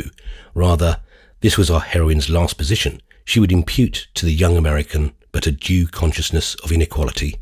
Whatever Isabel might have made of her opportunities, at all events, Henrietta Stackpole was by no means disposed to neglect those in which she now found herself immersed. "Do you know you're the first lord I've ever seen?" she said very promptly to her neighbour.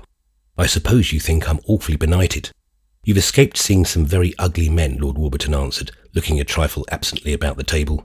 "Are they very ugly? They try to make us believe in America, and that they're all handsome and magnificent, and that they wear wonderful robes and crowns." "Ah, the robes and crowns are gone out of fashion," said Lord Warburton, "like your tomahawks and revolvers." "I'm sorry for that. I think an aristocracy ought to be splendid," Henrietta declared. If it's not that, what is it? Oh, you know, it isn't much, at the best, her neighbour allowed. Won't you have a potato? I don't care much for these European potatoes. I shouldn't know you from an ordinary American gentleman. Do talk to me as if I were one, said Lord Warburton. I don't see how you manage to get on without potatoes. You must find so few things to eat over here. Henrietta was silent a little.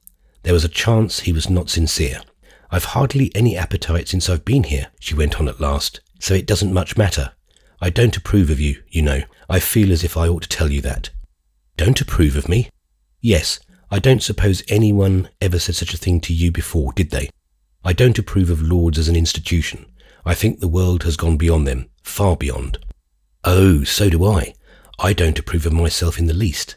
Sometimes it comes over me. How should I object to myself if I were not myself, don't you know?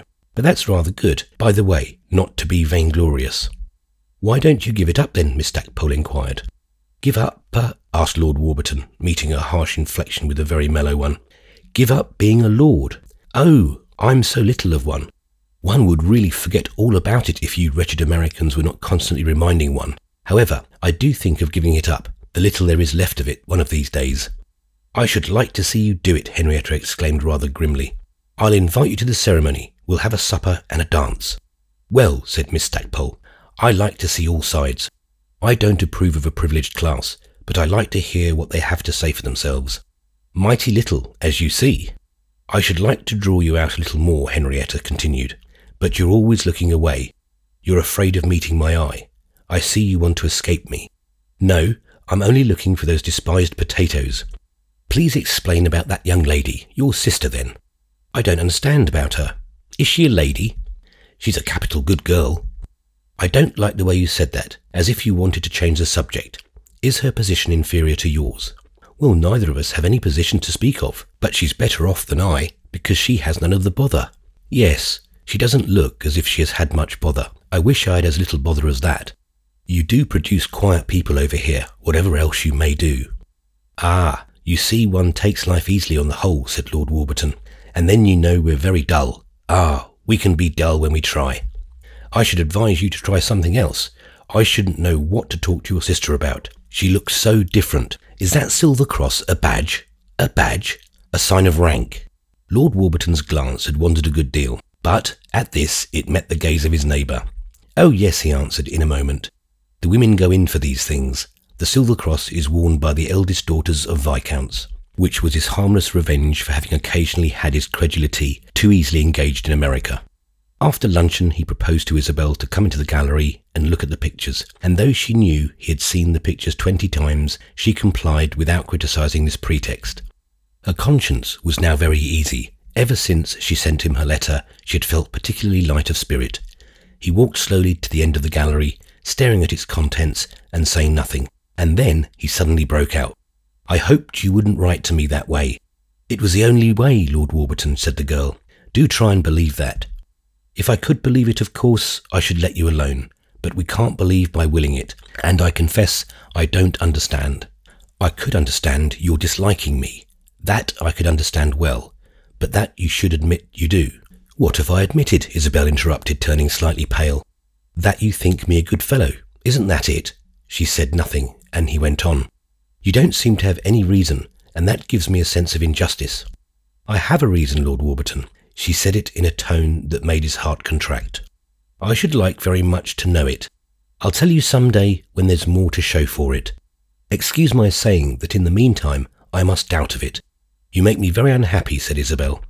I'm not sorry for that. It may help you to know how I feel. Will you kindly answer me a question? Isabel made no audible assent, but he apparently saw in her eyes something that gave him courage to go on. Do you prefer someone else? That's a question I'd rather not answer. Ah, you do then, her suitor murmured with bitterness. The bitterness touched her, and she cried out, You're mistaken. I don't. He sat down on a bench unceremoniously, doggedly, like a man in trouble, leaning his elbows on his knees and staring at the floor. I can't even be glad of that, he said at last, throwing himself back against the wall, for that would be an excuse. She raised her eyebrows in surprise. An excuse? Must I excuse myself? He paid, however, no answer to the question. Another idea had come into his head. Is it my political opinions? Do you think I go too far? I can't object to your political opinions because I don't understand them." "You don't care what I think," he cried, getting up. "It's all the same to you." Isabel walked to the other side of the gallery and stood there showing him her charming back, her light slim figure, the length of her white neck as she bent her head, and the density of her dark braids. She stopped in front of a small picture as if for the purpose of examining it, and there was something so young and free in her movement that her very pliancy seemed to mock at him. Her eyes, however, saw nothing. They had suddenly been suffused with tears. In a moment he followed her, and by this time she had brushed her tears away. But when she turned round, her face was pale and the expression of her eyes strange. "That reason that I wouldn't tell you. I'll tell you it after all. It's that I can't escape my fate." "Your fate? I should try to escape it if I were to marry you. I don't understand. Why should not that be your fate as well as anything else?" "Because it's not," said Isabel femininely. "I know it's not. It's not my fate to give up. I know it can't be." Poor Lord Warburton stared, an interrogative point in either eye. "Do you call marrying me giving up?" "Not in the usual sense. It's getting a great deal, but it's giving up other chances." "Other chances for what?" "I don't mean chances to marry," said Isabel, her colour quickly coming back to her. And then she stopped, looking down with a deep frown, as if it were hopeless to attempt to make her meaning clear. "I don't think it presumptuous in me to suggest that you'll gain more than you'll lose," her companion observed. "I can't escape unhappiness," said Isabel. "In marrying you, I shall be trying to." "I don't know whether you'd try to, but you certainly would. That I must in candour admit," he exclaimed with an anxious laugh. "I mustn't, I can't," cried the girl. "But if you're bent on being miserable, I don't see why you should make me so. Whatever charms a life of misery may have for you, it has none for me." "I'm not bent on a life of misery," said Isabel. "I've always been intensely determined to be happy, and I've often believed I should be. I've told people that. You can ask them. But it comes over me every now and then that I can never be happy in any extraordinary way. Not by turning away, by separating myself." "By separating yourself from what?" "From life, from the usual chances and dangers, from what most people know and suffer." Lord Warburton broke into a smile that almost denoted hope. "Why, my dear Miss Archer," he began to explain with the most considerate eagerness, "I don't offer you any exoneration from life, or from any chances or dangers whatever. I wish I could. Depend upon it, I would. For what do you take me, pray? Heaven help me, I'm not the Emperor of China. All I offer you is the chance of taking the common lot in a comfortable sort of way." "The common lot? Why, I'm devoted to the common lot. Strike an alliance with me, and I promise you that you shall have plenty of it. You shall separate from nothing whatever, not even from your friend Miss Stackpole." "She'd never approve of it," said Isabel, trying to smile and take advantage of this side issue, despising herself too, not a little, for doing so. "Are we speaking of Miss Stackpole?" his lordship asked impatiently. "I never saw a person judge things on such theoretic grounds." "Now I suppose you're speaking of me," said Isabel with humility, and she turned away again, for she saw Miss Molyneux enter the gallery, accompanied by Henrietta and by Ralph. Lord Warburton's sister addressed him with a certain timidity and reminded him she ought to return home in time for tea, and she was expecting company to partake of it. He made no answer, apparently not having heard her. He was preoccupied, and with good reason. Miss Molyneux, as if he had been royalty, stood like a lady in waiting. "Well, I never, Miss Molyneux," said Henrietta Stackpole. "If I wanted to go, he'd have to go. If I wanted my brother to do a thing, he'd have to do it." "Oh, Warburton does everything one wants," Miss Molyneux answered with a quick, shy laugh. "How very many pictures you have," she went on, turning to Ralph. "They look a good many, because they're all put together," said Ralph, "but it's really a bad way." "Oh, I think it's so nice. I wish we had a gallery at Lockley. I'm so very fond of pictures," Miss Molyneux went on, persistently to Ralph, as if she were afraid Miss Stackpole would address her again. Henrietta appeared at once to fascinate and to frighten her. "Ah, yes, pictures are very convenient," said Ralph, who appeared to know better what style of reflection was acceptable to her. "They're so very pleasant when it rains," the young lady continued. "It has rained of late so very often." "I'm sorry you're going away, Lord Warburton," said Henrietta. "I wanted to get a great deal more out of you." "I'm not going away," Lord Warburton answered. "Your sister says you must. In America, the gentleman obeys the ladies." "I'm afraid we have some people to tea," said Miss Molyneux, looking at her brother. "Very good, my dear. We'll go." "I hoped you would resist," Henrietta exclaimed. I wanted to see what Miss Molyneux would do." "I never do anything," said this young lady. "I suppose in your position it's sufficient for you to exist," Miss Stackpole returned. "I should very much like to see you at home." "You must come to Lockley again," said Miss Molyneux very sweetly to Isabel, ignoring this remark of Isabel's friend. Isabel looked into her quiet eyes a moment, and for that moment seemed to see in their grey depths the reflection of everything she had rejected in rejecting Lord Warburton: the peace, the kindness, the honour, the possessions, a deep security, and a great exclusion. She kissed Miss Molyneux, and then she said, "I'm afraid I can never come again." "Never again?" "I'm afraid I'm going away." "Oh, I'm so very sorry," said Miss Molyneux. "I think that's so very wrong of you." Lord Warburton watched this little passage. Then he turned away and stared at a picture. Ralph, leaning against the rail before the picture with his hands in his pockets, had for the moment been watching him. "I should like to see you at home," said Henrietta, whom Lord Warburton found beside him. "I should like an hour's talk with you. There are a great many questions I wish to ask you." "I shall be delighted to see you," the proprietor of Lockley answered, "but I'm certain not to be able to answer many of your questions. When will you come?" "Whenever Miss Archer will take me. We're thinking of going to London, but we'll go and see you first. I'm determined to get some satisfaction out of you. If it depends upon Miss Archer, I'm afraid you won't get much. She won't come to Lockley. She doesn't like the place." "She told me it was lovely," said Henrietta. Lord Warburton hesitated. "She won't come all the same. You had better come alone," he added. Henrietta straightened herself, and her large eyes expanded. "Would you make that remark to an English lady?" she inquired with a soft asperity. Lord Warburton stared. "Yes, if I liked her enough." "You'd be careful not to like her enough. If Miss Archer won't visit your place again, it's because she doesn't want to take me. I know what she thinks of me, and I suppose you think the same, that I oughtn't to bring in individuals." Lord Warburton was at a loss. He had not been made acquainted with Miss Stackpole's professional character, and failed to catch her allusion. "Miss Archer has been warning you," she therefore went on. "Warning me? Isn't that why she came off alone with you here, to put you on your guard?" "Oh dear no," said Lord Warburton brazenly. "Our talk had no such solemn character as that." "Well, you've been on your guard, intensely. I suppose it's natural to you. That's just what I wanted to observe. And so too Miss Molyneux. She wouldn't commit herself. You have been warned anyway," Henrietta continued, addressing this young lady. "But for you it wasn't necessary." "I hope not," said Miss Molyneux vaguely. "Miss Stackpole takes notes," Ralph soothingly explained. "She's a great satirist, and she sees through us all as she works us up." "Well, I must say I never have had such a collection of had material," Henrietta declared, looking from Isabel to Lord Warburton, and from this nobleman to his sister and to Ralph. "There's something the matter with you all. You're as dismal as if you had got a bad cable." "You do see through us, Miss Stackpole," said Ralph in a low tone, giving her a little intelligent nod as he led the party out of the gallery. "There's something the matter with us all." Isabel came behind these two. Miss Molyneux, who decidedly liked her immensely, had taken her arm to walk beside her over the polished floor.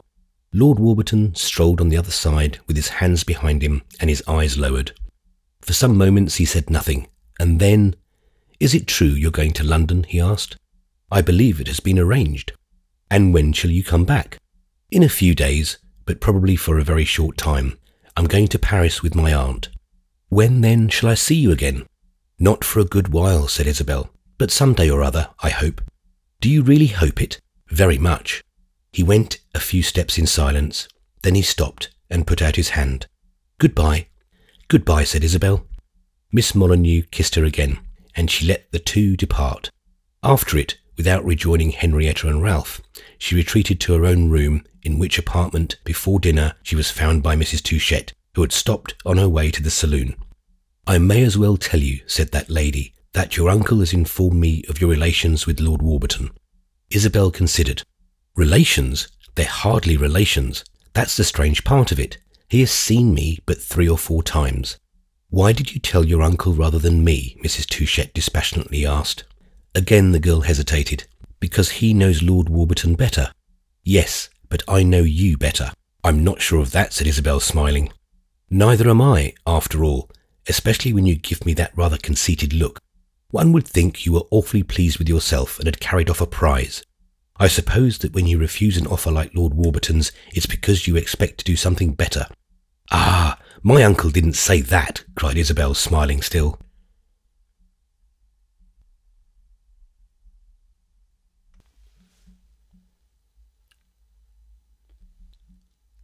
Chapter 15. It had been arranged that the two young ladies should proceed to London under Ralph's escort, though Mrs. Touchett looked with little favour on the plan. It was just the sort of plan, she said, that Miss Stackpole would be sure to suggest, and she inquired if the correspondent of the Interviewer was to take the party to stay at a boarding house. "I don't care where she takes us to stay, so long as there's local colour," said Isabel. "That's what we're going to London for." "I suppose that after a girl has refused an English lord, she may do anything," her aunt rejoined. "After that, one needn't stand on trifles." "Should you like me to have married Lord Warburton?" Isabel inquired. "Of course I should. I thought you disliked the English so much." "So do I, but it's all the greater reason for making use of them." "Is that your idea of marriage?" And Isabel ventured to add that her aunt appeared to her to have made very little use of Mr. Touchett. "Your uncle's not an English nobleman," said Mrs. Touchett, "though even if he had been, I should still probably have taken up my residence in Florence." "Do you think Lord Warburton could make me any better than I am?" the girl asked with some animation. "I don't mean I'm too good to improve. I mean that I don't love Lord Warburton enough to marry him." "You did right to refuse him then," said Mrs. Touchett in her smallest, sparest voice. "Only the next great offer you get, I hope you'll manage to come up to your standard. We had better wait till the offer comes before we talk about it. I hope very much I may have no more offers for the present. They upset me completely." "You probably won't be troubled with them if you adopt permanently the Bohemian manner of life. However, I've promised Ralph not to criticise." "I'll do whatever Ralph says is right," Isabel returned. "I've unbounded confidence in Ralph."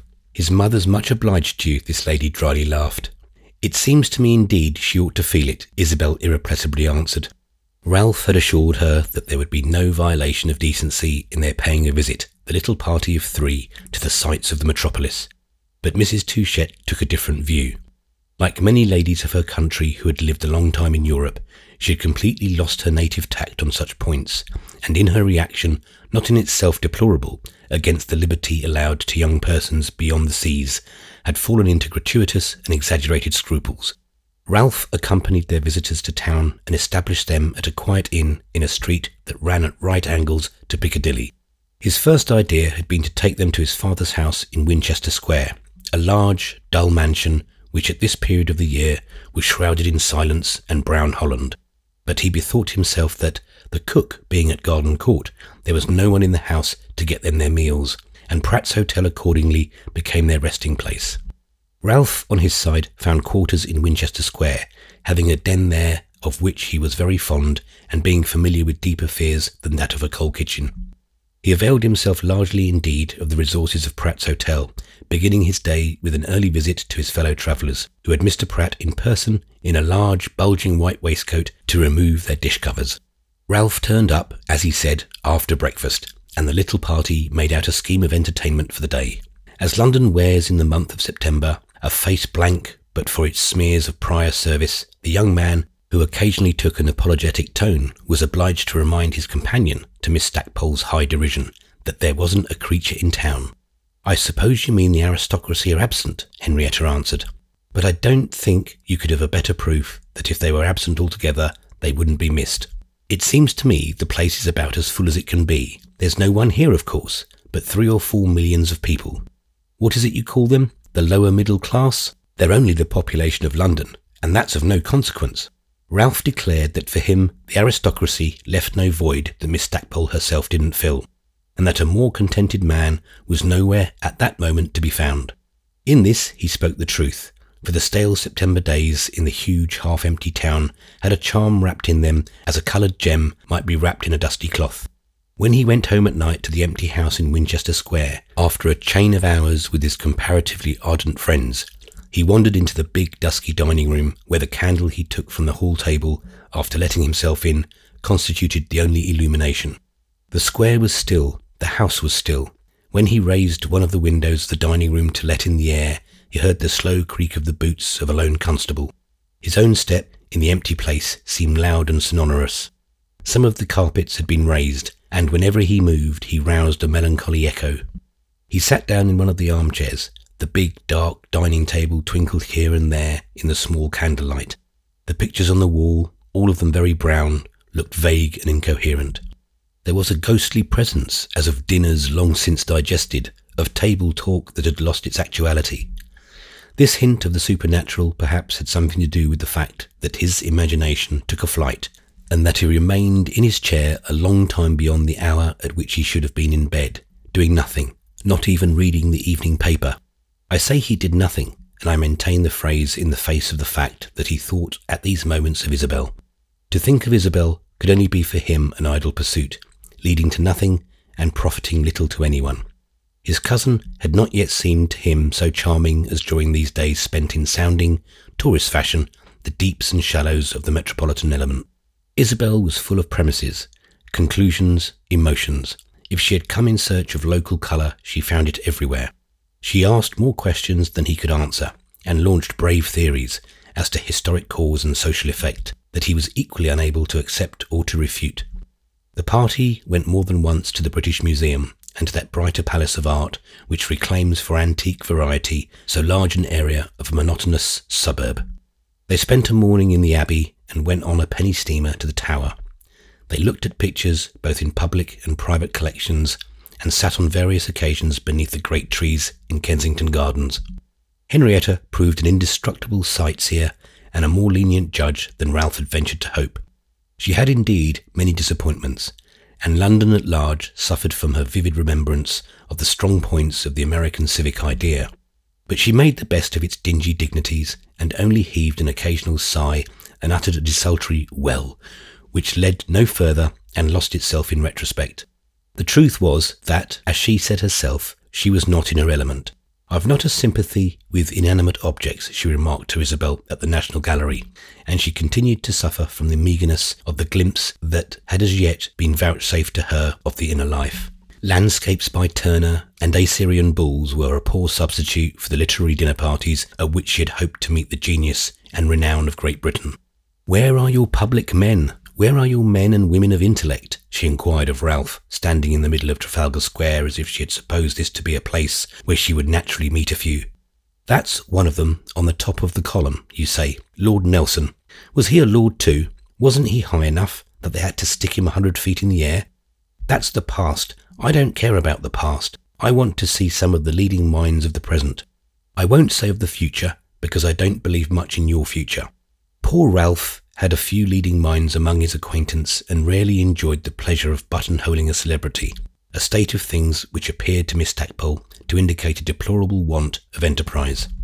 "If I were on the other side, I should call," she said, "and tell the gentleman, whoever he might be, that I had heard a great deal about him and had come to see for myself. But I gather from what you say that this is not the custom here. You seem to have plenty of meaningless customs, but none of those that would help along. We are in advance, certainly. I suppose I shall have to give up the social side altogether."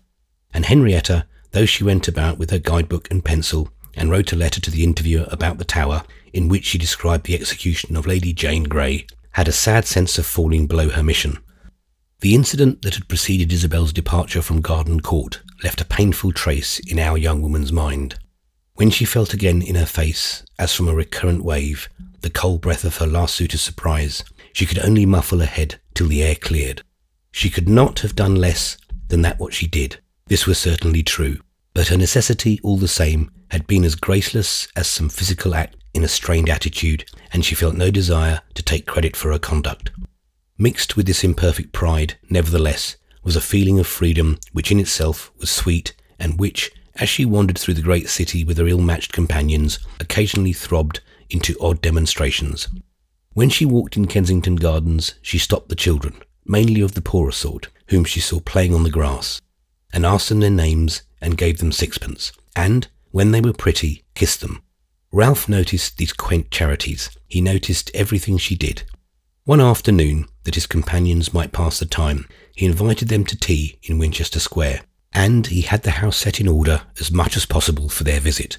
There was another guest to meet them, an amiable bachelor, an old friend of Ralph's, who had happened to be in town, and for whom prompt commerce with Miss Stackpole appeared to have neither difficulty nor dread.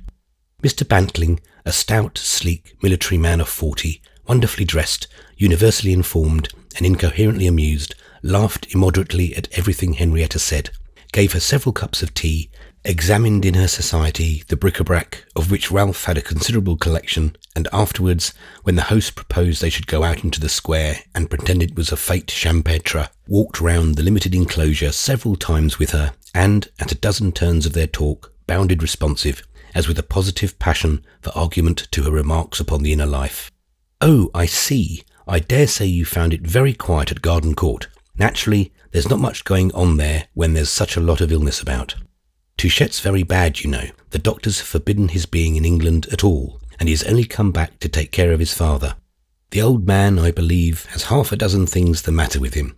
They call it gout, but to my certain knowledge he has organic disease so developed that you may depend upon it he'll go, some day soon, quite quickly. Of course, that sort of thing makes a dreadfully dull house. I wonder they have people when they can do so little for them. Then I believe Mr. Touchette's always squabbling with his wife. She lives away from her husband, you know, in that extraordinary American way of yours. If you want a house where there's always something going on, I recommend you go down and stay with my sister, Lady Pencil, in Bedfordshire. I'll write to her tomorrow, and I'm sure she'll be delighted to ask you.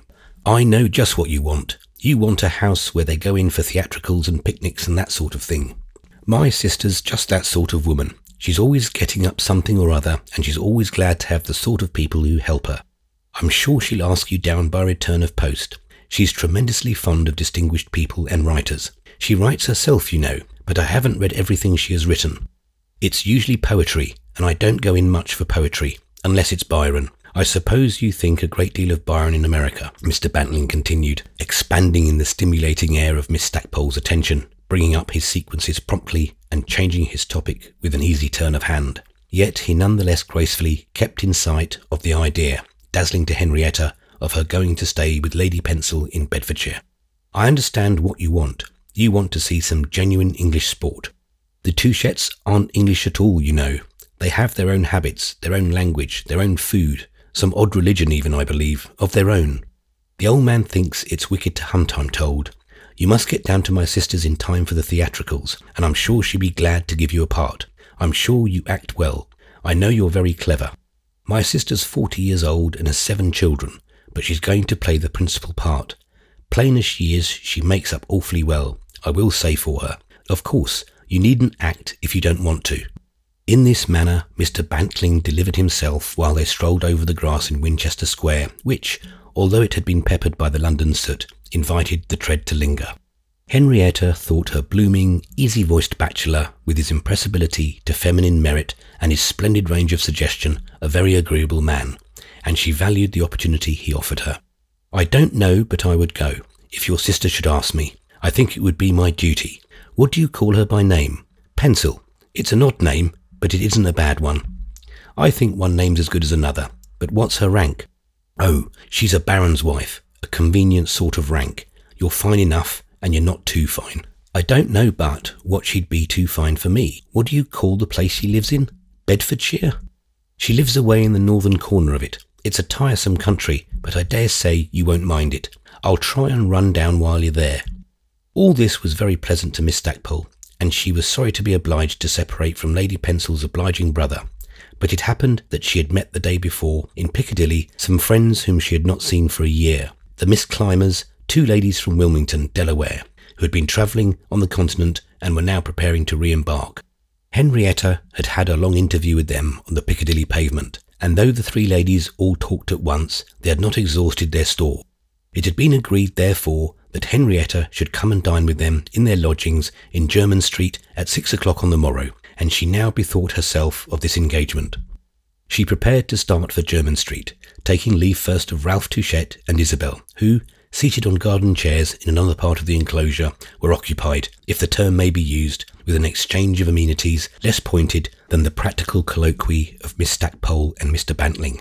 When it had been settled between Isabel and her friend that they should be reunited at some reputable hour at Pratt's Hotel, Ralph remarked that the latter must have a cab.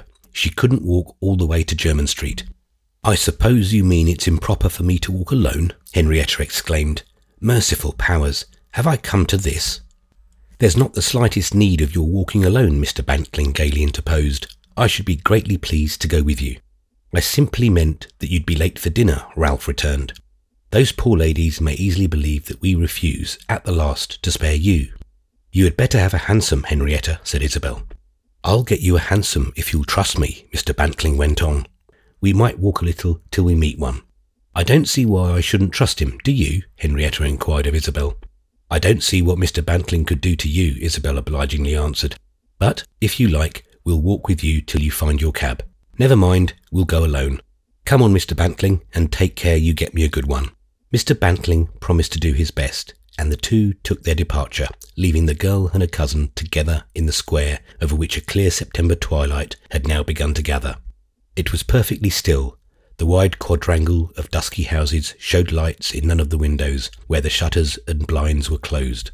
The pavements were a vacant expanse, and, putting aside two small children from a neighbouring slum, who, attracted by symptoms of abnormal animation in the interior, poked their faces between the rusty rails of the enclosure, the most vivid object within sight was the big red pillar post on the southeast corner. Henrietta will ask him to get into the cab and go with her to Jermyn Street, Ralph observed. He always spoke of Miss Stackpole as Henrietta. Very possibly, said his companion. Or rather, no, she won't, he went on, but Bantling will ask leave to get in. Very likely again. I'm very glad they're such good friends.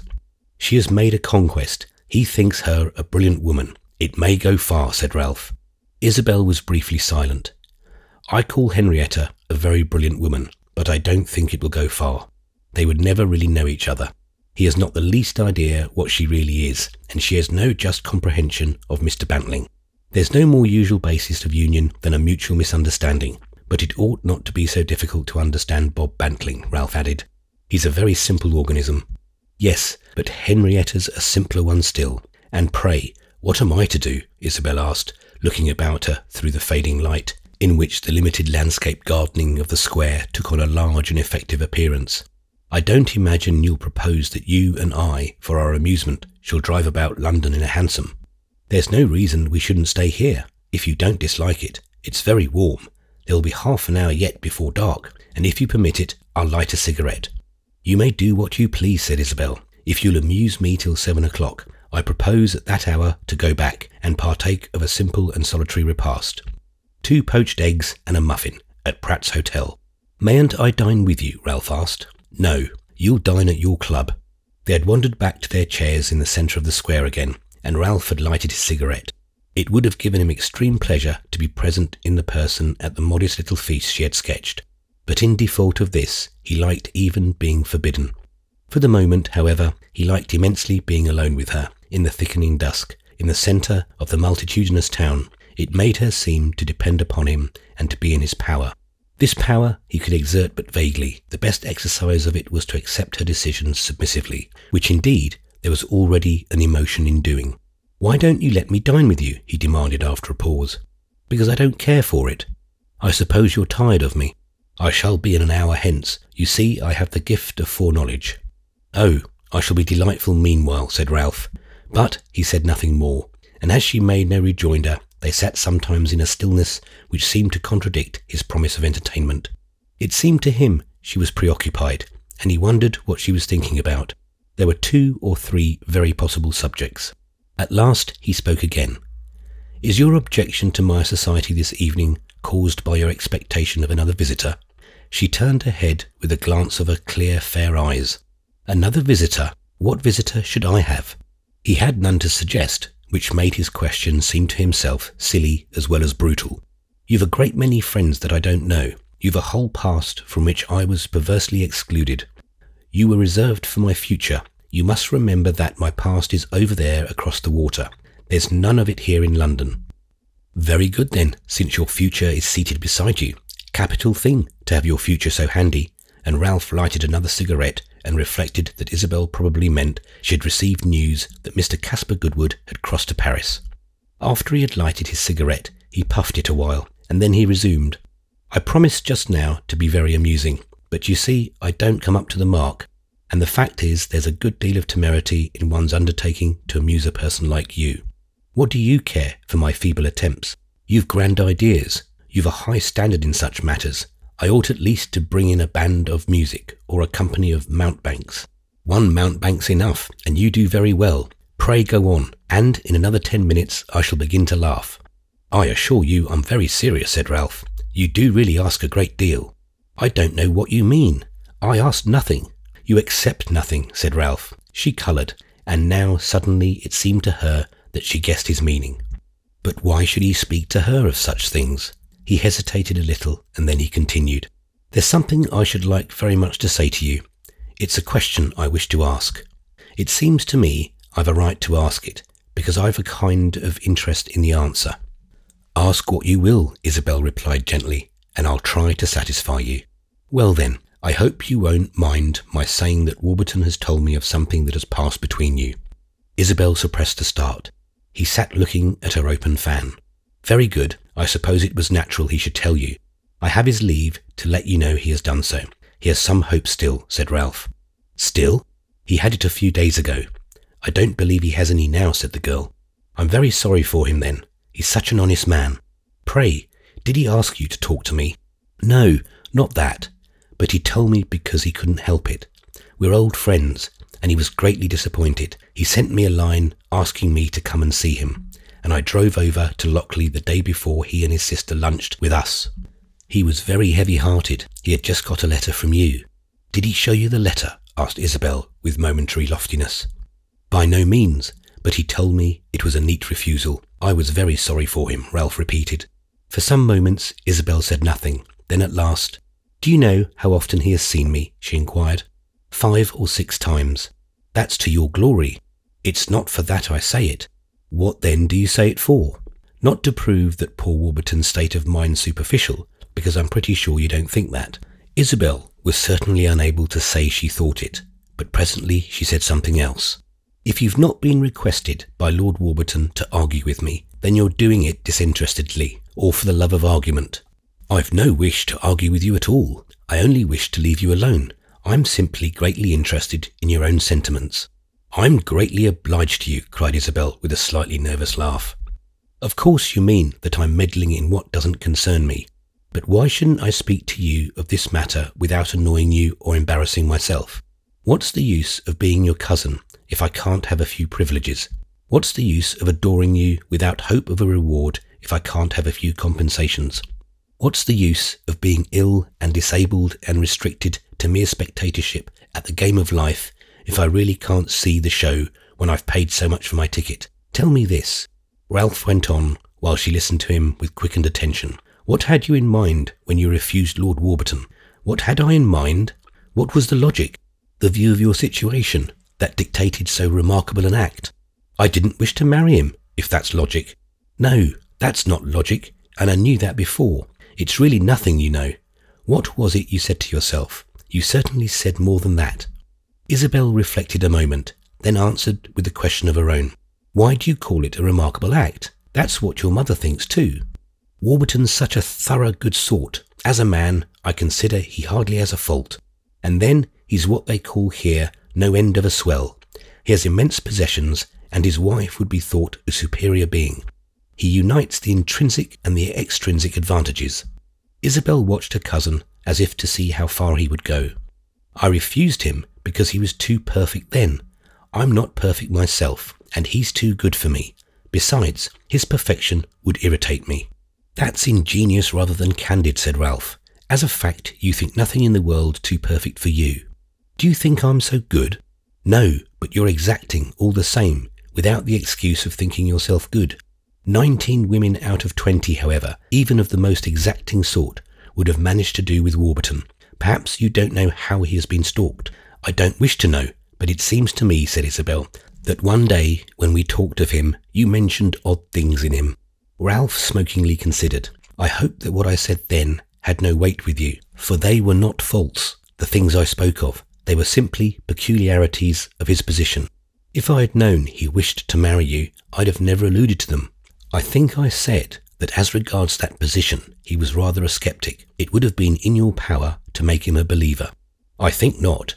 I don't understand the matter, and I'm not conscious of any mission of that sort." "You're evidently disappointed," Isabel added, looking at her cousin with rueful gentleness. "You'd have liked me to make such a marriage." "Not in the least. I'm absolutely without a wish on the subject.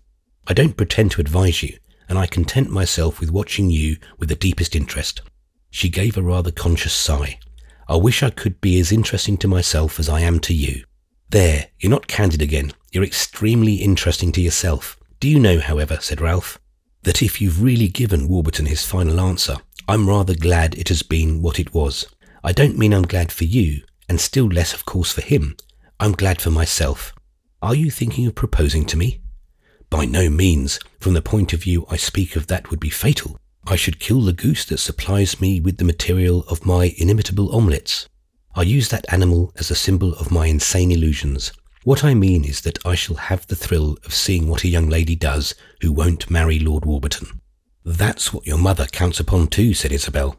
"Ah, there will be plenty of spectators. We shall hang on the rest of your career. I shall not see all of it, but I shall probably see the most interesting years. Of course, if you were to marry our friend, you'd still have a career, a very decent, in fact, a very brilliant one. But relatively speaking, it would be a little prosaic. It would be definitely marked out in advance. It would be wanting in the unexpected. You know I'm extremely fond of the unexpected, and now that you've kept the game in your hands, I depend on your giving us some grand example of it." "I don't understand you very well," said Isabel, "but I do so well enough to be able to say that if you look for grand examples of anything from me, I shall disappoint you. You'll only do so by disappointing yourself, and that will go hard with you." To this she made no direct reply. There was an amount of truth in it that would bear consideration. At last she said abruptly, "I don't see what harm there is in my wishing not to tie myself. I don't want to begin life by marrying. There are other things a woman can do. There's nothing she can do so well, but you're of course so many-sided." "If one's two-sided, it's enough," said Isabel. "You're the most charming of polygons," her companion broke out. At a glance from his companion, however, he became grave, and to prove it, went on, "You want to see life. You'll be hanged if you don't, as the young men say. I don't think I want to see it as the young men want to see it, but I do want to look about me. You want to drain the cup of experience. No, I don't wish to touch the cup of experience. It's a poisoned drink. I only want to see for myself." "You want to see, but not to feel," Ralph remarked. "I don't think that if one's a sentient being, one can make the distinction. I'm a good deal like Henrietta. The other day, when I asked her if she wished to marry, she said, 'Not till I've seen Europe.' I too don't wish to marry till I've seen Europe." "You evidently expect a crowned head will be struck with you." "No, that would be worse than marrying Lord Warburton. But it's getting very dark," Isabel continued, "and I must go home." She rose from her place, but Ralph only sat still and looked at her. As he remained there, she stopped, and they exchanged a gaze that was full on either side, but especially on Ralph's, of utterances too vague for words. "You've answered my question," he said at last. "You've told me what I wanted. I'm greatly obliged to you. It seems to me I've told you very little. You've told me the great thing, that the world interests you and that you want to throw yourself into it." Her silvery eyes shone a moment in the dusk.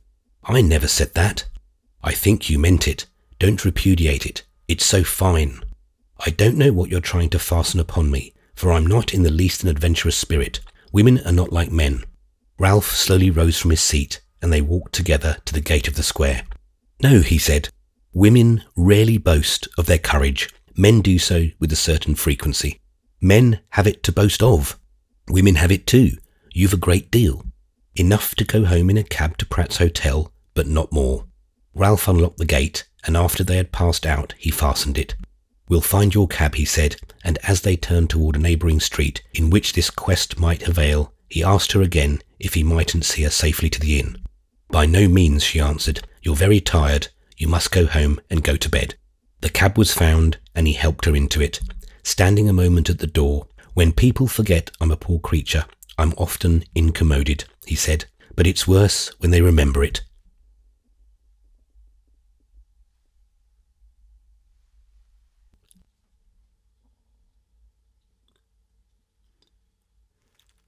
Chapter 16.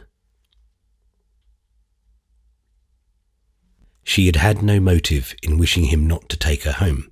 It simply struck her that for some days past she had consumed an inordinate quantity of his time, and the independent spirit of the American girl, whom extravagance of aid places in an attitude that she ends by finding affected, had made her decide that for these few hours she must suffice to herself. She had moreover a great fondness for intervals of solitude, which since her arrival in England had been meagrely met. It was a luxury she could always command at home, and she had wittingly missed it. That evening, however, an incident occurred which, had there been a critic to note it, would have taken all colour from the theory that the wish to be quite by herself had caused her to dispense with her cousin's attendance. Seated toward 9 o'clock in the dim illumination of Pratt's Hotel, and trying with the aid of 2 tall candles to lose herself in a volume she had brought from Garden Court, she succeeded only to the extent of reading other words than those printed on the page, words that Ralph had spoken to her that afternoon. Suddenly the well-muffled knuckle of the waiter was applied to the door, which presently gave way to his exhibition, even as a glorious trophy of the card of a visitor.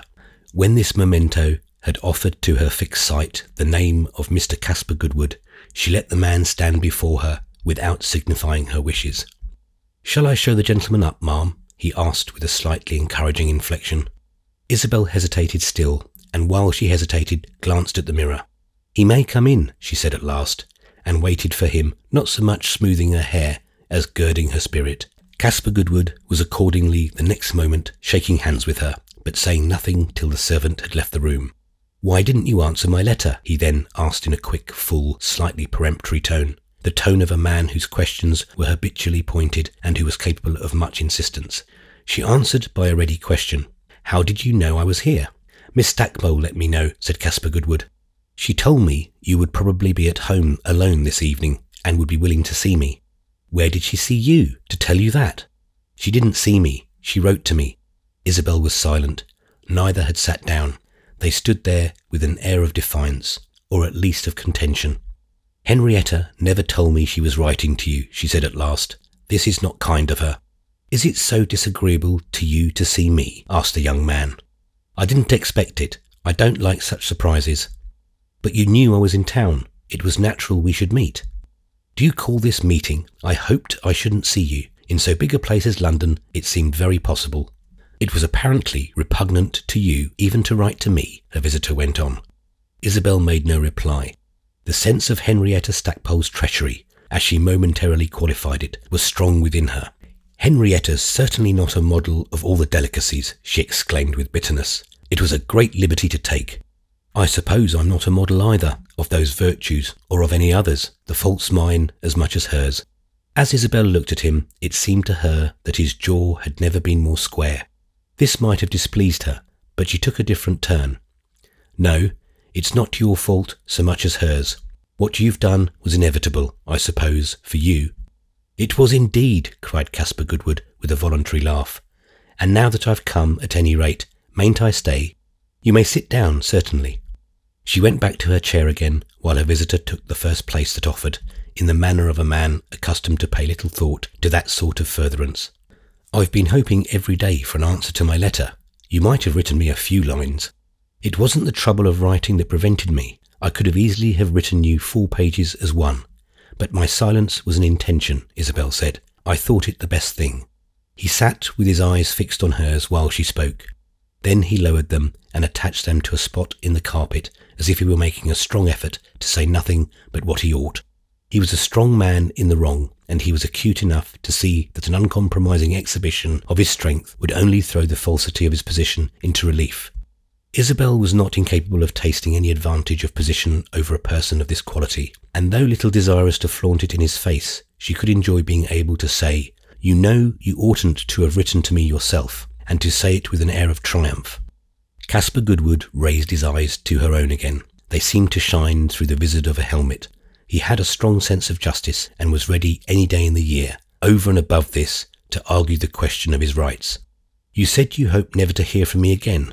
I know that, but I never accepted any such rule as my own. I warned you that you should hear very soon." "I didn't say I hoped never to hear from you," said Isabel. "Not for 5 years then, for 10 years, 20 years. It's the same thing." "Do you find it so? It seems to me there's a great difference. I can imagine that at the end of 10 years we might have a very pleasant correspondence. I shall have matured my epistolary style." She looked away while she spoke these words, knowing them of so much less earnest a cast than the countenance of her listener.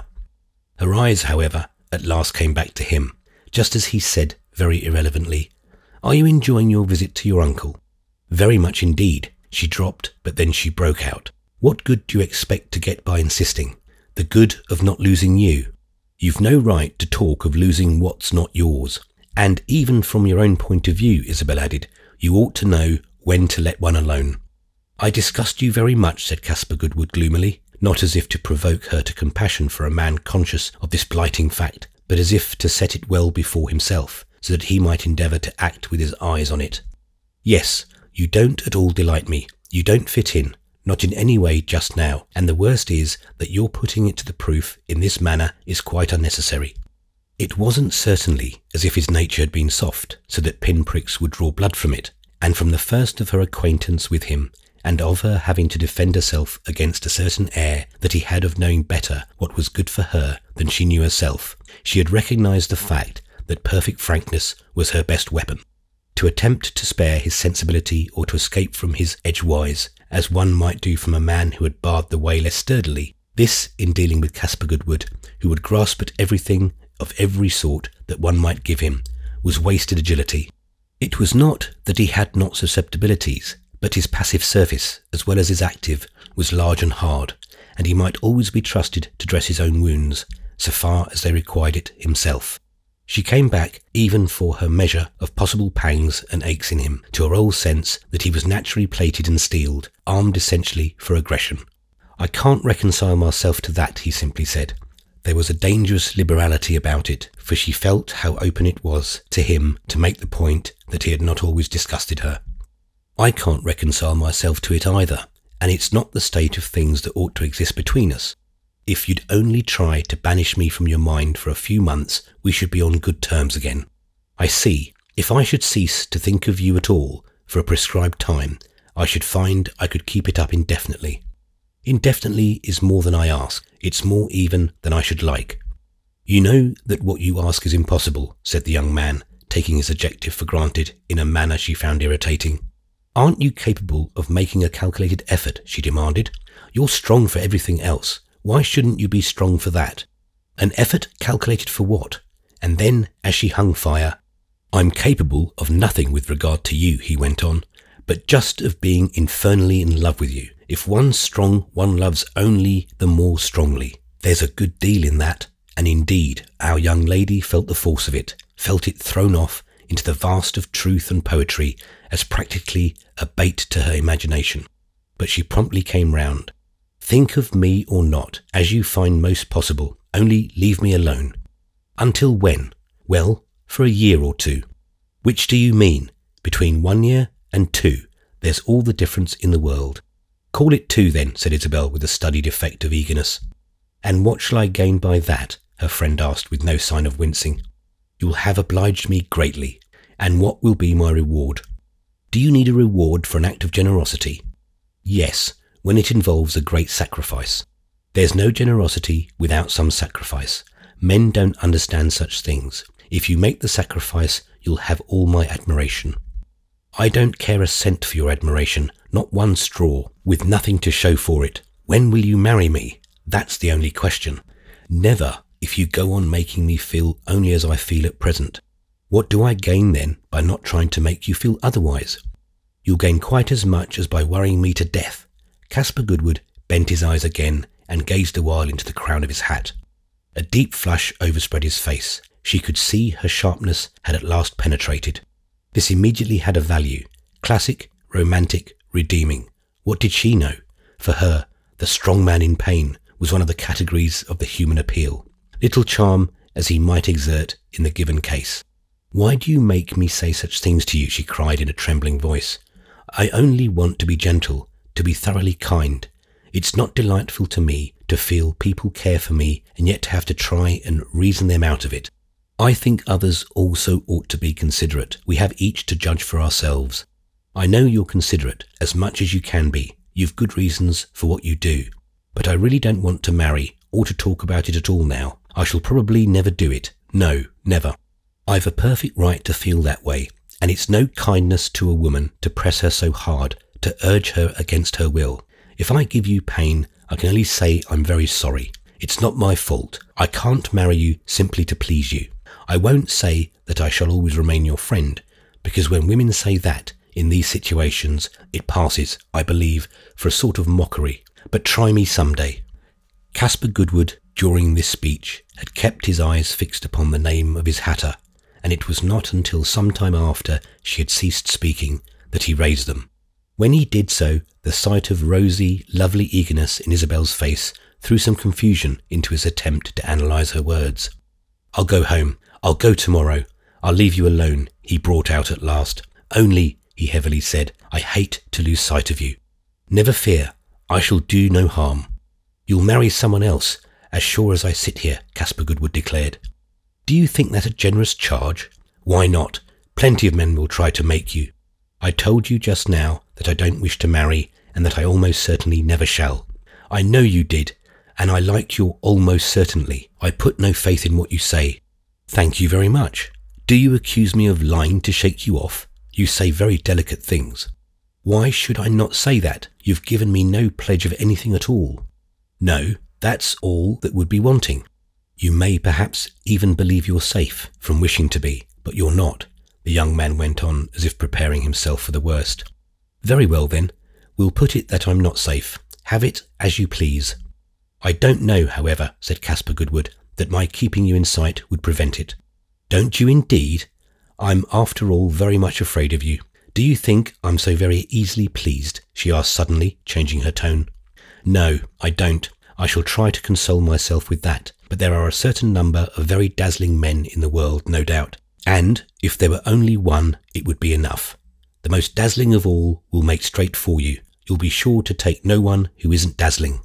"If you mean by dazzling brilliantly clever," Isabel said, "and I can't imagine what else you mean, I don't need the aid of a clever man to teach me how to live. I can find it out for myself." "Find out how to live alone? I wish that, when you have, you'd teach me."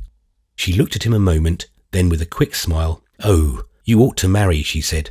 He might be pardoned if for an instant this exclamation seemed to him to sound the infernal note, and it is not on the record that her motive for discharging such a shaft had been of the clearest. He oughtn't to stride about lean and hungry, however. She certainly felt that for him.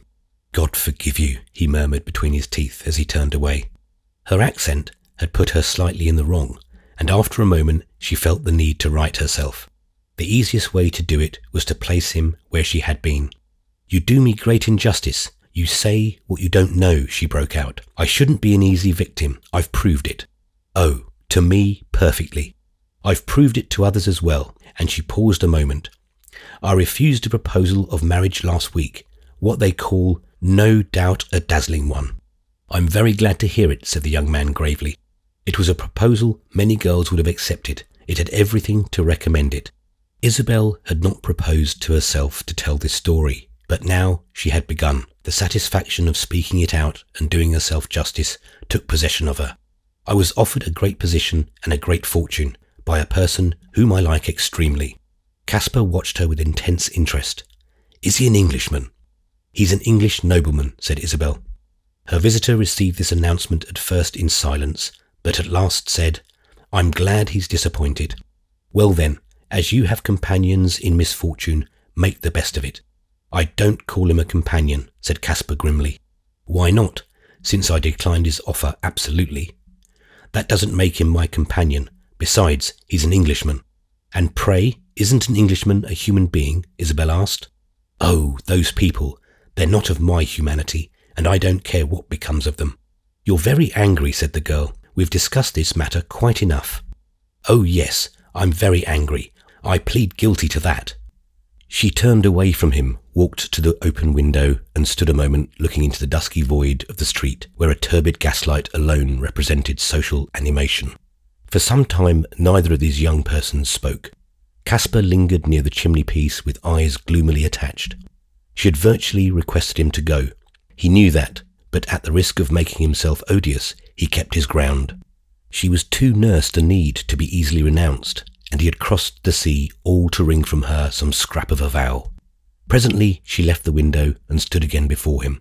"You do me very little justice after my telling you what I told you just now. I'm sorry I told you, since it matters so little to you." "Ah," cried the young man, "if you were thinking of me when you did it." And then he paused with the fear that she might contradict so happy a thought. I was thinking of you a little, said Isabel. A little? I don't understand. If the knowledge of what I feel for you had any weight with you at all, calling it a little is a poor account of it. Isabel shook her head as if to carry off a blunder. I've refused a most kind, noble gentleman. Make the most of that. I thank you then, said Caspar Goodwood gravely. I thank you immensely. And now you had better go home. May I not see you again? He asked. I think it's better not. You'll be sure to talk of this, and you see it leads to nothing. I promise you not to say a word that will annoy you. Isabel reflected and then answered. I return in a day or two to my uncle's, and I can't propose to you to come there. It would be too inconsistent. Caspar Goodwood, on his side, considered. You must do me justice too. I received an invitation to your uncle's more than a week ago, and I declined it. She betrayed surprise. From whom was your invitation? From Mr. Ralph Touchett, whom I supposed to be your cousin. I declined it because I had not your authorization to accept it. The suggestion that Mr. Touchett should invite me appeared to have come from Miss Stackpole. It certainly never did from me. Henrietta really goes very far, Isabel added. Don't be too hard on her. That touches me. No, if you declined, you did quite right, and I thank you for it. And she gave a little shudder of dismay at the thought that Lord Warburton and Mr. Goodwood might have met at Gardencourt. It would have been so awkward for Lord Warburton. When you leave your uncle, where do you go? Her companion asked. I go abroad with my aunt, to Florence and other places. The serenity of this announcement struck a chill to the young man's heart. He seemed to see her whirled away into circles from which he was inexorably excluded. Nevertheless, he went on quickly with his questions. And when shall you come back to America? Perhaps not for a long time. I'm very happy here. Do you mean to give up your country? Don't be an infant. Well, you'll be out of my sight indeed, said Caspar Goodwood. I don't know, she answered rather grandly. The world, with all these places so arranged and so touching each other, comes to strike one as rather small. It's a sight too big for me, Caspar exclaimed with a simplicity our young lady might have found touching if her face had not been set against concessions. This attitude was part of a system, a theory that she lately embraced, and to be thorough, she said after a moment, Don't think me unkind if I say it's just that, being out of your sight, that I like. If you were in the same place, I should feel you were watching me, and I don't like that. I like my liberty too much. If there's a thing in the world I'm fond of, she went on with a slight recurrence of grandeur, it's my personal independence. But whatever there might be of the too superior in this speech moved Caspar Goodwood's admiration. There was nothing he winced at in the large air of it. He had never supposed she hadn't wings and the need of beautiful free movements. He wasn't, with his own long arms and strides, afraid of any force in her. Isabel's words, if they had been meant to shock him, failed of the mark and only made him smile with the sense that here was common ground. Who would wish less to curtail your liberty than I? What can give me greater pleasure than to see you perfectly independent, doing whatever you like? It's to make you independent that I want to marry you. That's a beautiful sophism, said the girl with a smile more beautiful still. An unmarried woman, a girl of your age, isn't independent. There are all sorts of things she can't do. She's hampered at every step. That's as she looks at the question, Isabel answered with much spirit. Not in my first youth. I can do what I choose. I quite belong to the independent class. I've neither father nor mother. I'm poor and of a serious disposition. I'm not pretty. I therefore am not bound to be timid and conventional. Indeed, I can't afford such luxuries.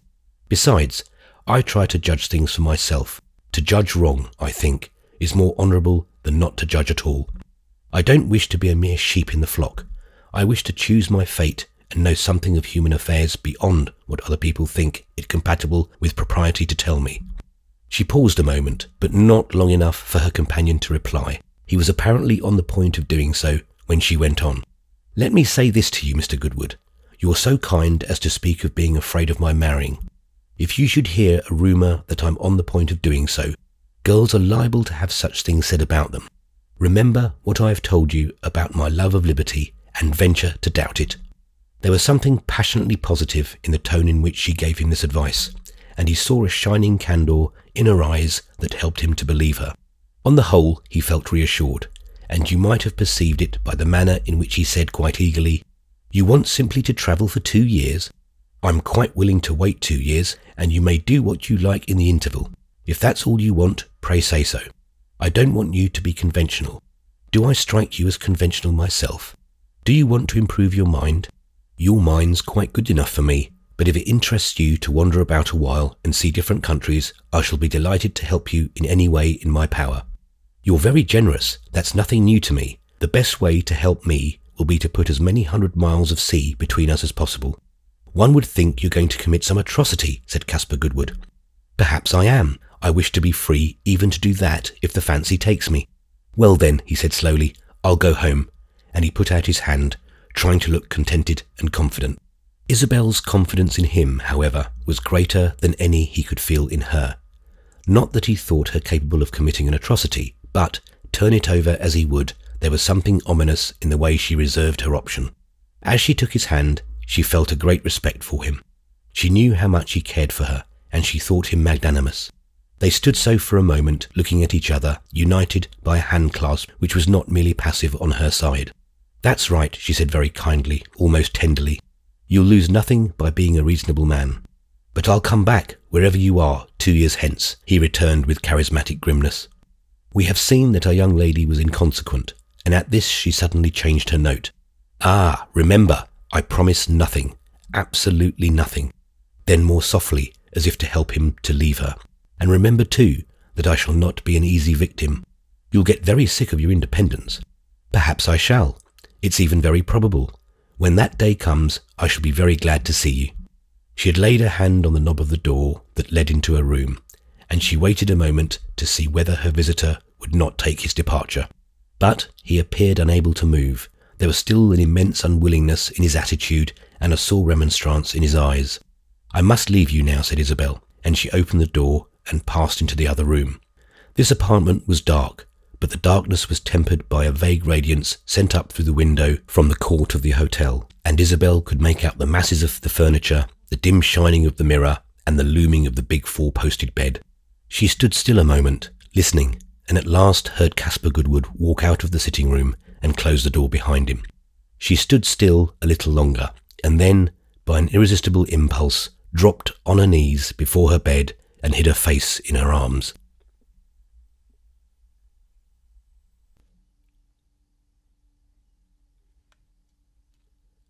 Chapter 17. She was not praying. She was trembling all over. Vibration was easy to her, was in fact too constant with her, and she found herself now humming like a smitten harp.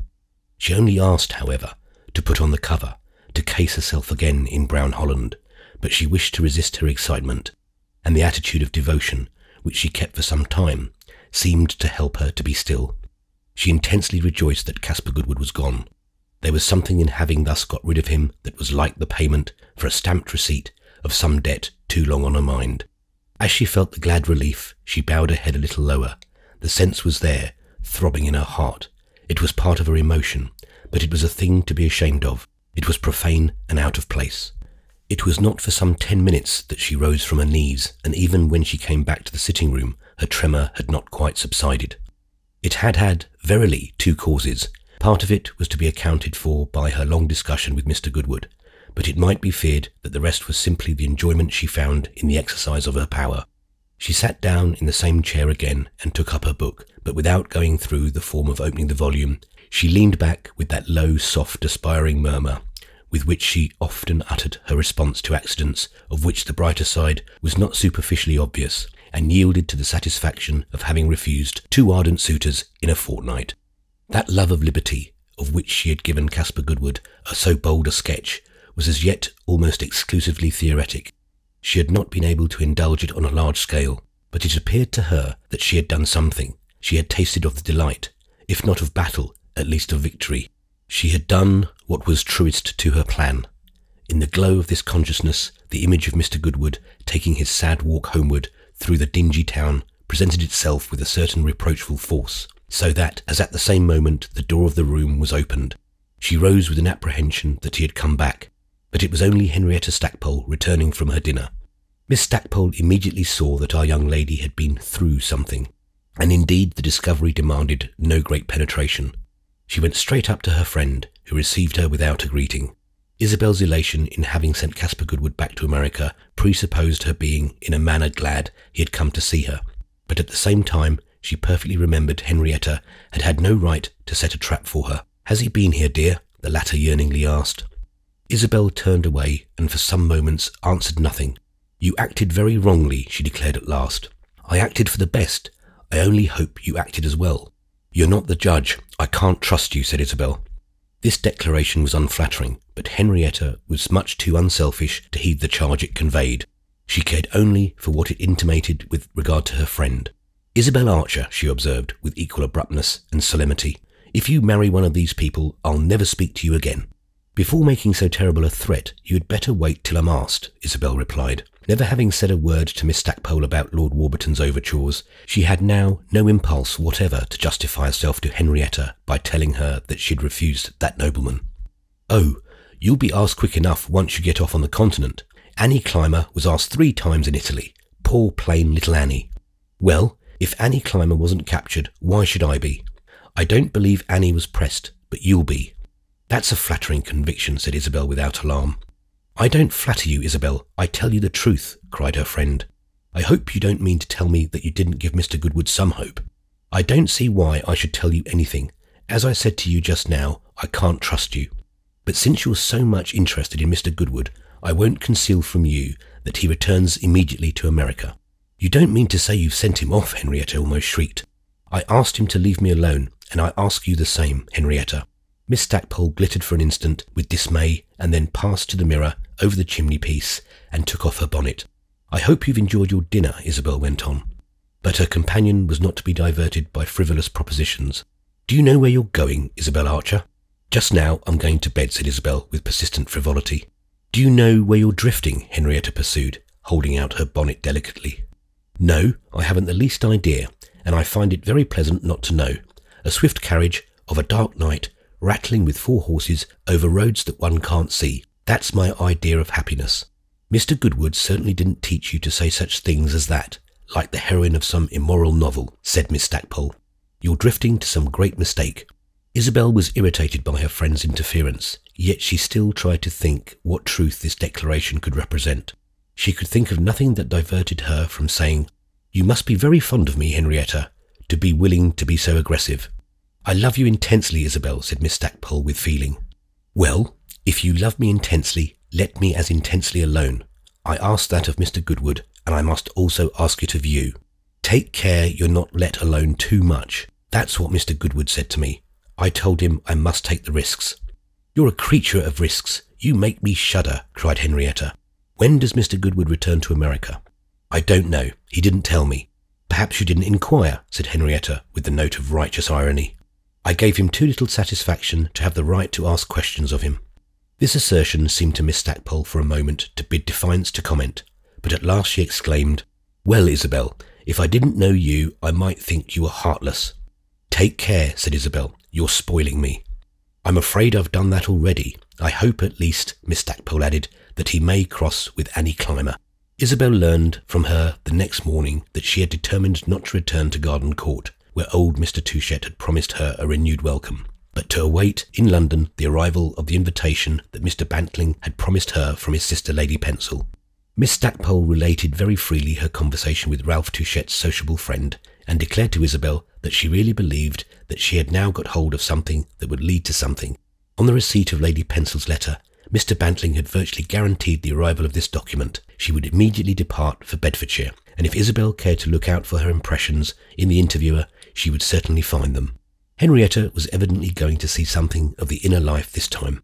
"Do you know where you're drifting, Henrietta Stackpole?" said Isabel, imitating the tone of which her friend had spoken the night before. "I'm drifting to a big question, that of the Queen of American journalism. If my next letter isn't copied all over the West, I'll swallow my pen wiper." She had arranged with her friend, Miss Annie Clymer, the young lady of the Continental offers, that they should go together to make those purchases which were to constitute Miss Clymer's farewell to a hemisphere in which she at least had been appreciated, and she presently repaired to Jermyn Street to pick up her companion. Shortly after her departure, Ralph Touchett was announced, and as soon as he came in, Isabel saw he had something on his mind. He very soon took his cousin into his confidence.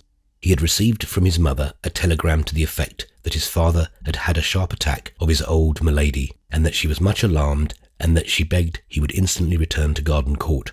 On this occasion, at least Mrs. Touchette's devotion to the electric wire was not open to criticism. "I've judged it best to see the great Dr. Sir Matthew Hope first," Ralph said. "By great luck he's in town. He's to see me at 12:30, and I shall make sure of his coming down to Garden Court, which he will do the more readily as he has already seen my father several times both there and in London. There's an express at 2:45 which I shall take, and you'll come back with me or remain here a few days longer, exactly as you prefer." "I shall certainly go with you," Isabel returned.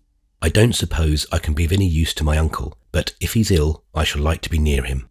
"I think you're fond of him," said Ralph, with a certain shy pleasure in his face. "You appreciate him, which all the world hasn't done. The quality's too fine." "I quite adore him," Isabel after a moment said. "That's very well. After his son, he's your greatest admirer." She welcomed this assurance, but she gave secretly a small sigh of relief at the thought that Mr. Touchette was one of those admirers who couldn't propose to marry her. This, however, was not what she spoke. She went on to inform Ralph that there were other reasons for her not remaining in London. She was tired of it and wished to leave it. And then Henrietta was going away, going to stay in Bedfordshire. In Bedfordshire? With Lady Pencil, the sister of Mr. Bantling, who has answered for an invitation. Ralph was feeling anxious, but at this he broke into a laugh. Suddenly, none the less, his gravity returned. "Bantling's a man of courage, but if the invitation should get lost on the way? I thought the British Post Office was impeccable." "The good Homer sometimes nods," said Ralph. "However," he went on more brightly, "the good Bantling never does, and, whatever happens, he'll take care of Henrietta." Ralph went to keep his appointment with Sir Matthew Hope, and Isabel made her arrangements for quitting Pratt's Hotel. Her uncle's danger touched her nearly, and while she stood before her open trunk, looking about her vaguely for what she should put into it, the tears suddenly rose to her eyes. It was perhaps for this reason that when Ralph came back at 2:00 to take her to the station, she was not yet ready. He found Miss Stackpole, however, in the sitting-room, where she had just risen from her luncheon, and this lady immediately expressed her regret at his father's illness. "He's a grand old man," she said. "He's faithful to the last. If it's really to be the last, pardon my alluding to it, but you must often have thought of the possibility. I'm sorry that I shall not be at Garden Court. You'll amuse yourself much more in Bedfordshire." "I shall be sorry to amuse myself at such a time," said Henrietta with much propriety. But she immediately added, "I should like so to commemorate the closing scene." "My father may live a long time," said Ralph simply. Then, adverting to topics more cheerful, he interrogated Miss Stackpole as to her own future. Now that Ralph was in trouble, she addressed him in a tone of larger allowance and told him that she was much indebted to him for having made her acquainted with Mr. Bantling. "He has told me just the things I want to know," she said, "all the society items and all about the royal family. I can't make out that what he tells me about the royal family is much to their credit, but he says that's only my peculiar way of looking at it. Well, all I want is that he should give me the facts. I can put them together quick enough, once I've got them." And she added that Mr. Bantling had been so good as to promise to come and take her out that afternoon. "To take you where?" Ralph ventured to inquire. "To Buckingham Palace. He's going to show me over it, so that I may get some idea how they live." "Ah," said Ralph, "we leave you in good hands. The first thing we shall hear is that you're invited to Windsor Castle. If they ask me, I shall certainly go. Once I get started, I'm not afraid. But for all that," Henrietta added in a moment, "I'm not satisfied. I'm not at peace about Isabel." "What is her last misdemeanour?" "Well, I've told you before, and I suppose there's no harm in my going on. I always finish a subject that I take up. Mr. Goodwood was here last night." Ralph opened his eyes. He even blushed a little, his blush being the sign of an emotion somewhat acute. He remembered that Isabel, in separating from him in Winchester Square, had repudiated his suggestion that her motive in doing so was the expectation of a visitor at Pratt's Hotel, and it was a new pang to him to have to suspect her of duplicity. On the other hand, he quickly said to himself, what concern was it of his that she should have made an appointment with a lover? Had it not been thought graceful in every age that young ladies should make a mystery of such appointments? Ralph gave Miss Stackpole a diplomatic answer. "I should have thought that, with the views you expressed to me the other day, this would satisfy you perfectly. That he should come to see her, that was very well, as far as it went. It was a little plot of mine. I let him know that she were in London, and when it had been arranged that I should spend the evening out, I sent him a word. the word we just utter to the wise. I hoped he would find her alone. I won't pretend I didn't hope that you'd be out of the way. He came to see her, but he might as well have stayed away. Isabel was cruel, and Ralph's face lighted with the relief of his cousin's not having shown duplicity. I don't know exactly what passed between them, but she gave him no satisfaction, and she sent him back to America. Poor Mr. Goodwood, Ralph sighed. Her only idea seems to be to get rid of him, Henrietta went on. Poor Mr. Goodwood, Ralph repeated. The exclamation, it must be confessed, was automatic. It failed exactly to express his thoughts, which were taking another line. You don't say that as if you felt it. I don't believe you care. Ah, said Ralph, you must remember that I don't know this interesting young man, that I've never seen him. Well, I shall see him, and I shall tell him not to give up. If he didn't believe Isabel would come round, Miss Stackpole added, well, I'd give up myself. I mean, I'd give her up.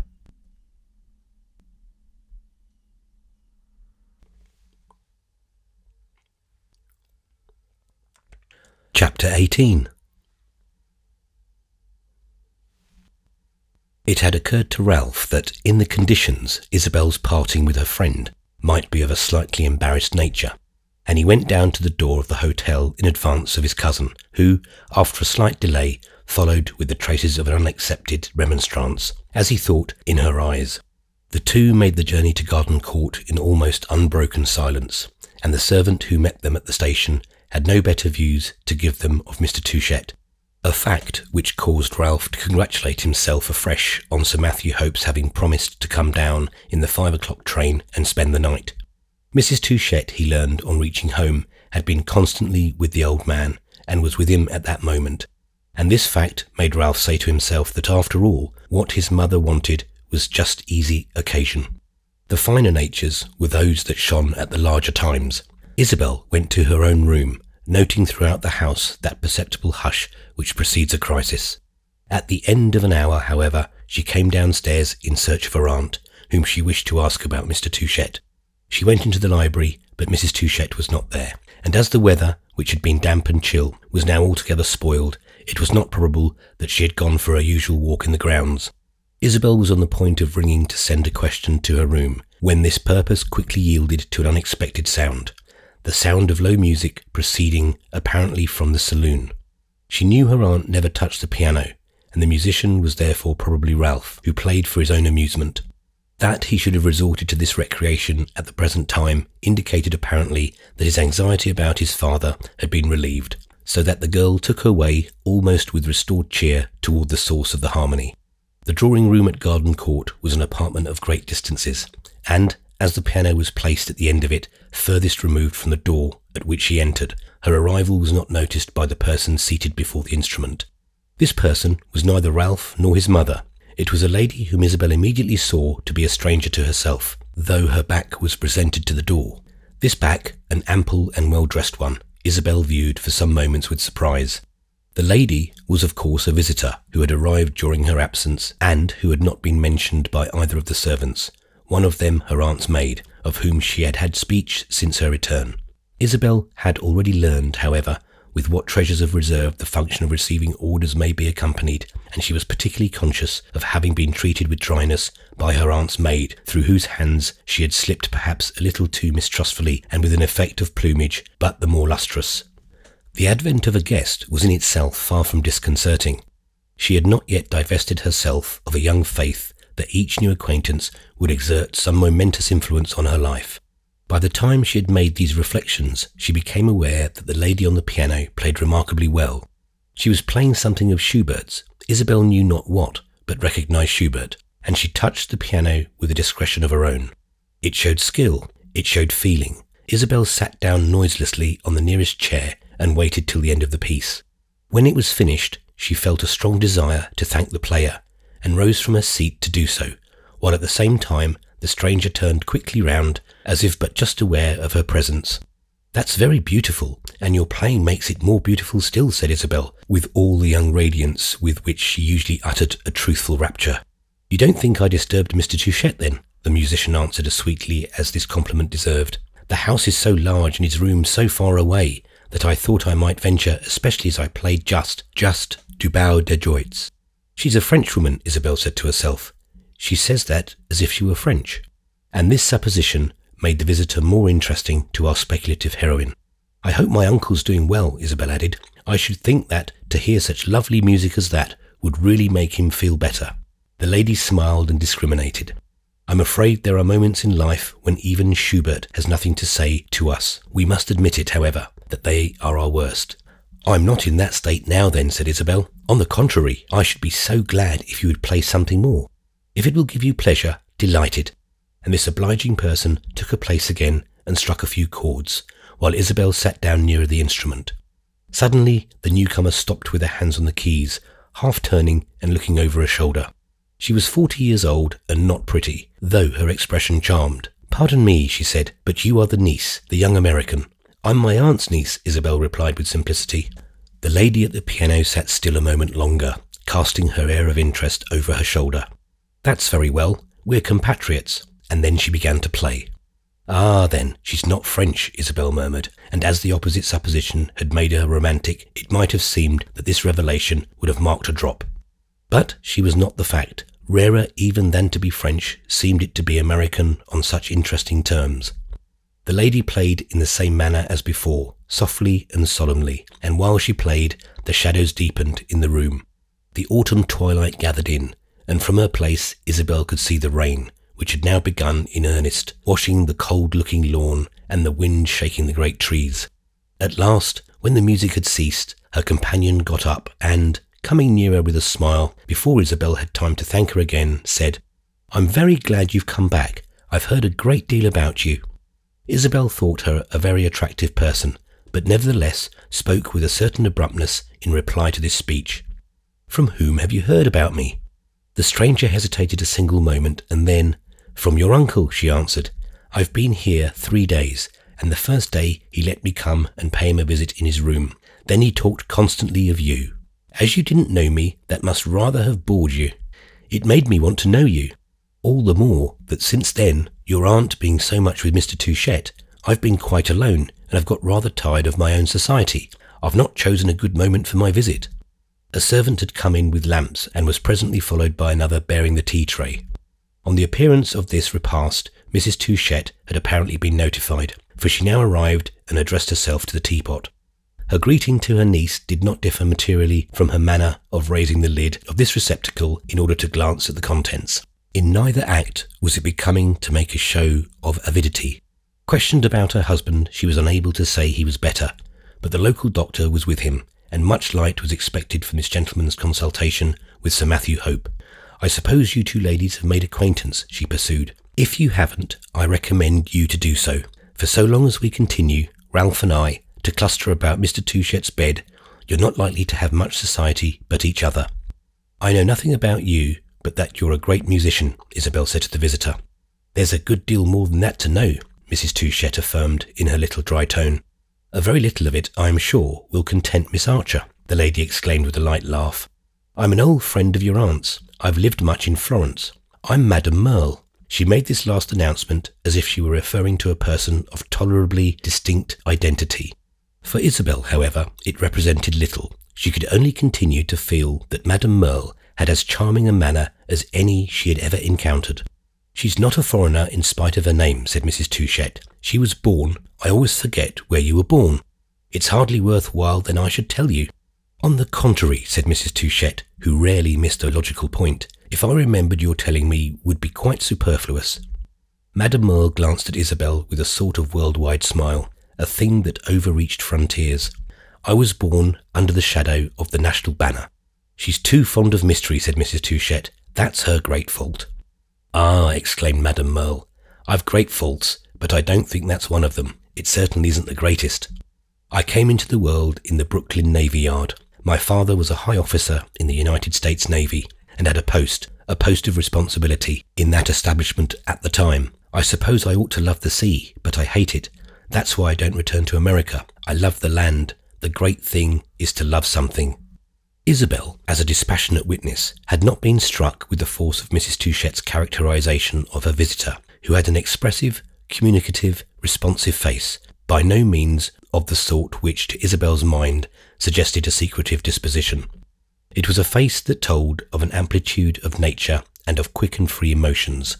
and though it had no regular beauty, was in the highest degree engaging and attaching. Madame Merle was a tall, fair, smooth woman. Everything in her person was round and replete, though without those accumulations which suggest heaviness. Her features were thick but in perfect proportion and harmony, and her complexion had a healthy clearness.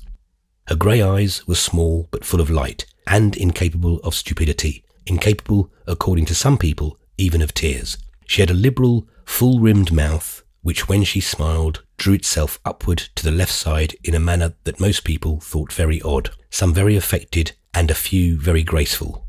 Isabel inclined to range herself in the last category. Madame Merle had thick, fair hair, arranged somehow classically, as if she were a bust, Isabel judged, a Juno or a Niobe, and large white hands of a perfect shape, a shape so perfect that their possessor, preferring to leave them unadorned, wore no jewelled rings. Isabel had taken her at first, as we have seen, for a Frenchwoman, but extended observation might have ranked her as a German of high degree, perhaps an Austrian, a baroness, a countess, a princess. It would never have been supposed she had come into this world in Brooklyn, though one could doubtless not have carried through any argument that the air of distinction marking her in so eminent a degree was inconsistent with such a birth. It was true that the national banner had floated immediately over her cradle, and the breezy freedom of the stars and stripes might have shed an influence upon the attitude she there took towards life. And yet she had evidently nothing of the fluttered, flapping quality of a morsel of bunting in the wind. Her manner expressed the repose and confidence which come from a large experience. Experience, however, had not quenched her youth. It had simply made her sympathetic and supple. She was, in a word, a woman of strong impulses kept in admirable order. This commended itself to Isabel as an ideal combination. The girl made these reflections while the three ladies sat at their tea, but that ceremony was interrupted before long by the arrival of the great doctor from London, who had been immediately ushered into the drawing-room. Mrs. Touchette took him off to the library for a private talk, and then Madame Merle and Isabel parted, to meet again at dinner. The idea of seeing more of this interesting woman did much to mitigate Isabel's sense of sadness now settling on Garden Court. When she came into the drawing-room before dinner, she found the place empty, but in the course of a moment Ralph arrived. His anxiety about his father had been lightened. Sir Matthew Hope's view of his condition was less depressed than his own had been. The doctor recommended that the nurse alone should remain with the old man for the next 3 or 4 hours, so that Ralph, his mother, and the great physician himself were free to dine at table. Mrs. Touchette and Sir Matthew appeared. Madame Merle was the last. Before she came, Isabel spoke of her to Ralph, who was standing before the fireplace. "Pray, who is this Madame Merle?" "The cleverest woman I know, not excepting yourself," said Ralph. "I thought she seemed very pleasant. I'm sure you'd think her very pleasant. Is that why you invited her?" "I didn't invite her, and when we came back from London, I didn't know she was here.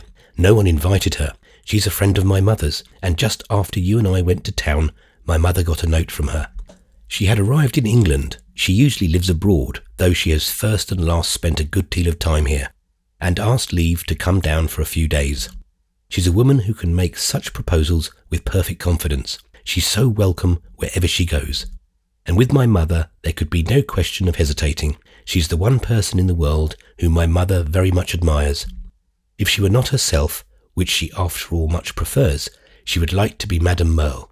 It would indeed be a great change." "Well, she's very charming," said Isabel, "and she plays beautifully. She does everything beautifully. She's complete." Isabel looked at her cousin a moment. "You don't like her." "On the contrary, I was once in love with her, and she didn't care for you, and that's why you don't like her. How can we have discussed such things? Monsieur Merle was then living. Is he dead now?" "So she says." "Don't you believe her?" "Yes, because the statement agrees with the probabilities. The husband of Madame Merle would be likely to pass away." Isabel gazed at her cousin again. "I don't know what you mean." "You mean something. What was Monsieur Merle?" "The husband of Madame." "You're very odious. Has she any children?" "Not the least little child, fortunately." "Fortunately? I mean fortunately for the child. She'd be sure to spoil it." Isabel was apparently on the point of assuring her cousin for the 3rd time that he was odious, but the discussion was interrupted by the arrival of the lady who was the topic of it. She came rustling in quickly, apologising for being late, fastening a bracelet, dressed in dark blue satin, which exposed a white bosom that was ineffectually covered by a curious silver necklace. Ralph offered her his arm with the exaggerated alertness of a man who was no longer a lover. Even if this had still been his condition, however, Ralph had other things to think about. The great doctor spent the night at Garden Court, and, returning to London on the morrow, after another consultation with Mr. Touchette's own medical adviser, concurred in Ralph's desire that he should see the patient again on the day following. On the day following, Sir Matthew Hope reappeared at Garden Court, and now took a less encouraging view of the old man, who had grown worse in the 24 hours. His feebleness was extreme, and to his son, who constantly sat by his bedside, it often seemed that his end must be at hand. The local doctor, a very sagacious man, in whom Ralph had secretly more confidence than in his distinguished colleague, was constantly in attendance, and Sir Matthew Hope came back several times. Mr. Touchette was much of the time unconscious. He slept a great deal, he rarely spoke. Isabel had a great desire to be useful to him, and was allowed to watch with him at hours when his other attendants, of whom Mrs. Touchette was not the least regular, went to take rest. He never seemed to know her, and she always said to herself, "Suppose he should die while I'm sitting here," an idea which excited her and kept her awake. Once he opened his eyes for a while and fixed them upon her intelligently, but when she went to him, hoping he would recognise her, he closed them and relapsed into stupor. The day after this, however, he revived for a longer time, but on this occasion Ralph only was with him. The old man began to talk, much to his son's satisfaction, who assured him that they should presently have him sitting up. "No, my boy," said Mr. Touchette, "not unless you bury me in a sitting posture, as some of the ancients— was it the ancients— used to do." "Ah, Daddy, don't talk about that," Ralph murmured. "You mustn't deny that you're getting better."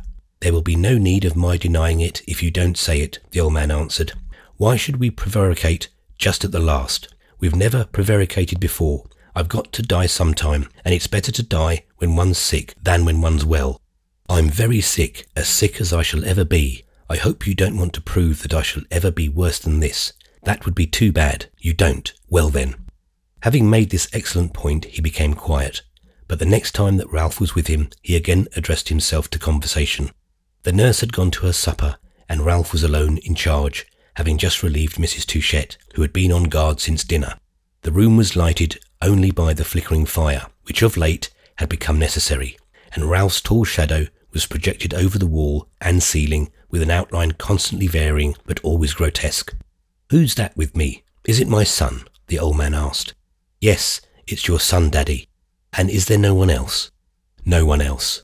Mr. Touchette said nothing for a while, and then, "I want to talk a little," he went on. "Won't it tire you?" Ralph demurred. "It won't matter if it does. I shall have a long rest. I want to talk about you." Ralph had drawn nearer to the bed. He sat leaning forward with his hand on his father's. "You had better select a brighter topic.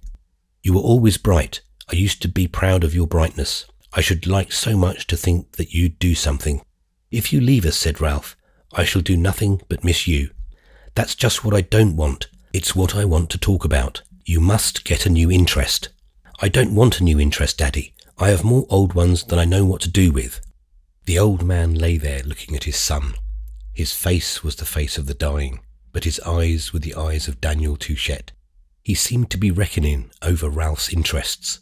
"Of course you have your mother," he said at last. "You'll take care of her." "My mother will always take care of herself," Ralph returned. "Well," said his father, "perhaps as she grows older, she'll need little help." "I shall not see that. She'll outlive me." "Very likely she will, but that's no reason." Mr. Touchette let his phrase die away in a helpless but not quite querulous sigh, and remained silent again. "Don't trouble yourself about us," said his son.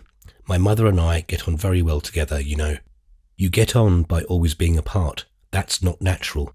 If you leave us, we shall probably see more of each other." "Well," the old man observed with wandering irrelevance, "it can't be said that my death will make much difference in your mother's life. It will probably make more than you think." "Well, she'll have more money," said Mr. Touchette. "I've left her a good wife's portion, just as if she had been a good wife." "She has been one, Daddy, according to her own theory. She has never troubled you." "Ah, some troubles are pleasant," Mr. Touchette murmured. "Those you've given me, for instance. But your mother has been less, what shall I call it? Less out of the way since I've been ill. I presume she knows I've noticed it. I shall certainly tell her so. I'm so glad you mention it. It won't make any difference to her. She doesn't do it to please me. She does it to please... And he lay a while trying to think why she did it. She does it because it suits her. But that's not what I want to talk about, he added. It's about you. You'll be very well off. Yes, said Ralph, I know that, but I hope you've not forgotten the talk we had a year ago, when I told you exactly what money I should need and begged you to make some good use of the rest. Yes, I remember. I made a new will, in a few days.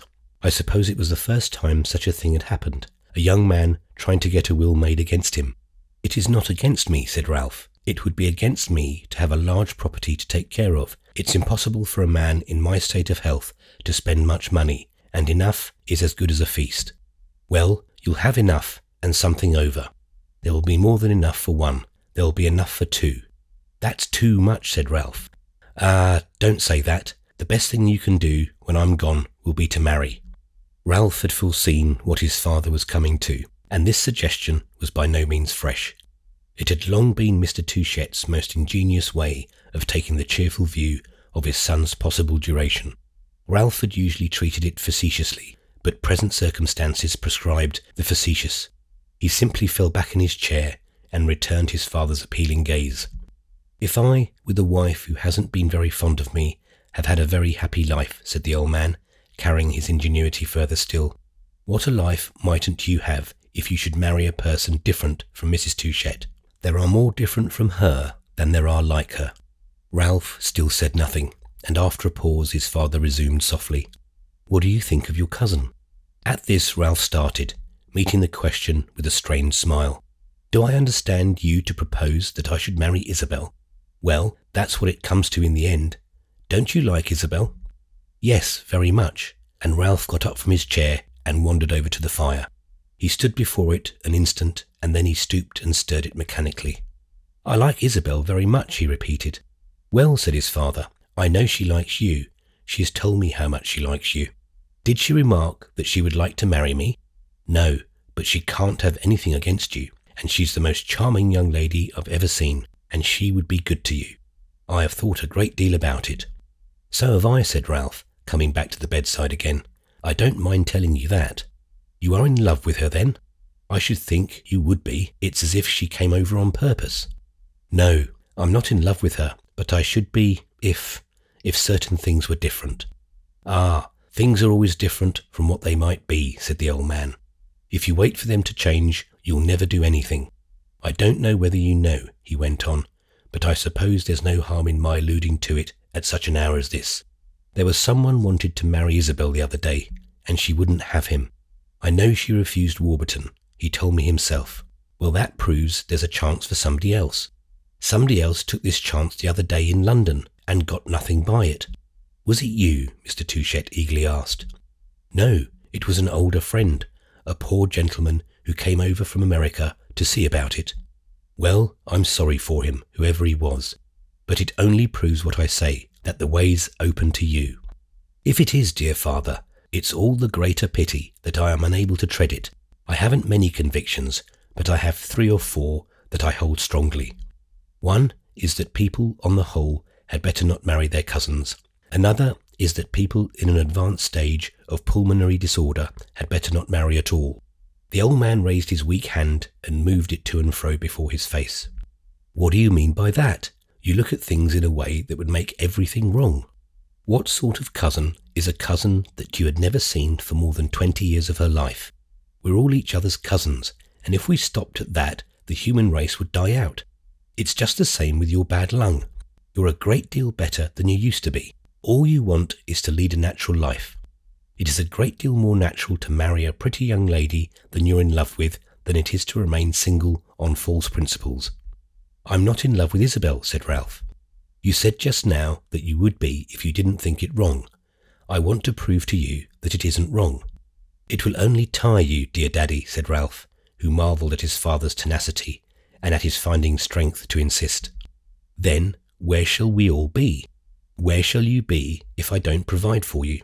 You won't have anything to do with the bank, and you won't have me to take care of. You say you've so many interests, but I can't make them out." Ralph leaned back in his chair with folded arms. His eyes were fixed for some time in meditation. At last, with the air of a man fairly mustering courage, "I take a great interest in my cousin," he said, "but not the sort of interest you desire. I shall not live many years, but I hope I shall live long enough to see what she does with herself. She's entirely independent of me. I can exercise very little influence upon her life, but I should like to do something for her." "What should you like to do?" "I should like to put a little wind in her sails." "What do you mean by that?" "I should like to put it into her power to do some of the things she wants. She wants to see the world, for instance. I should like to put money in her purse." "Ah, I'm glad you've thought of that," said the old man. "But I've thought of it too. I've left her a legacy, £5,000. That's capital. It's very kind of you, but I should like to do a little more." Something of that veiled acuteness with which it had been on Daniel Touchette's part the habit of a lifetime to listen to a financial proposition still lingered in the face in which the invalid had not obliterated the man of happiness. "I shall be happy to consider it," he said softly. "Isabel's poor then. My mother tells me she has but a few $100s a year. I should like to make her rich." "What do you mean by rich?" "I call people rich when they're able to meet the requirements of their imagination. Isabel has a great deal of imagination." "So have you, my son," said Mr. Touchette, listening very attentively, but a little confusedly. "You tell me I shall have money enough for two. What I want is that you should kindly relieve me of my superfluity and make it over to Isabel. Divide my inheritance into 2 equal halves and give her the second." "To do with what she likes?" "Absolutely what she likes. And without an equivalent?"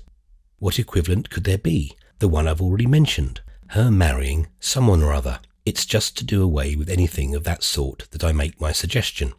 If she has an easy income, she'll never have to marry for a support. That's what I want cannily to prevent. She wishes to be free, and your bequest will make her free." "Well, you seem to have thought it out," said Mr. Touchette, "but I don't see why you appeal to me. The money will be yours, and you can easily give it to her yourself." Ralph openly stared. "Ah, dear father, I can't offer Isabel money." The old man gave a groan. "Don't tell me you're not in love with her. Do you want me to have the credit of it?" "Entirely. I should like it simply to be a clause in your will, without the slightest reference to me." "Do you want me to make a new will, then?" "A few words will do it. You can attend to it the next time you feel a little lively." "You must telegraph to Mr. Hilary, then. I'll do nothing without my solicitor. You shall see Mr. Hilary tomorrow." "He'll think we've quarrelled, you and I," said the old man. "Very probably. I should like him to think it," said Ralph, smiling. "And to carry out the idea, I give you notice that I shall be very sharp, quite horrid and strange with you." The humour of this appeared to touch his father, who lay a little while taking it in. "I'll do anything you like," Mr. Touchette said at last, "but I'm not sure it's right. You say you want to put wind in her sails, but aren't you afraid of putting too much?" "I should like to see her going before the breeze," Ralph answered. "You speak as if it were for your mere amusement." "So it is, a good deal." "Well, I don't think I understand," said Mr. Touchette with a sigh. "Young men are very different from what I was. When I cared for a girl when I was young, I wanted to do more than look at her. You've scruples that I shouldn't have had. You've ideas that I shouldn't have had either. You say Isabel wants to be free, and that her being rich will keep her from marrying for money. Do you think that she's a girl to do that? By no means, but she has less money than she has ever had before. Her father then gave her everything, because he used to spend this capital. She has nothing but the crumbs of that feast to live on, and she doesn't really know how meagre they are. She has yet to learn it.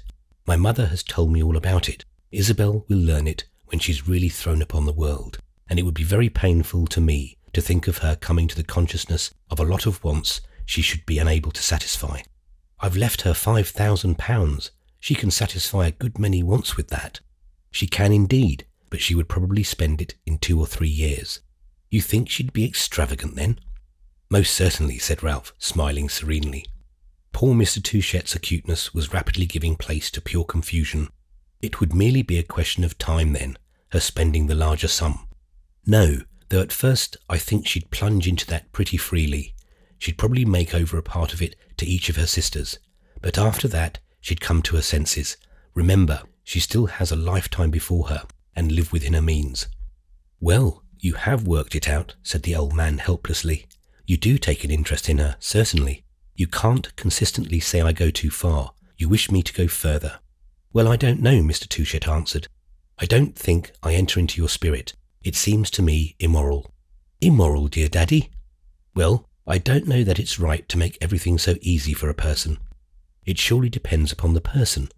When the person's good, your making things easy is all to the credit of virtue. To facilitate the execution of good impulses, what can be a nobler act? This was a little difficult to follow, and Mr. Touchett considered it for a while. At last he said, Isabel's a sweet young thing, but do you think she's so good as that? She's as good as her best opportunities, Ralph returned. Well, Mr. Touchett declared, she ought to get a great many opportunities for £60,000. I've no doubt she will. Of course, I'll do what you want, said the old man. I only want to understand it a little. Well, dear Daddy, don't you understand it now? His son caressingly asked. If you don't, we won't take any more trouble about it. We'll leave it alone. Mr. Touchett lay a long time still. Ralph supposed he had given up the attempt to follow, but at last, quite lucidly, he began again. Tell me this first. Doesn't it occur to you that a young lady with £60,000 may fall a victim to the fortune hunters? She'll hardly fall a victim to more than one. Well, one's too many. Decidedly, that's a risk, and it has entered into my calculation. I think it's appreciable, but I think it's small, and I'm prepared to take it. Poor Mr. Touchett's acuteness passed into perplexity, and his perplexity now passed into admiration. Well, you have gone into it, he repeated, but I don't see what good you're to get of it. Ralph leaned over his father's pillows and gently smoothed them. He was aware their talk had been unduly prolonged. I shall get just the good I said a few moments ago. I wished to put into Isabel's reach that of having met the requirements of my imagination, but it's scandalous, the way I've taken advantage of you.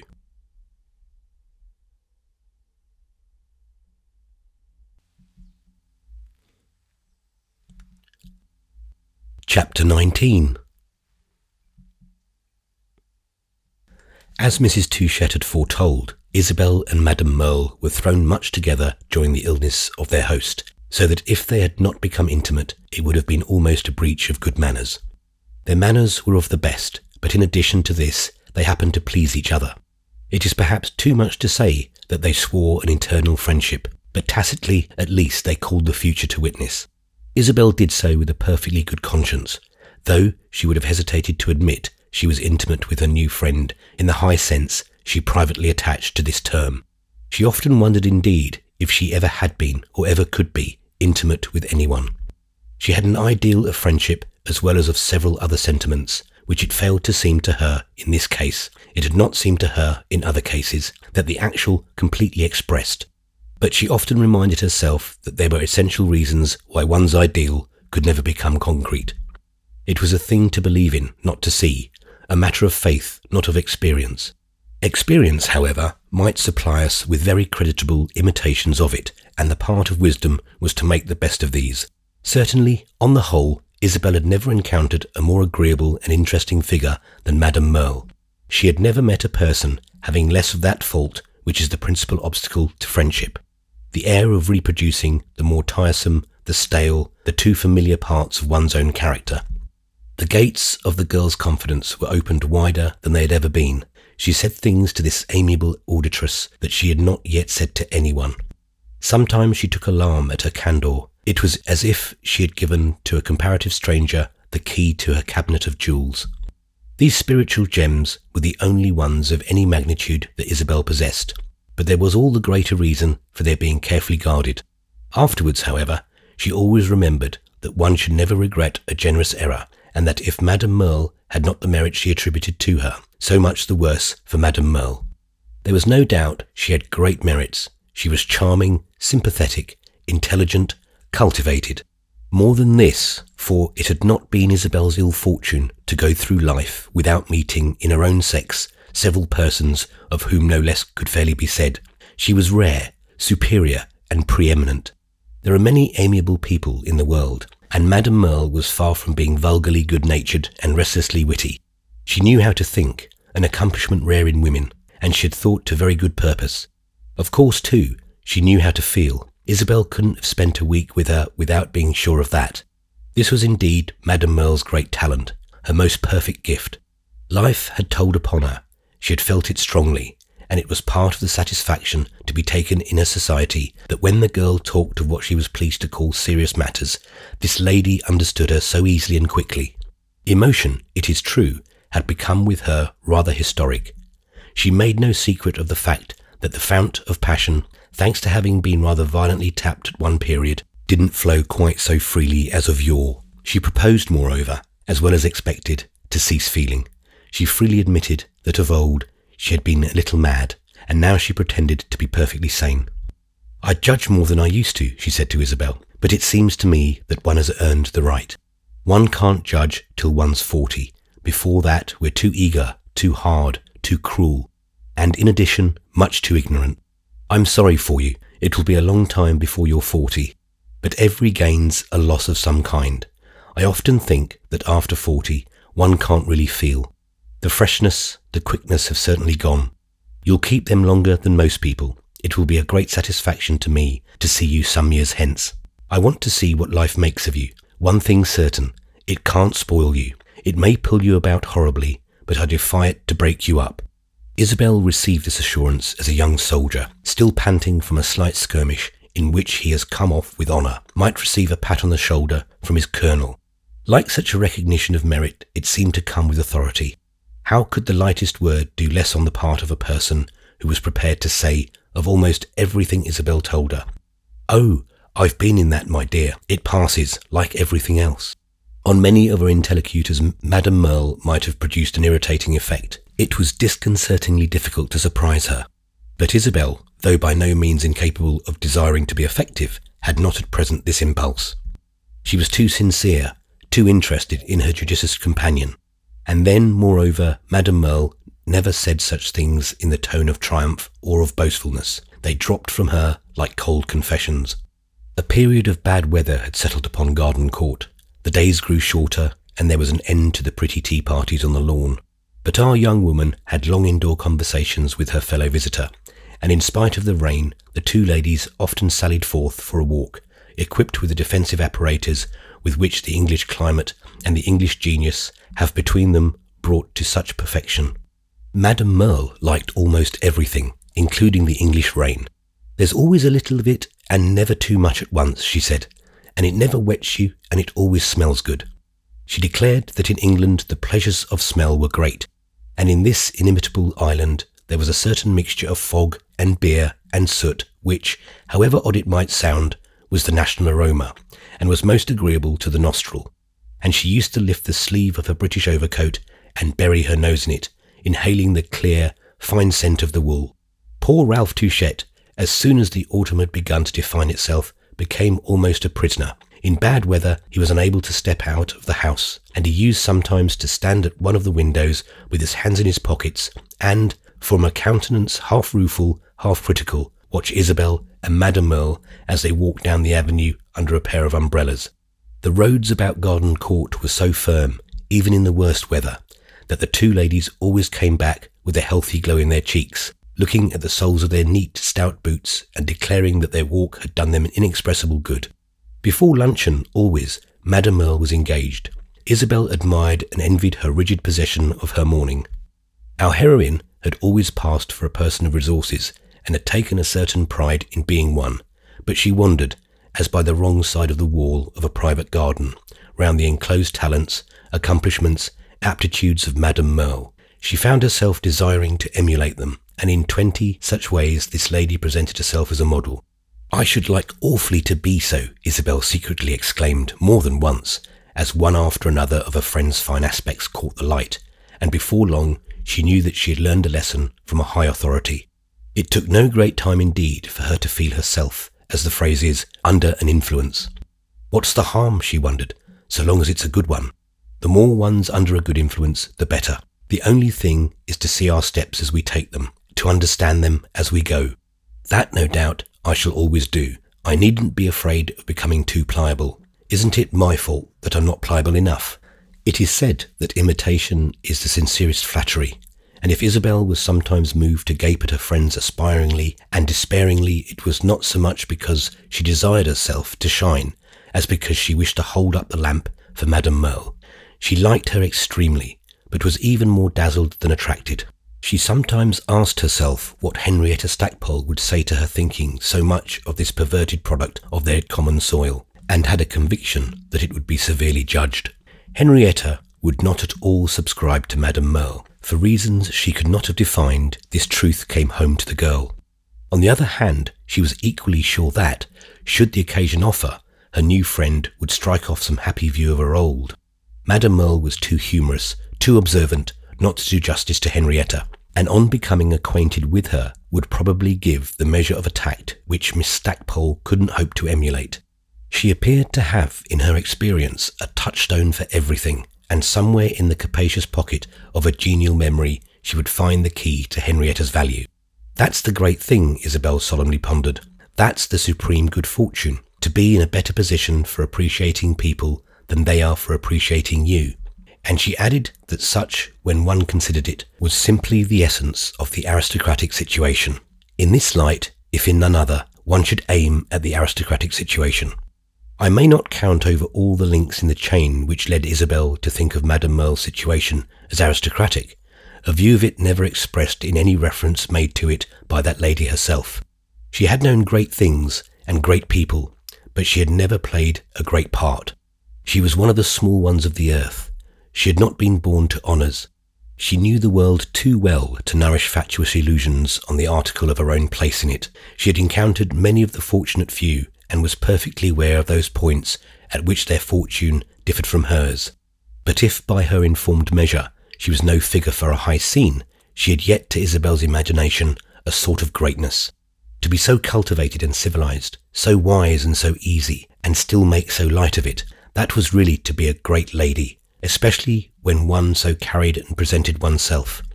It was as if somehow she had all society under contribution, and all the arts and graces it practised, or was the effect rather that of charming uses found for her, even from a distance, subtle service rendered by her to a clamorous world wherever she might be.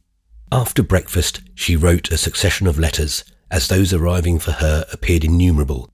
Her correspondence was a source of surprise to Isabel, when they sometimes walked together to the village post office to deposit Madame Merle's offering to the mail.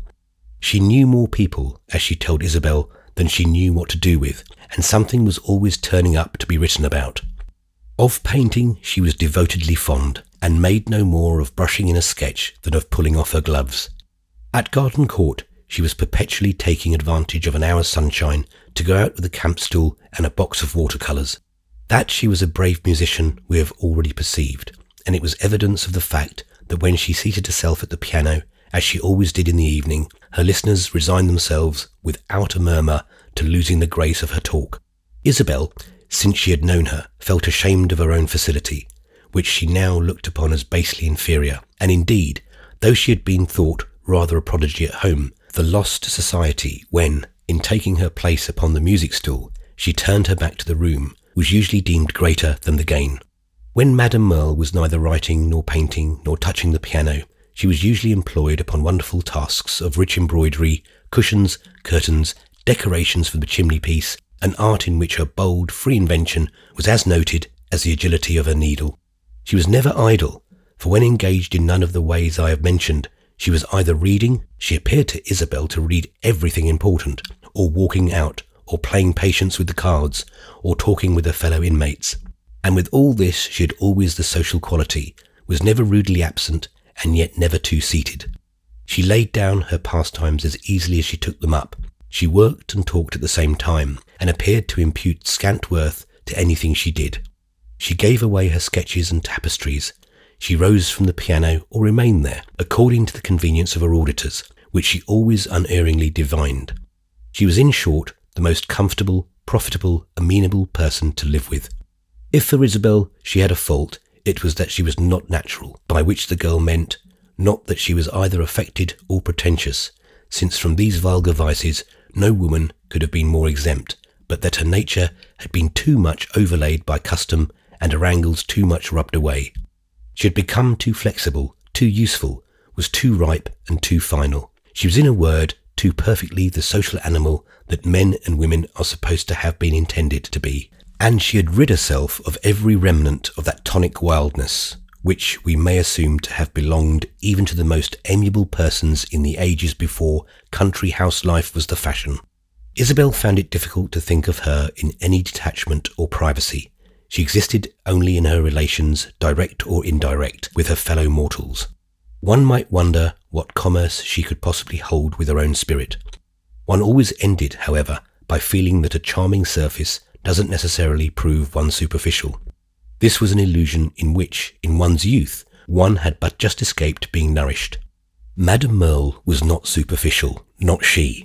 She was deep, and her nature spoke none the less in her behaviour because it spoke a conventional tongue. "What's language at all but a convention?" said Isabel. "She has the good taste not to pretend, like some people I've met, to express herself by original signs. I'm afraid you've suffered much," she once found occasion to say to a friend in response to some allusion that had appeared to reach far. "What makes you think that?" Madame Merle asked with the amused smile of a person seated at a game of guesses. "I hope I haven't too much the droop of the misunderstood." "No, but you sometimes say things I think people who have always been happy wouldn't have found out." "I haven't always been happy," said Madame Merle, smiling still, but with a mock gravity, as if she were telling a child a secret. "Such a wonderful thing." But Isabel rose to the irony. "A great many people give me the impression of never having for a moment felt anything." "It's very true. There are many more iron pots certainly than porcelain. But you may depend on it that every one bears some mark. Even the hardest iron pots have a little bruise, a little hole somewhere.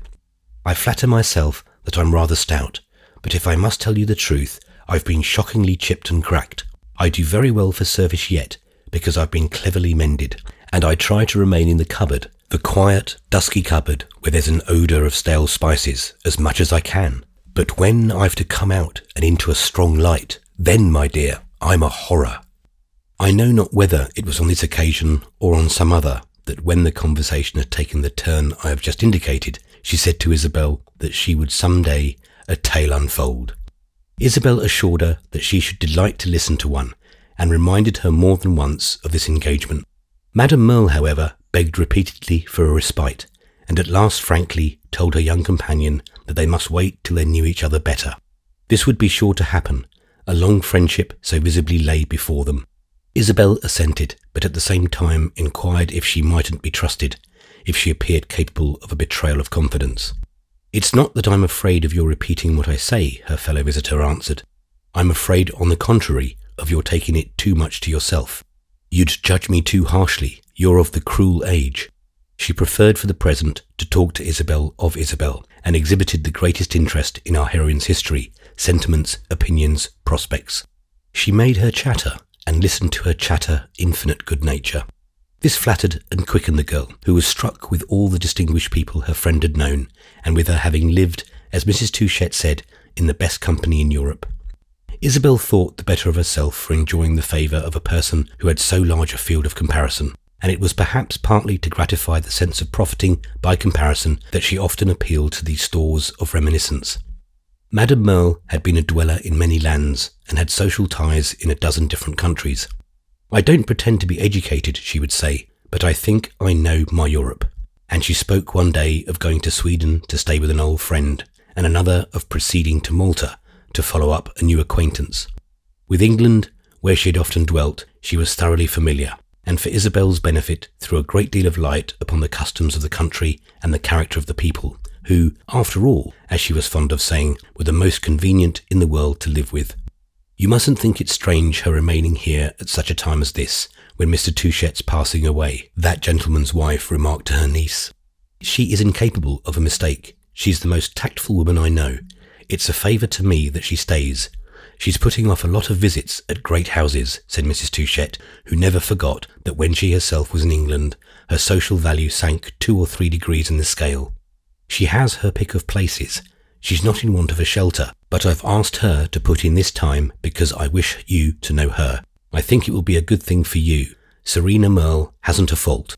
"If I didn't already like her very much, that description might alarm me," Isabel returned. "She's never the least bit off. I've brought you out here, and I wish to do the best for you. Your sister Lily told me she hoped I would give you plenty of opportunities. I give you one in putting you in relation with Madame Merle. She's one of the most brilliant women in Europe. I like her better than I like your description of her, Isabel persisted in saying. Do you flatter yourself that you'll ever feel her open to criticism? I hope you'll let me know when you do. That will be cruel to you, said Isabel. You needn't mind me. You won't discover a fault in her. Perhaps not, but I dare say I shan't miss it. She knows absolutely everything on earth there is to know, said Mrs. Touchett.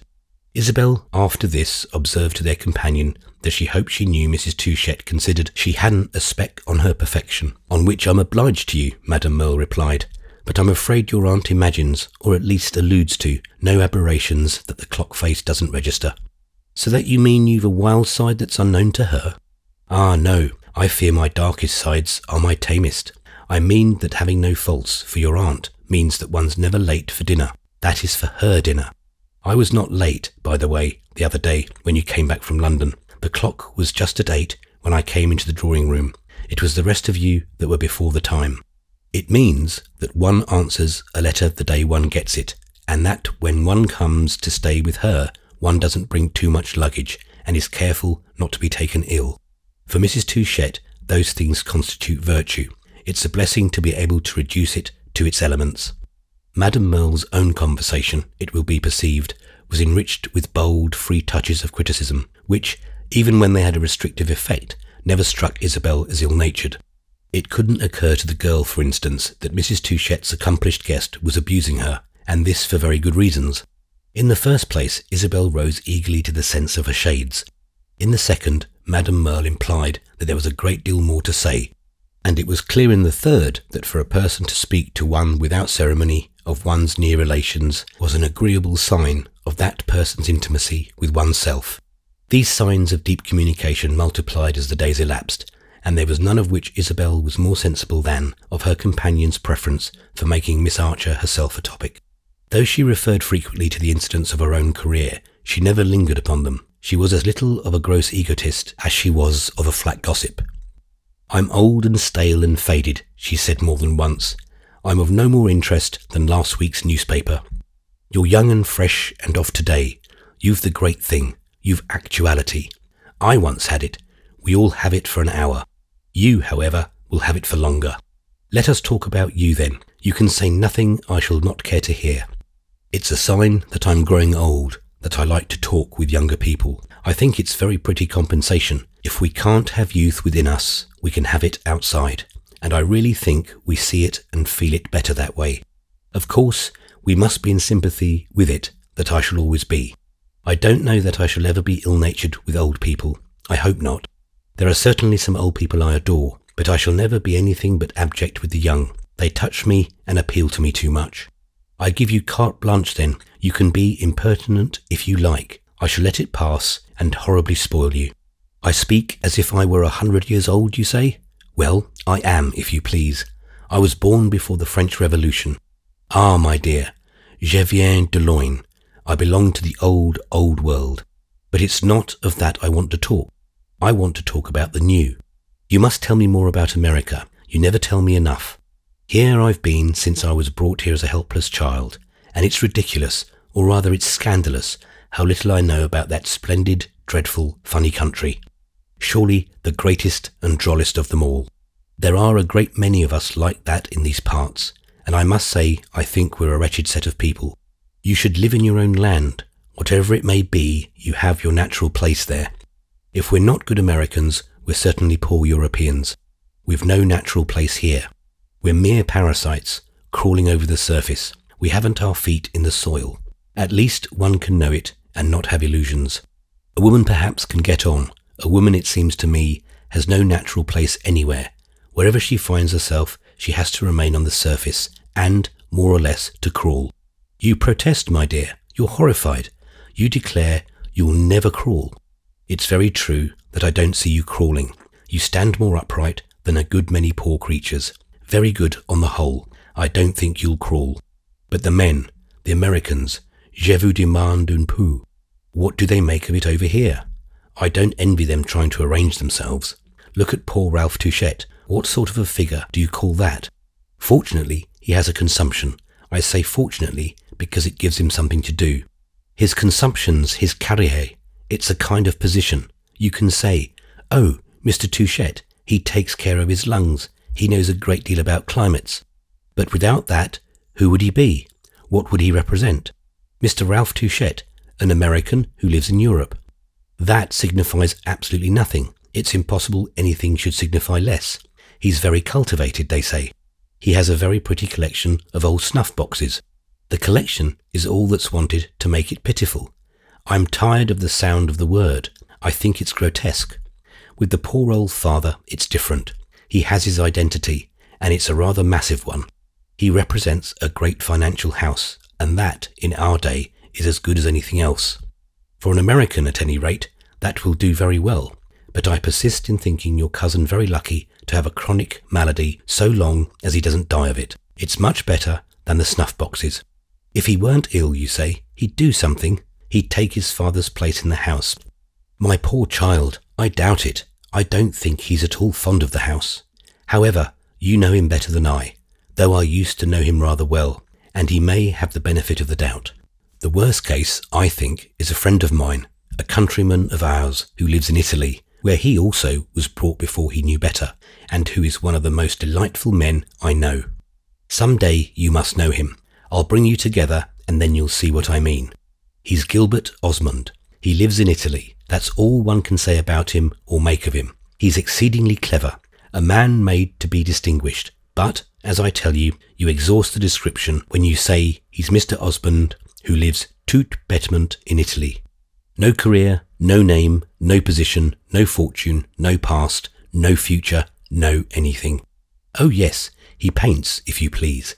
Paints in watercolours like me, only better than I.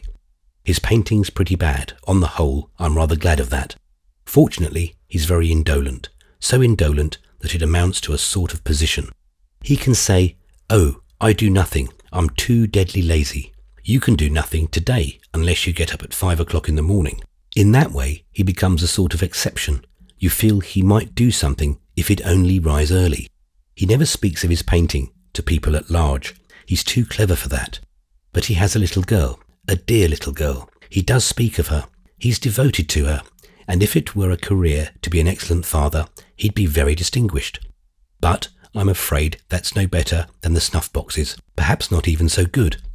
Tell me what they do in America, pursued Madame Merle, who, it must be observed parenthetically, did not deliver herself all at once of these reflections, which are presented in a cluster for the convenience of the reader. She talked of Florence, where Mr. Osmond lived, and where Mrs. Touchette occupied a medieval palace.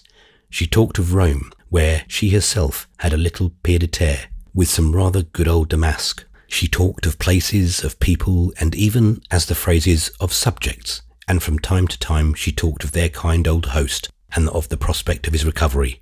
From the first she had thought this prospect small, and Isabel had been struck with the positive, discriminating, competent way in which she took the measure of his remainder of life. One evening she announced definitely that he wouldn't live. Sir Matthew Hope told me so as plainly as was proper, she said, standing there near the fire before dinner. He makes himself very agreeable, the great doctor. I don't mean his saying that has anything to do with it, but he says such things with great tact. I had told him I felt ill at my ease, staying here at such a time. It seemed to me so indiscreet. It wasn't as if I could nurse. You must remain, he answered. Your office will come later. Wasn't that a very delicate way of saying both that poor Mr. Touchette would go and that I might be of some use as a consoler? In fact, however, I shall not be of the slightest use. Your aunt will console herself. She, and she alone, knows just how much consolation she'll require. It would be a very delicate matter for another person to undertake to administer the dose. With your cousin it will be different. He'll miss his father immensely. But I should never presume to condole with Mr. Ralph. We're not on those terms. Madame Merle had alluded more than once to some undefined incongruity in her relations with Ralph Touchette. So Isabel took this occasion of asking her if they were not good friends. Perfectly, but he doesn't like me. What have you done to him? Nothing whatever, but one has no need of a reason for that. For not liking you, I think one has need of a very good reason. You're very kind. Be sure you have one ready for the day you begin. Begin to dislike you? I shall never begin. I hope not, because if you do, you'll never end. That's the way with your cousin. He doesn't get over it. It's an antipathy of nature, if I can call it that, when it's all on his side. I've nothing whatever against him, and don't bear him the least little grudge for not doing me justice. Justice is all I want. However, one feels that he's a gentleman and would never say anything underhand about one. Cartes sur table, Madame Merle subjoined in a moment. I'm not afraid of him. I hope not indeed, said Isabel, who added something about his being the kindest creature living. She remembered, however, that on her first asking him about Madame Merle, he had answered her in a manner which this lady might have thought injurious without being explicit. There was something between them, Isabel said to herself, but she said nothing more than this. If it were something of importance, it should inspire respect. If it were not, it was not worth her curiosity. With all her love of knowledge, she had a natural shrinking from raising curtains and looking into unlighted corners. The love of knowledge coexisted in her mind with the finest capacity for ignorance. But Madame Merle sometimes said things that startled her, made her raise her clear eyebrows at the time and think of the words afterwards. I'd give a great deal to be your age again, she broke out once with a bitterness which, though diluted in a customary amplitude of ease, was imperfectly disguised by it. If I could only begin again, if I could have my life before me. Your life's before you yet, Isabel answered gently, for she was vaguely awestruck. No, the best part's gone, and gone for nothing. Surely not for nothing, said Isabel. Why not? What have I got? Neither husband, nor child, nor fortune, nor position, nor the traces of a beauty that I never had. You have many friends, dear lady. I'm not so sure, cried Madame Merle. Ah, you're wrong. You have memories, graces, talents.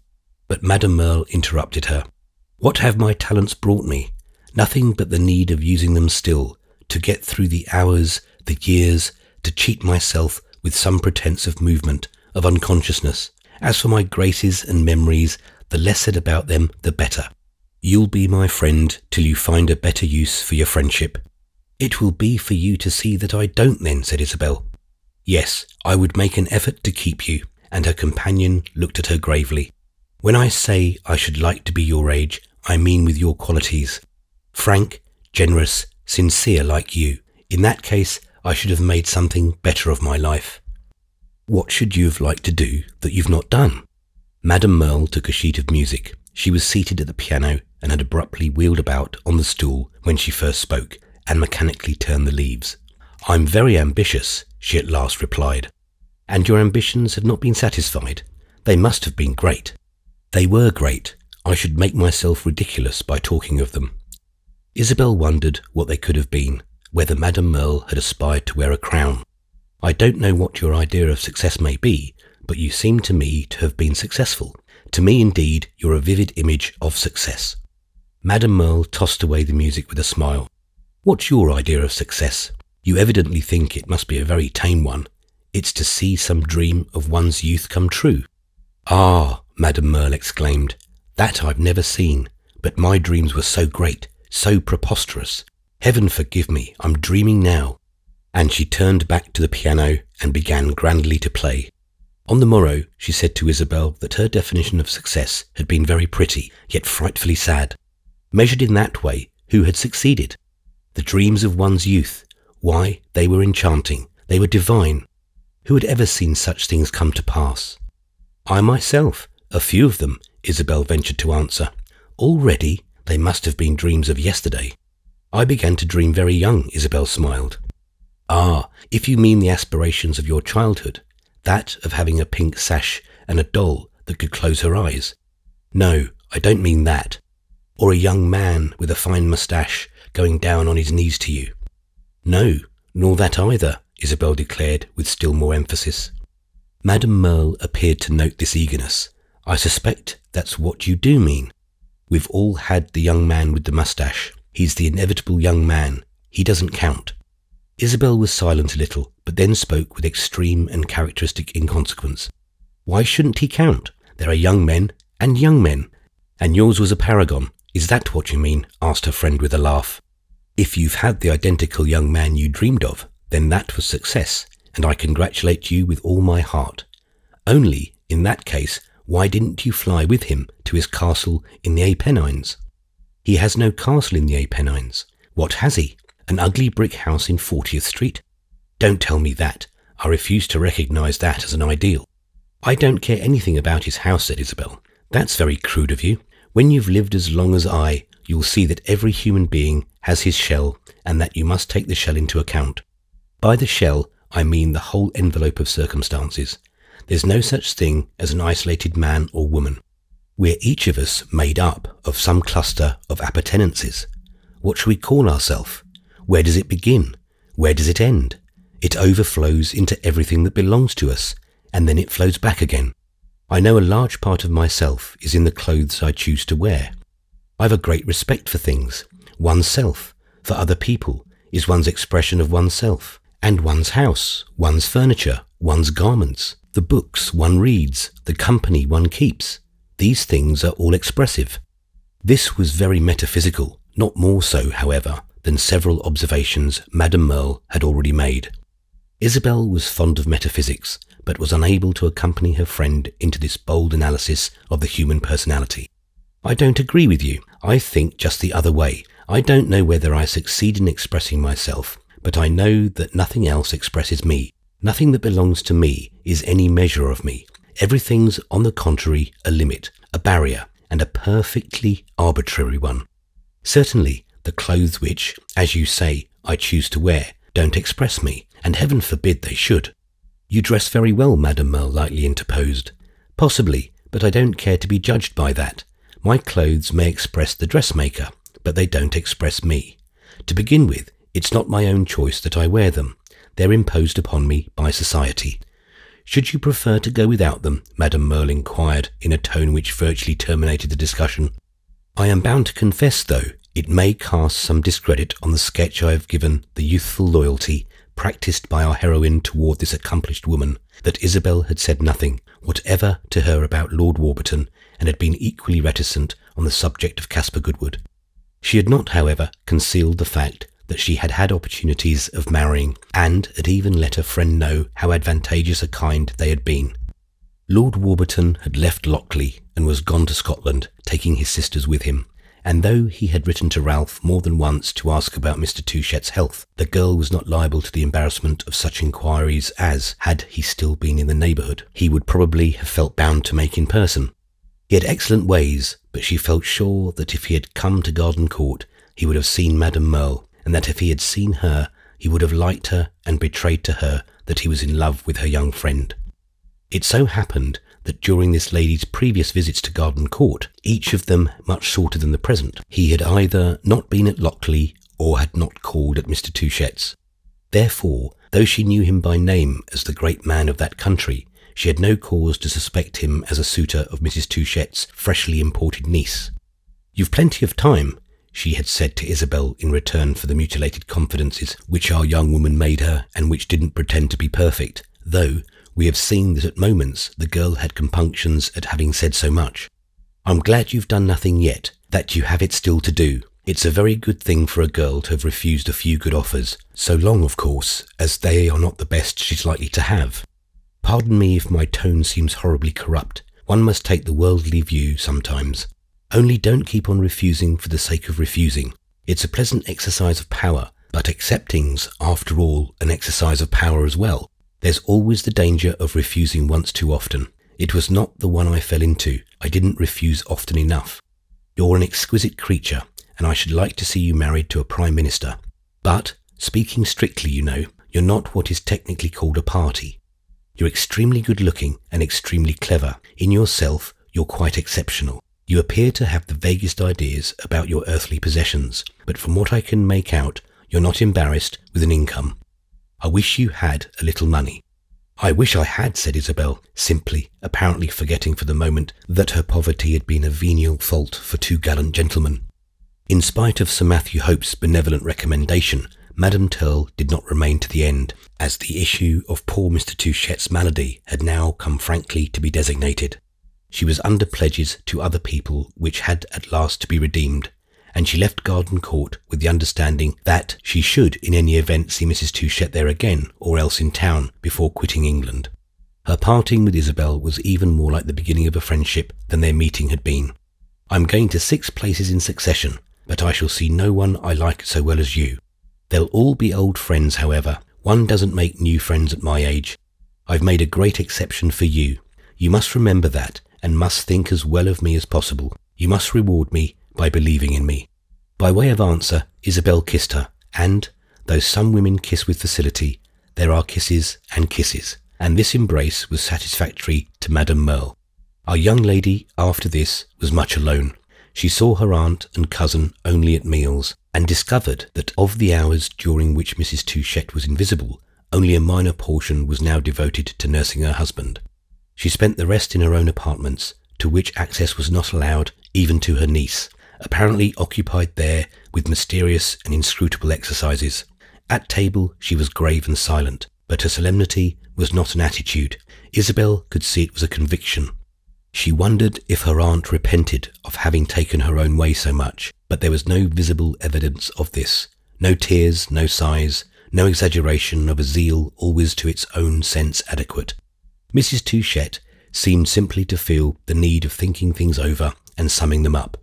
She had a little moral account book with columns unerringly ruled and a sharp steel clasp, which she kept with exemplary neatness. Uttered reflection had with her ever, at any rate, a practical ring. "If I had foreseen this, I'd not have proposed your coming abroad now," she said to Isabel after Madame Merle had left the house. "I'd have waited and sent for you next year, so that perhaps I should never have known my uncle. It's a great happiness to me to have come now." "That's very well, but it was not that you might know your uncle that I brought you to Europe." A perfectly veracious speech, but, as Isabel thought, not as perfectly timed. She had leisure to think of this and other matters. She took a solitary walk every day and spent vague hours in turning over books in the library.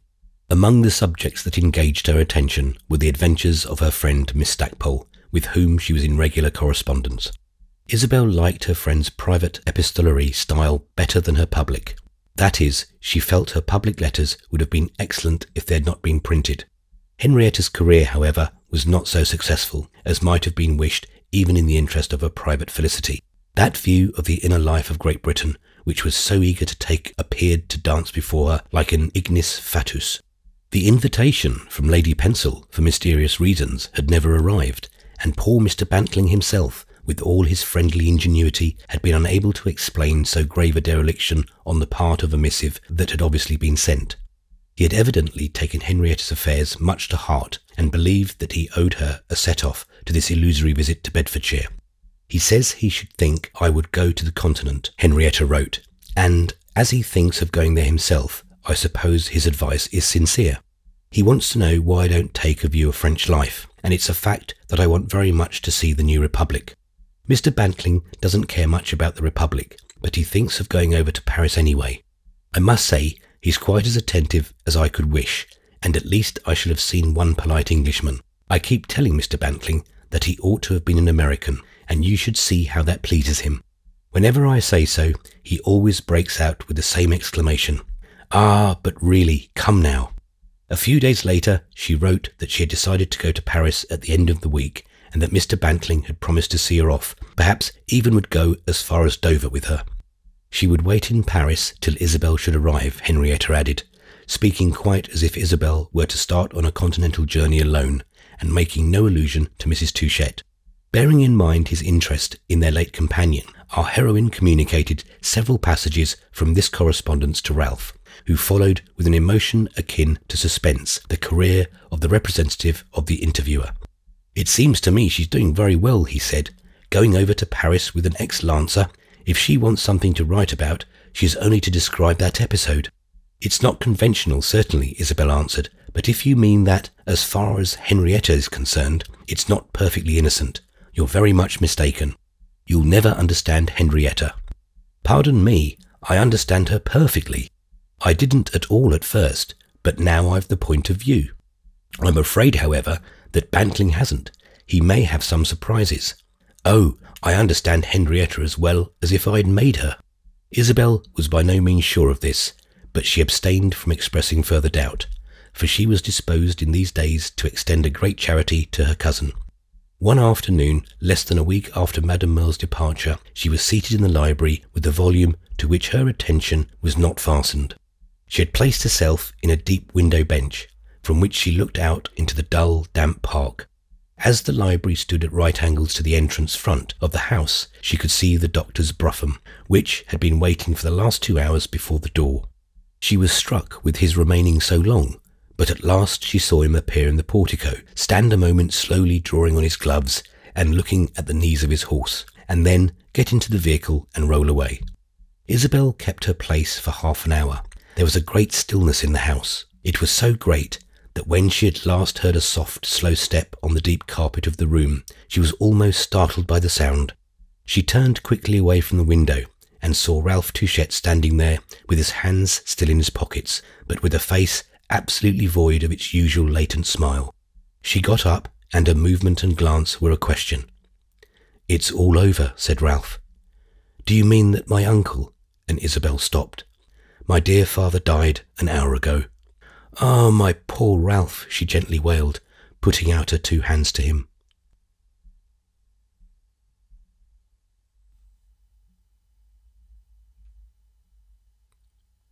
Chapter 20. Some fortnight after this, Madame Merle drove up in a hansom cab to the house in Winchester Square. As she descended from her vehicle, she observed, suspended between the dining-room windows, a large, neat, wooden tablet, on which fresh black ground were inscribed in white paint the words, "This noble freehold mansion to be sold," with the name of the agent to whom application should be made. "They certainly lose no time," said the visitor, as after sounding the big brass knocker, she waited to be admitted. "It's a practical country." And within the house, as she ascended to the drawing-room, she perceived numerous signs of abdication, pictures removed from the walls and placed upon sofas, windows undraped and floors laid bare. Mrs. Touchett presently received her and intimated in a few words that condolences might be taken for granted. "I know what you're going to say. He was a very good man, but I know it better than anyone, because I gave him more chance to show it. In that, I think I was a good wife." Mrs. Touchett added that at the end her husband apparently recognised this fact. "He has treated me most liberally," she said. "I won't say more liberally than I expected, because I didn't expect. You know that as a general thing I don't expect. But he chose, I presume, to recognise the fact that though I lived much abroad and mingled, you may say freely, in foreign life, I never exhibited the smallest preference for anyone else." "For anyone but yourself," Madame Merle mentally observed, but the reflection was perfectly inaudible. "I never sacrificed my husband to another," Mrs. Touchett continued with her stout curtness. "Oh no," thought Madame Merle, "you never did anything for another." There was a certain cynicism in these mute comments which demands an explanation, the more so as they are not in accord with the view, somewhat superficial perhaps, that we have hitherto enjoyed of Madame Merle's character, or with the literal facts of Mrs. Touchett's history, the more so too as Madame Merle had a well-founded conviction that her friend's last remark was not in the least to be construed as a side thrust at herself. The truth is that the moment she had crossed the threshold, she received an impression that Mr. Touchett's death had had subtle consequences, and that these consequences had been profitable to a little circle of persons among whom she was not numbered. Of course, it was an event which would naturally have consequences. Her imagination had more than once rested upon this fact during her stay at Garden Court. But it had been one thing to foresee such a matter mentally, and another to stand among its massive records. The idea of a distribution of property, she would almost have said of spoils, just now pressed upon her senses and irritated her with a sense of exclusion. I am far from wishing to picture her as one of the hungry mouths or envious hearts of the general herd, but we have already learned of her having desires that she had never been satisfied. If she had been questioned, she would of course have admitted, with a fine proud smile, that she had not the faintest claim to a share in Mr. Touchett's relics. "There was never anything in the world between us," she would have said. "There was never that poor man, with a flip of a thumb and her third finger." I hasten to add, moreover, that if she couldn't at the present moment keep from quite perversely yearning, she was careful not to betray herself. She had, after all, as much sympathy for Mrs. Touchett's gains as for her losses. "He has left me this house," the newly made widow said, "but of course I shall not live in it. I've a much better one in Florence." The will was opened only 3 days since, but I've already offered the house for sale. I've also a share in the bank, but I don't yet understand if I'm obliged to leave it there. If not, I shall certainly take it out. Ralph, of course, has Garden Court, but I'm sure that he'll have means to keep up the place. He's naturally left very well off, but his father has given away an immense deal of money. There are bequests to a string of third cousins in Vermont. Ralph, however, is very fond of Garden Court and would be quite capable of living there in summer with a maid of all work and a gardener's boy. There's one remarkable clause in my husband's will, Mrs. Touchet added. He has left my niece a fortune. A fortune, Madame Merle softly repeated. Isabel steps into something like £70,000.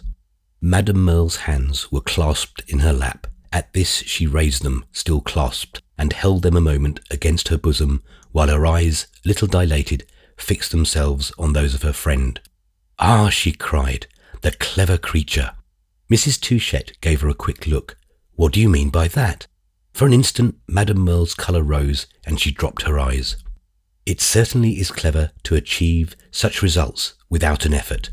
There assuredly was no effort. Don't call it an achievement." Madame Merle was seldom guilty of the awkwardness of retracting what she had said. Her wisdom was shown rather in maintaining it and placing it in a favourable light. "My dear friend, Isabel would certainly not have had £70,000 left her if she had not been the most charming girl in the world. Her charm includes great cleverness. She never dreamed, I'm sure, of my husband's doing anything for her, and I never dreamed of it either, for he never spoke to me of his intention," Mrs. Touchet said. "She had no claim upon him whatever. It was no great recommendation to him that she was my niece.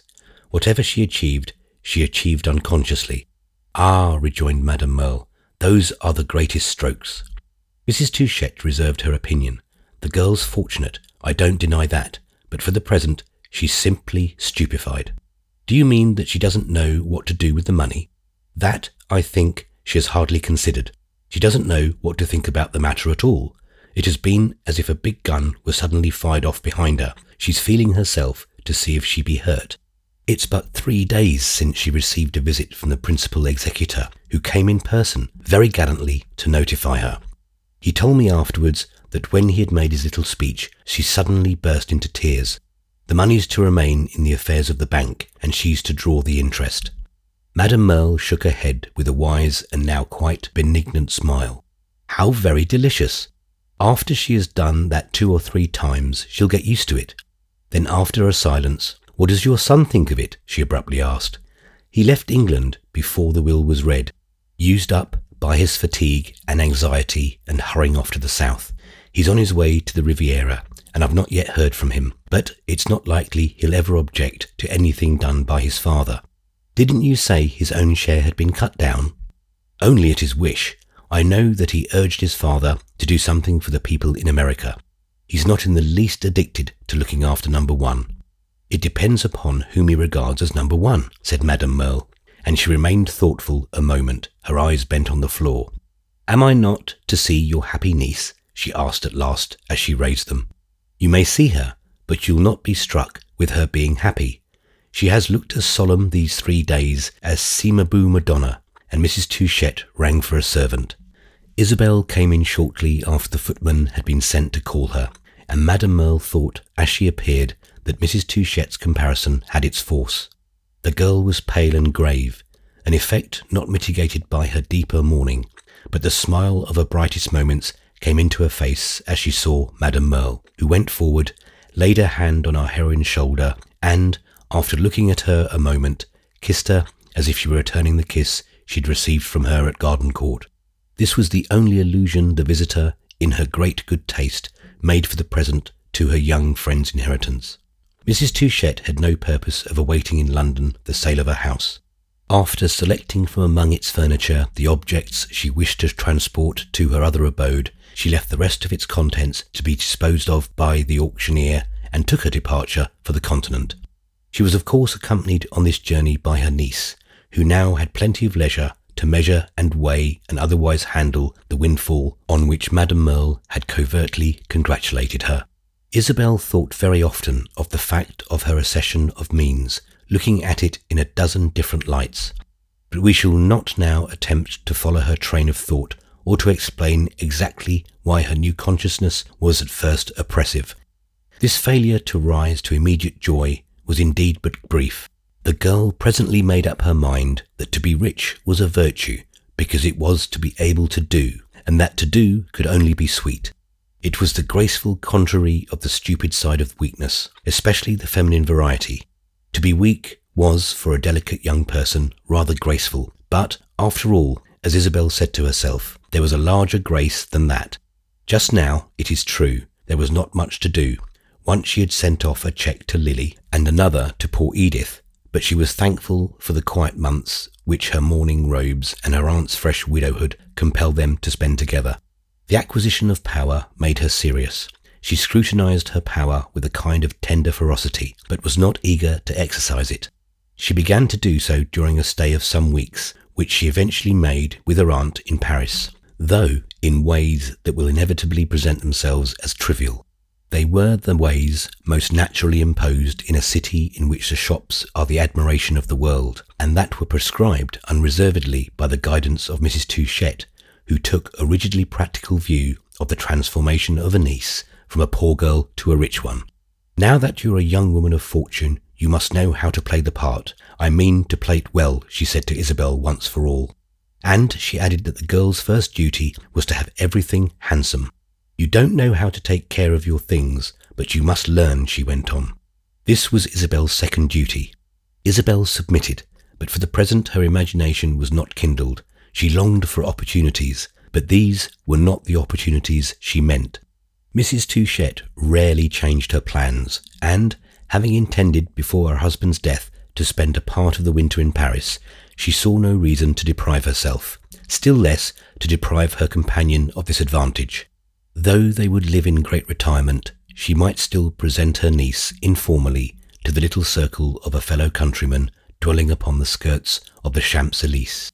With many of these amiable colonists Mrs. Touchette was intimate. She shared their expatriation, their convictions, their pastimes, their ennui. Isabel saw them arrive with a good deal of assiduity at her aunt's hotel, and pronounced on them with a trenchancy doubtless to be accounted for by the temporary exaltation of a sense of human duty. She made up her mind that their lives were, though luxurious, inane, and incurred some disfavour by expressing this view on bright Sunday afternoons, when the American absentees were engaged in calling on each other. Though her listeners passed for people kept exemplary genial by their cooks and dressmakers, 2 or 3 of them thought her cleverness, which was generally admitted, inferior to that of the new theatrical pieces. You all live here this way, but what does it lead to? She was pleased to ask. It doesn't seem to lead to anything, and I should think you'd get very tired of it. Mrs. Touchette thought the question worthy of Henrietta Stackpole. The 2 ladies had found Henrietta in Paris, and Isabel constantly saw her, so that Mrs. Touchette had some reason for saying to herself that if her niece were not clever enough to originate almost anything, she might be suspected of having borrowed that style of remark from her journalistic friend. The first occasion on which Isabel had spoken was that of a visit paid by the 2 ladies to Mrs. Luce, an old friend of Mrs. Touchette's and the only person in Paris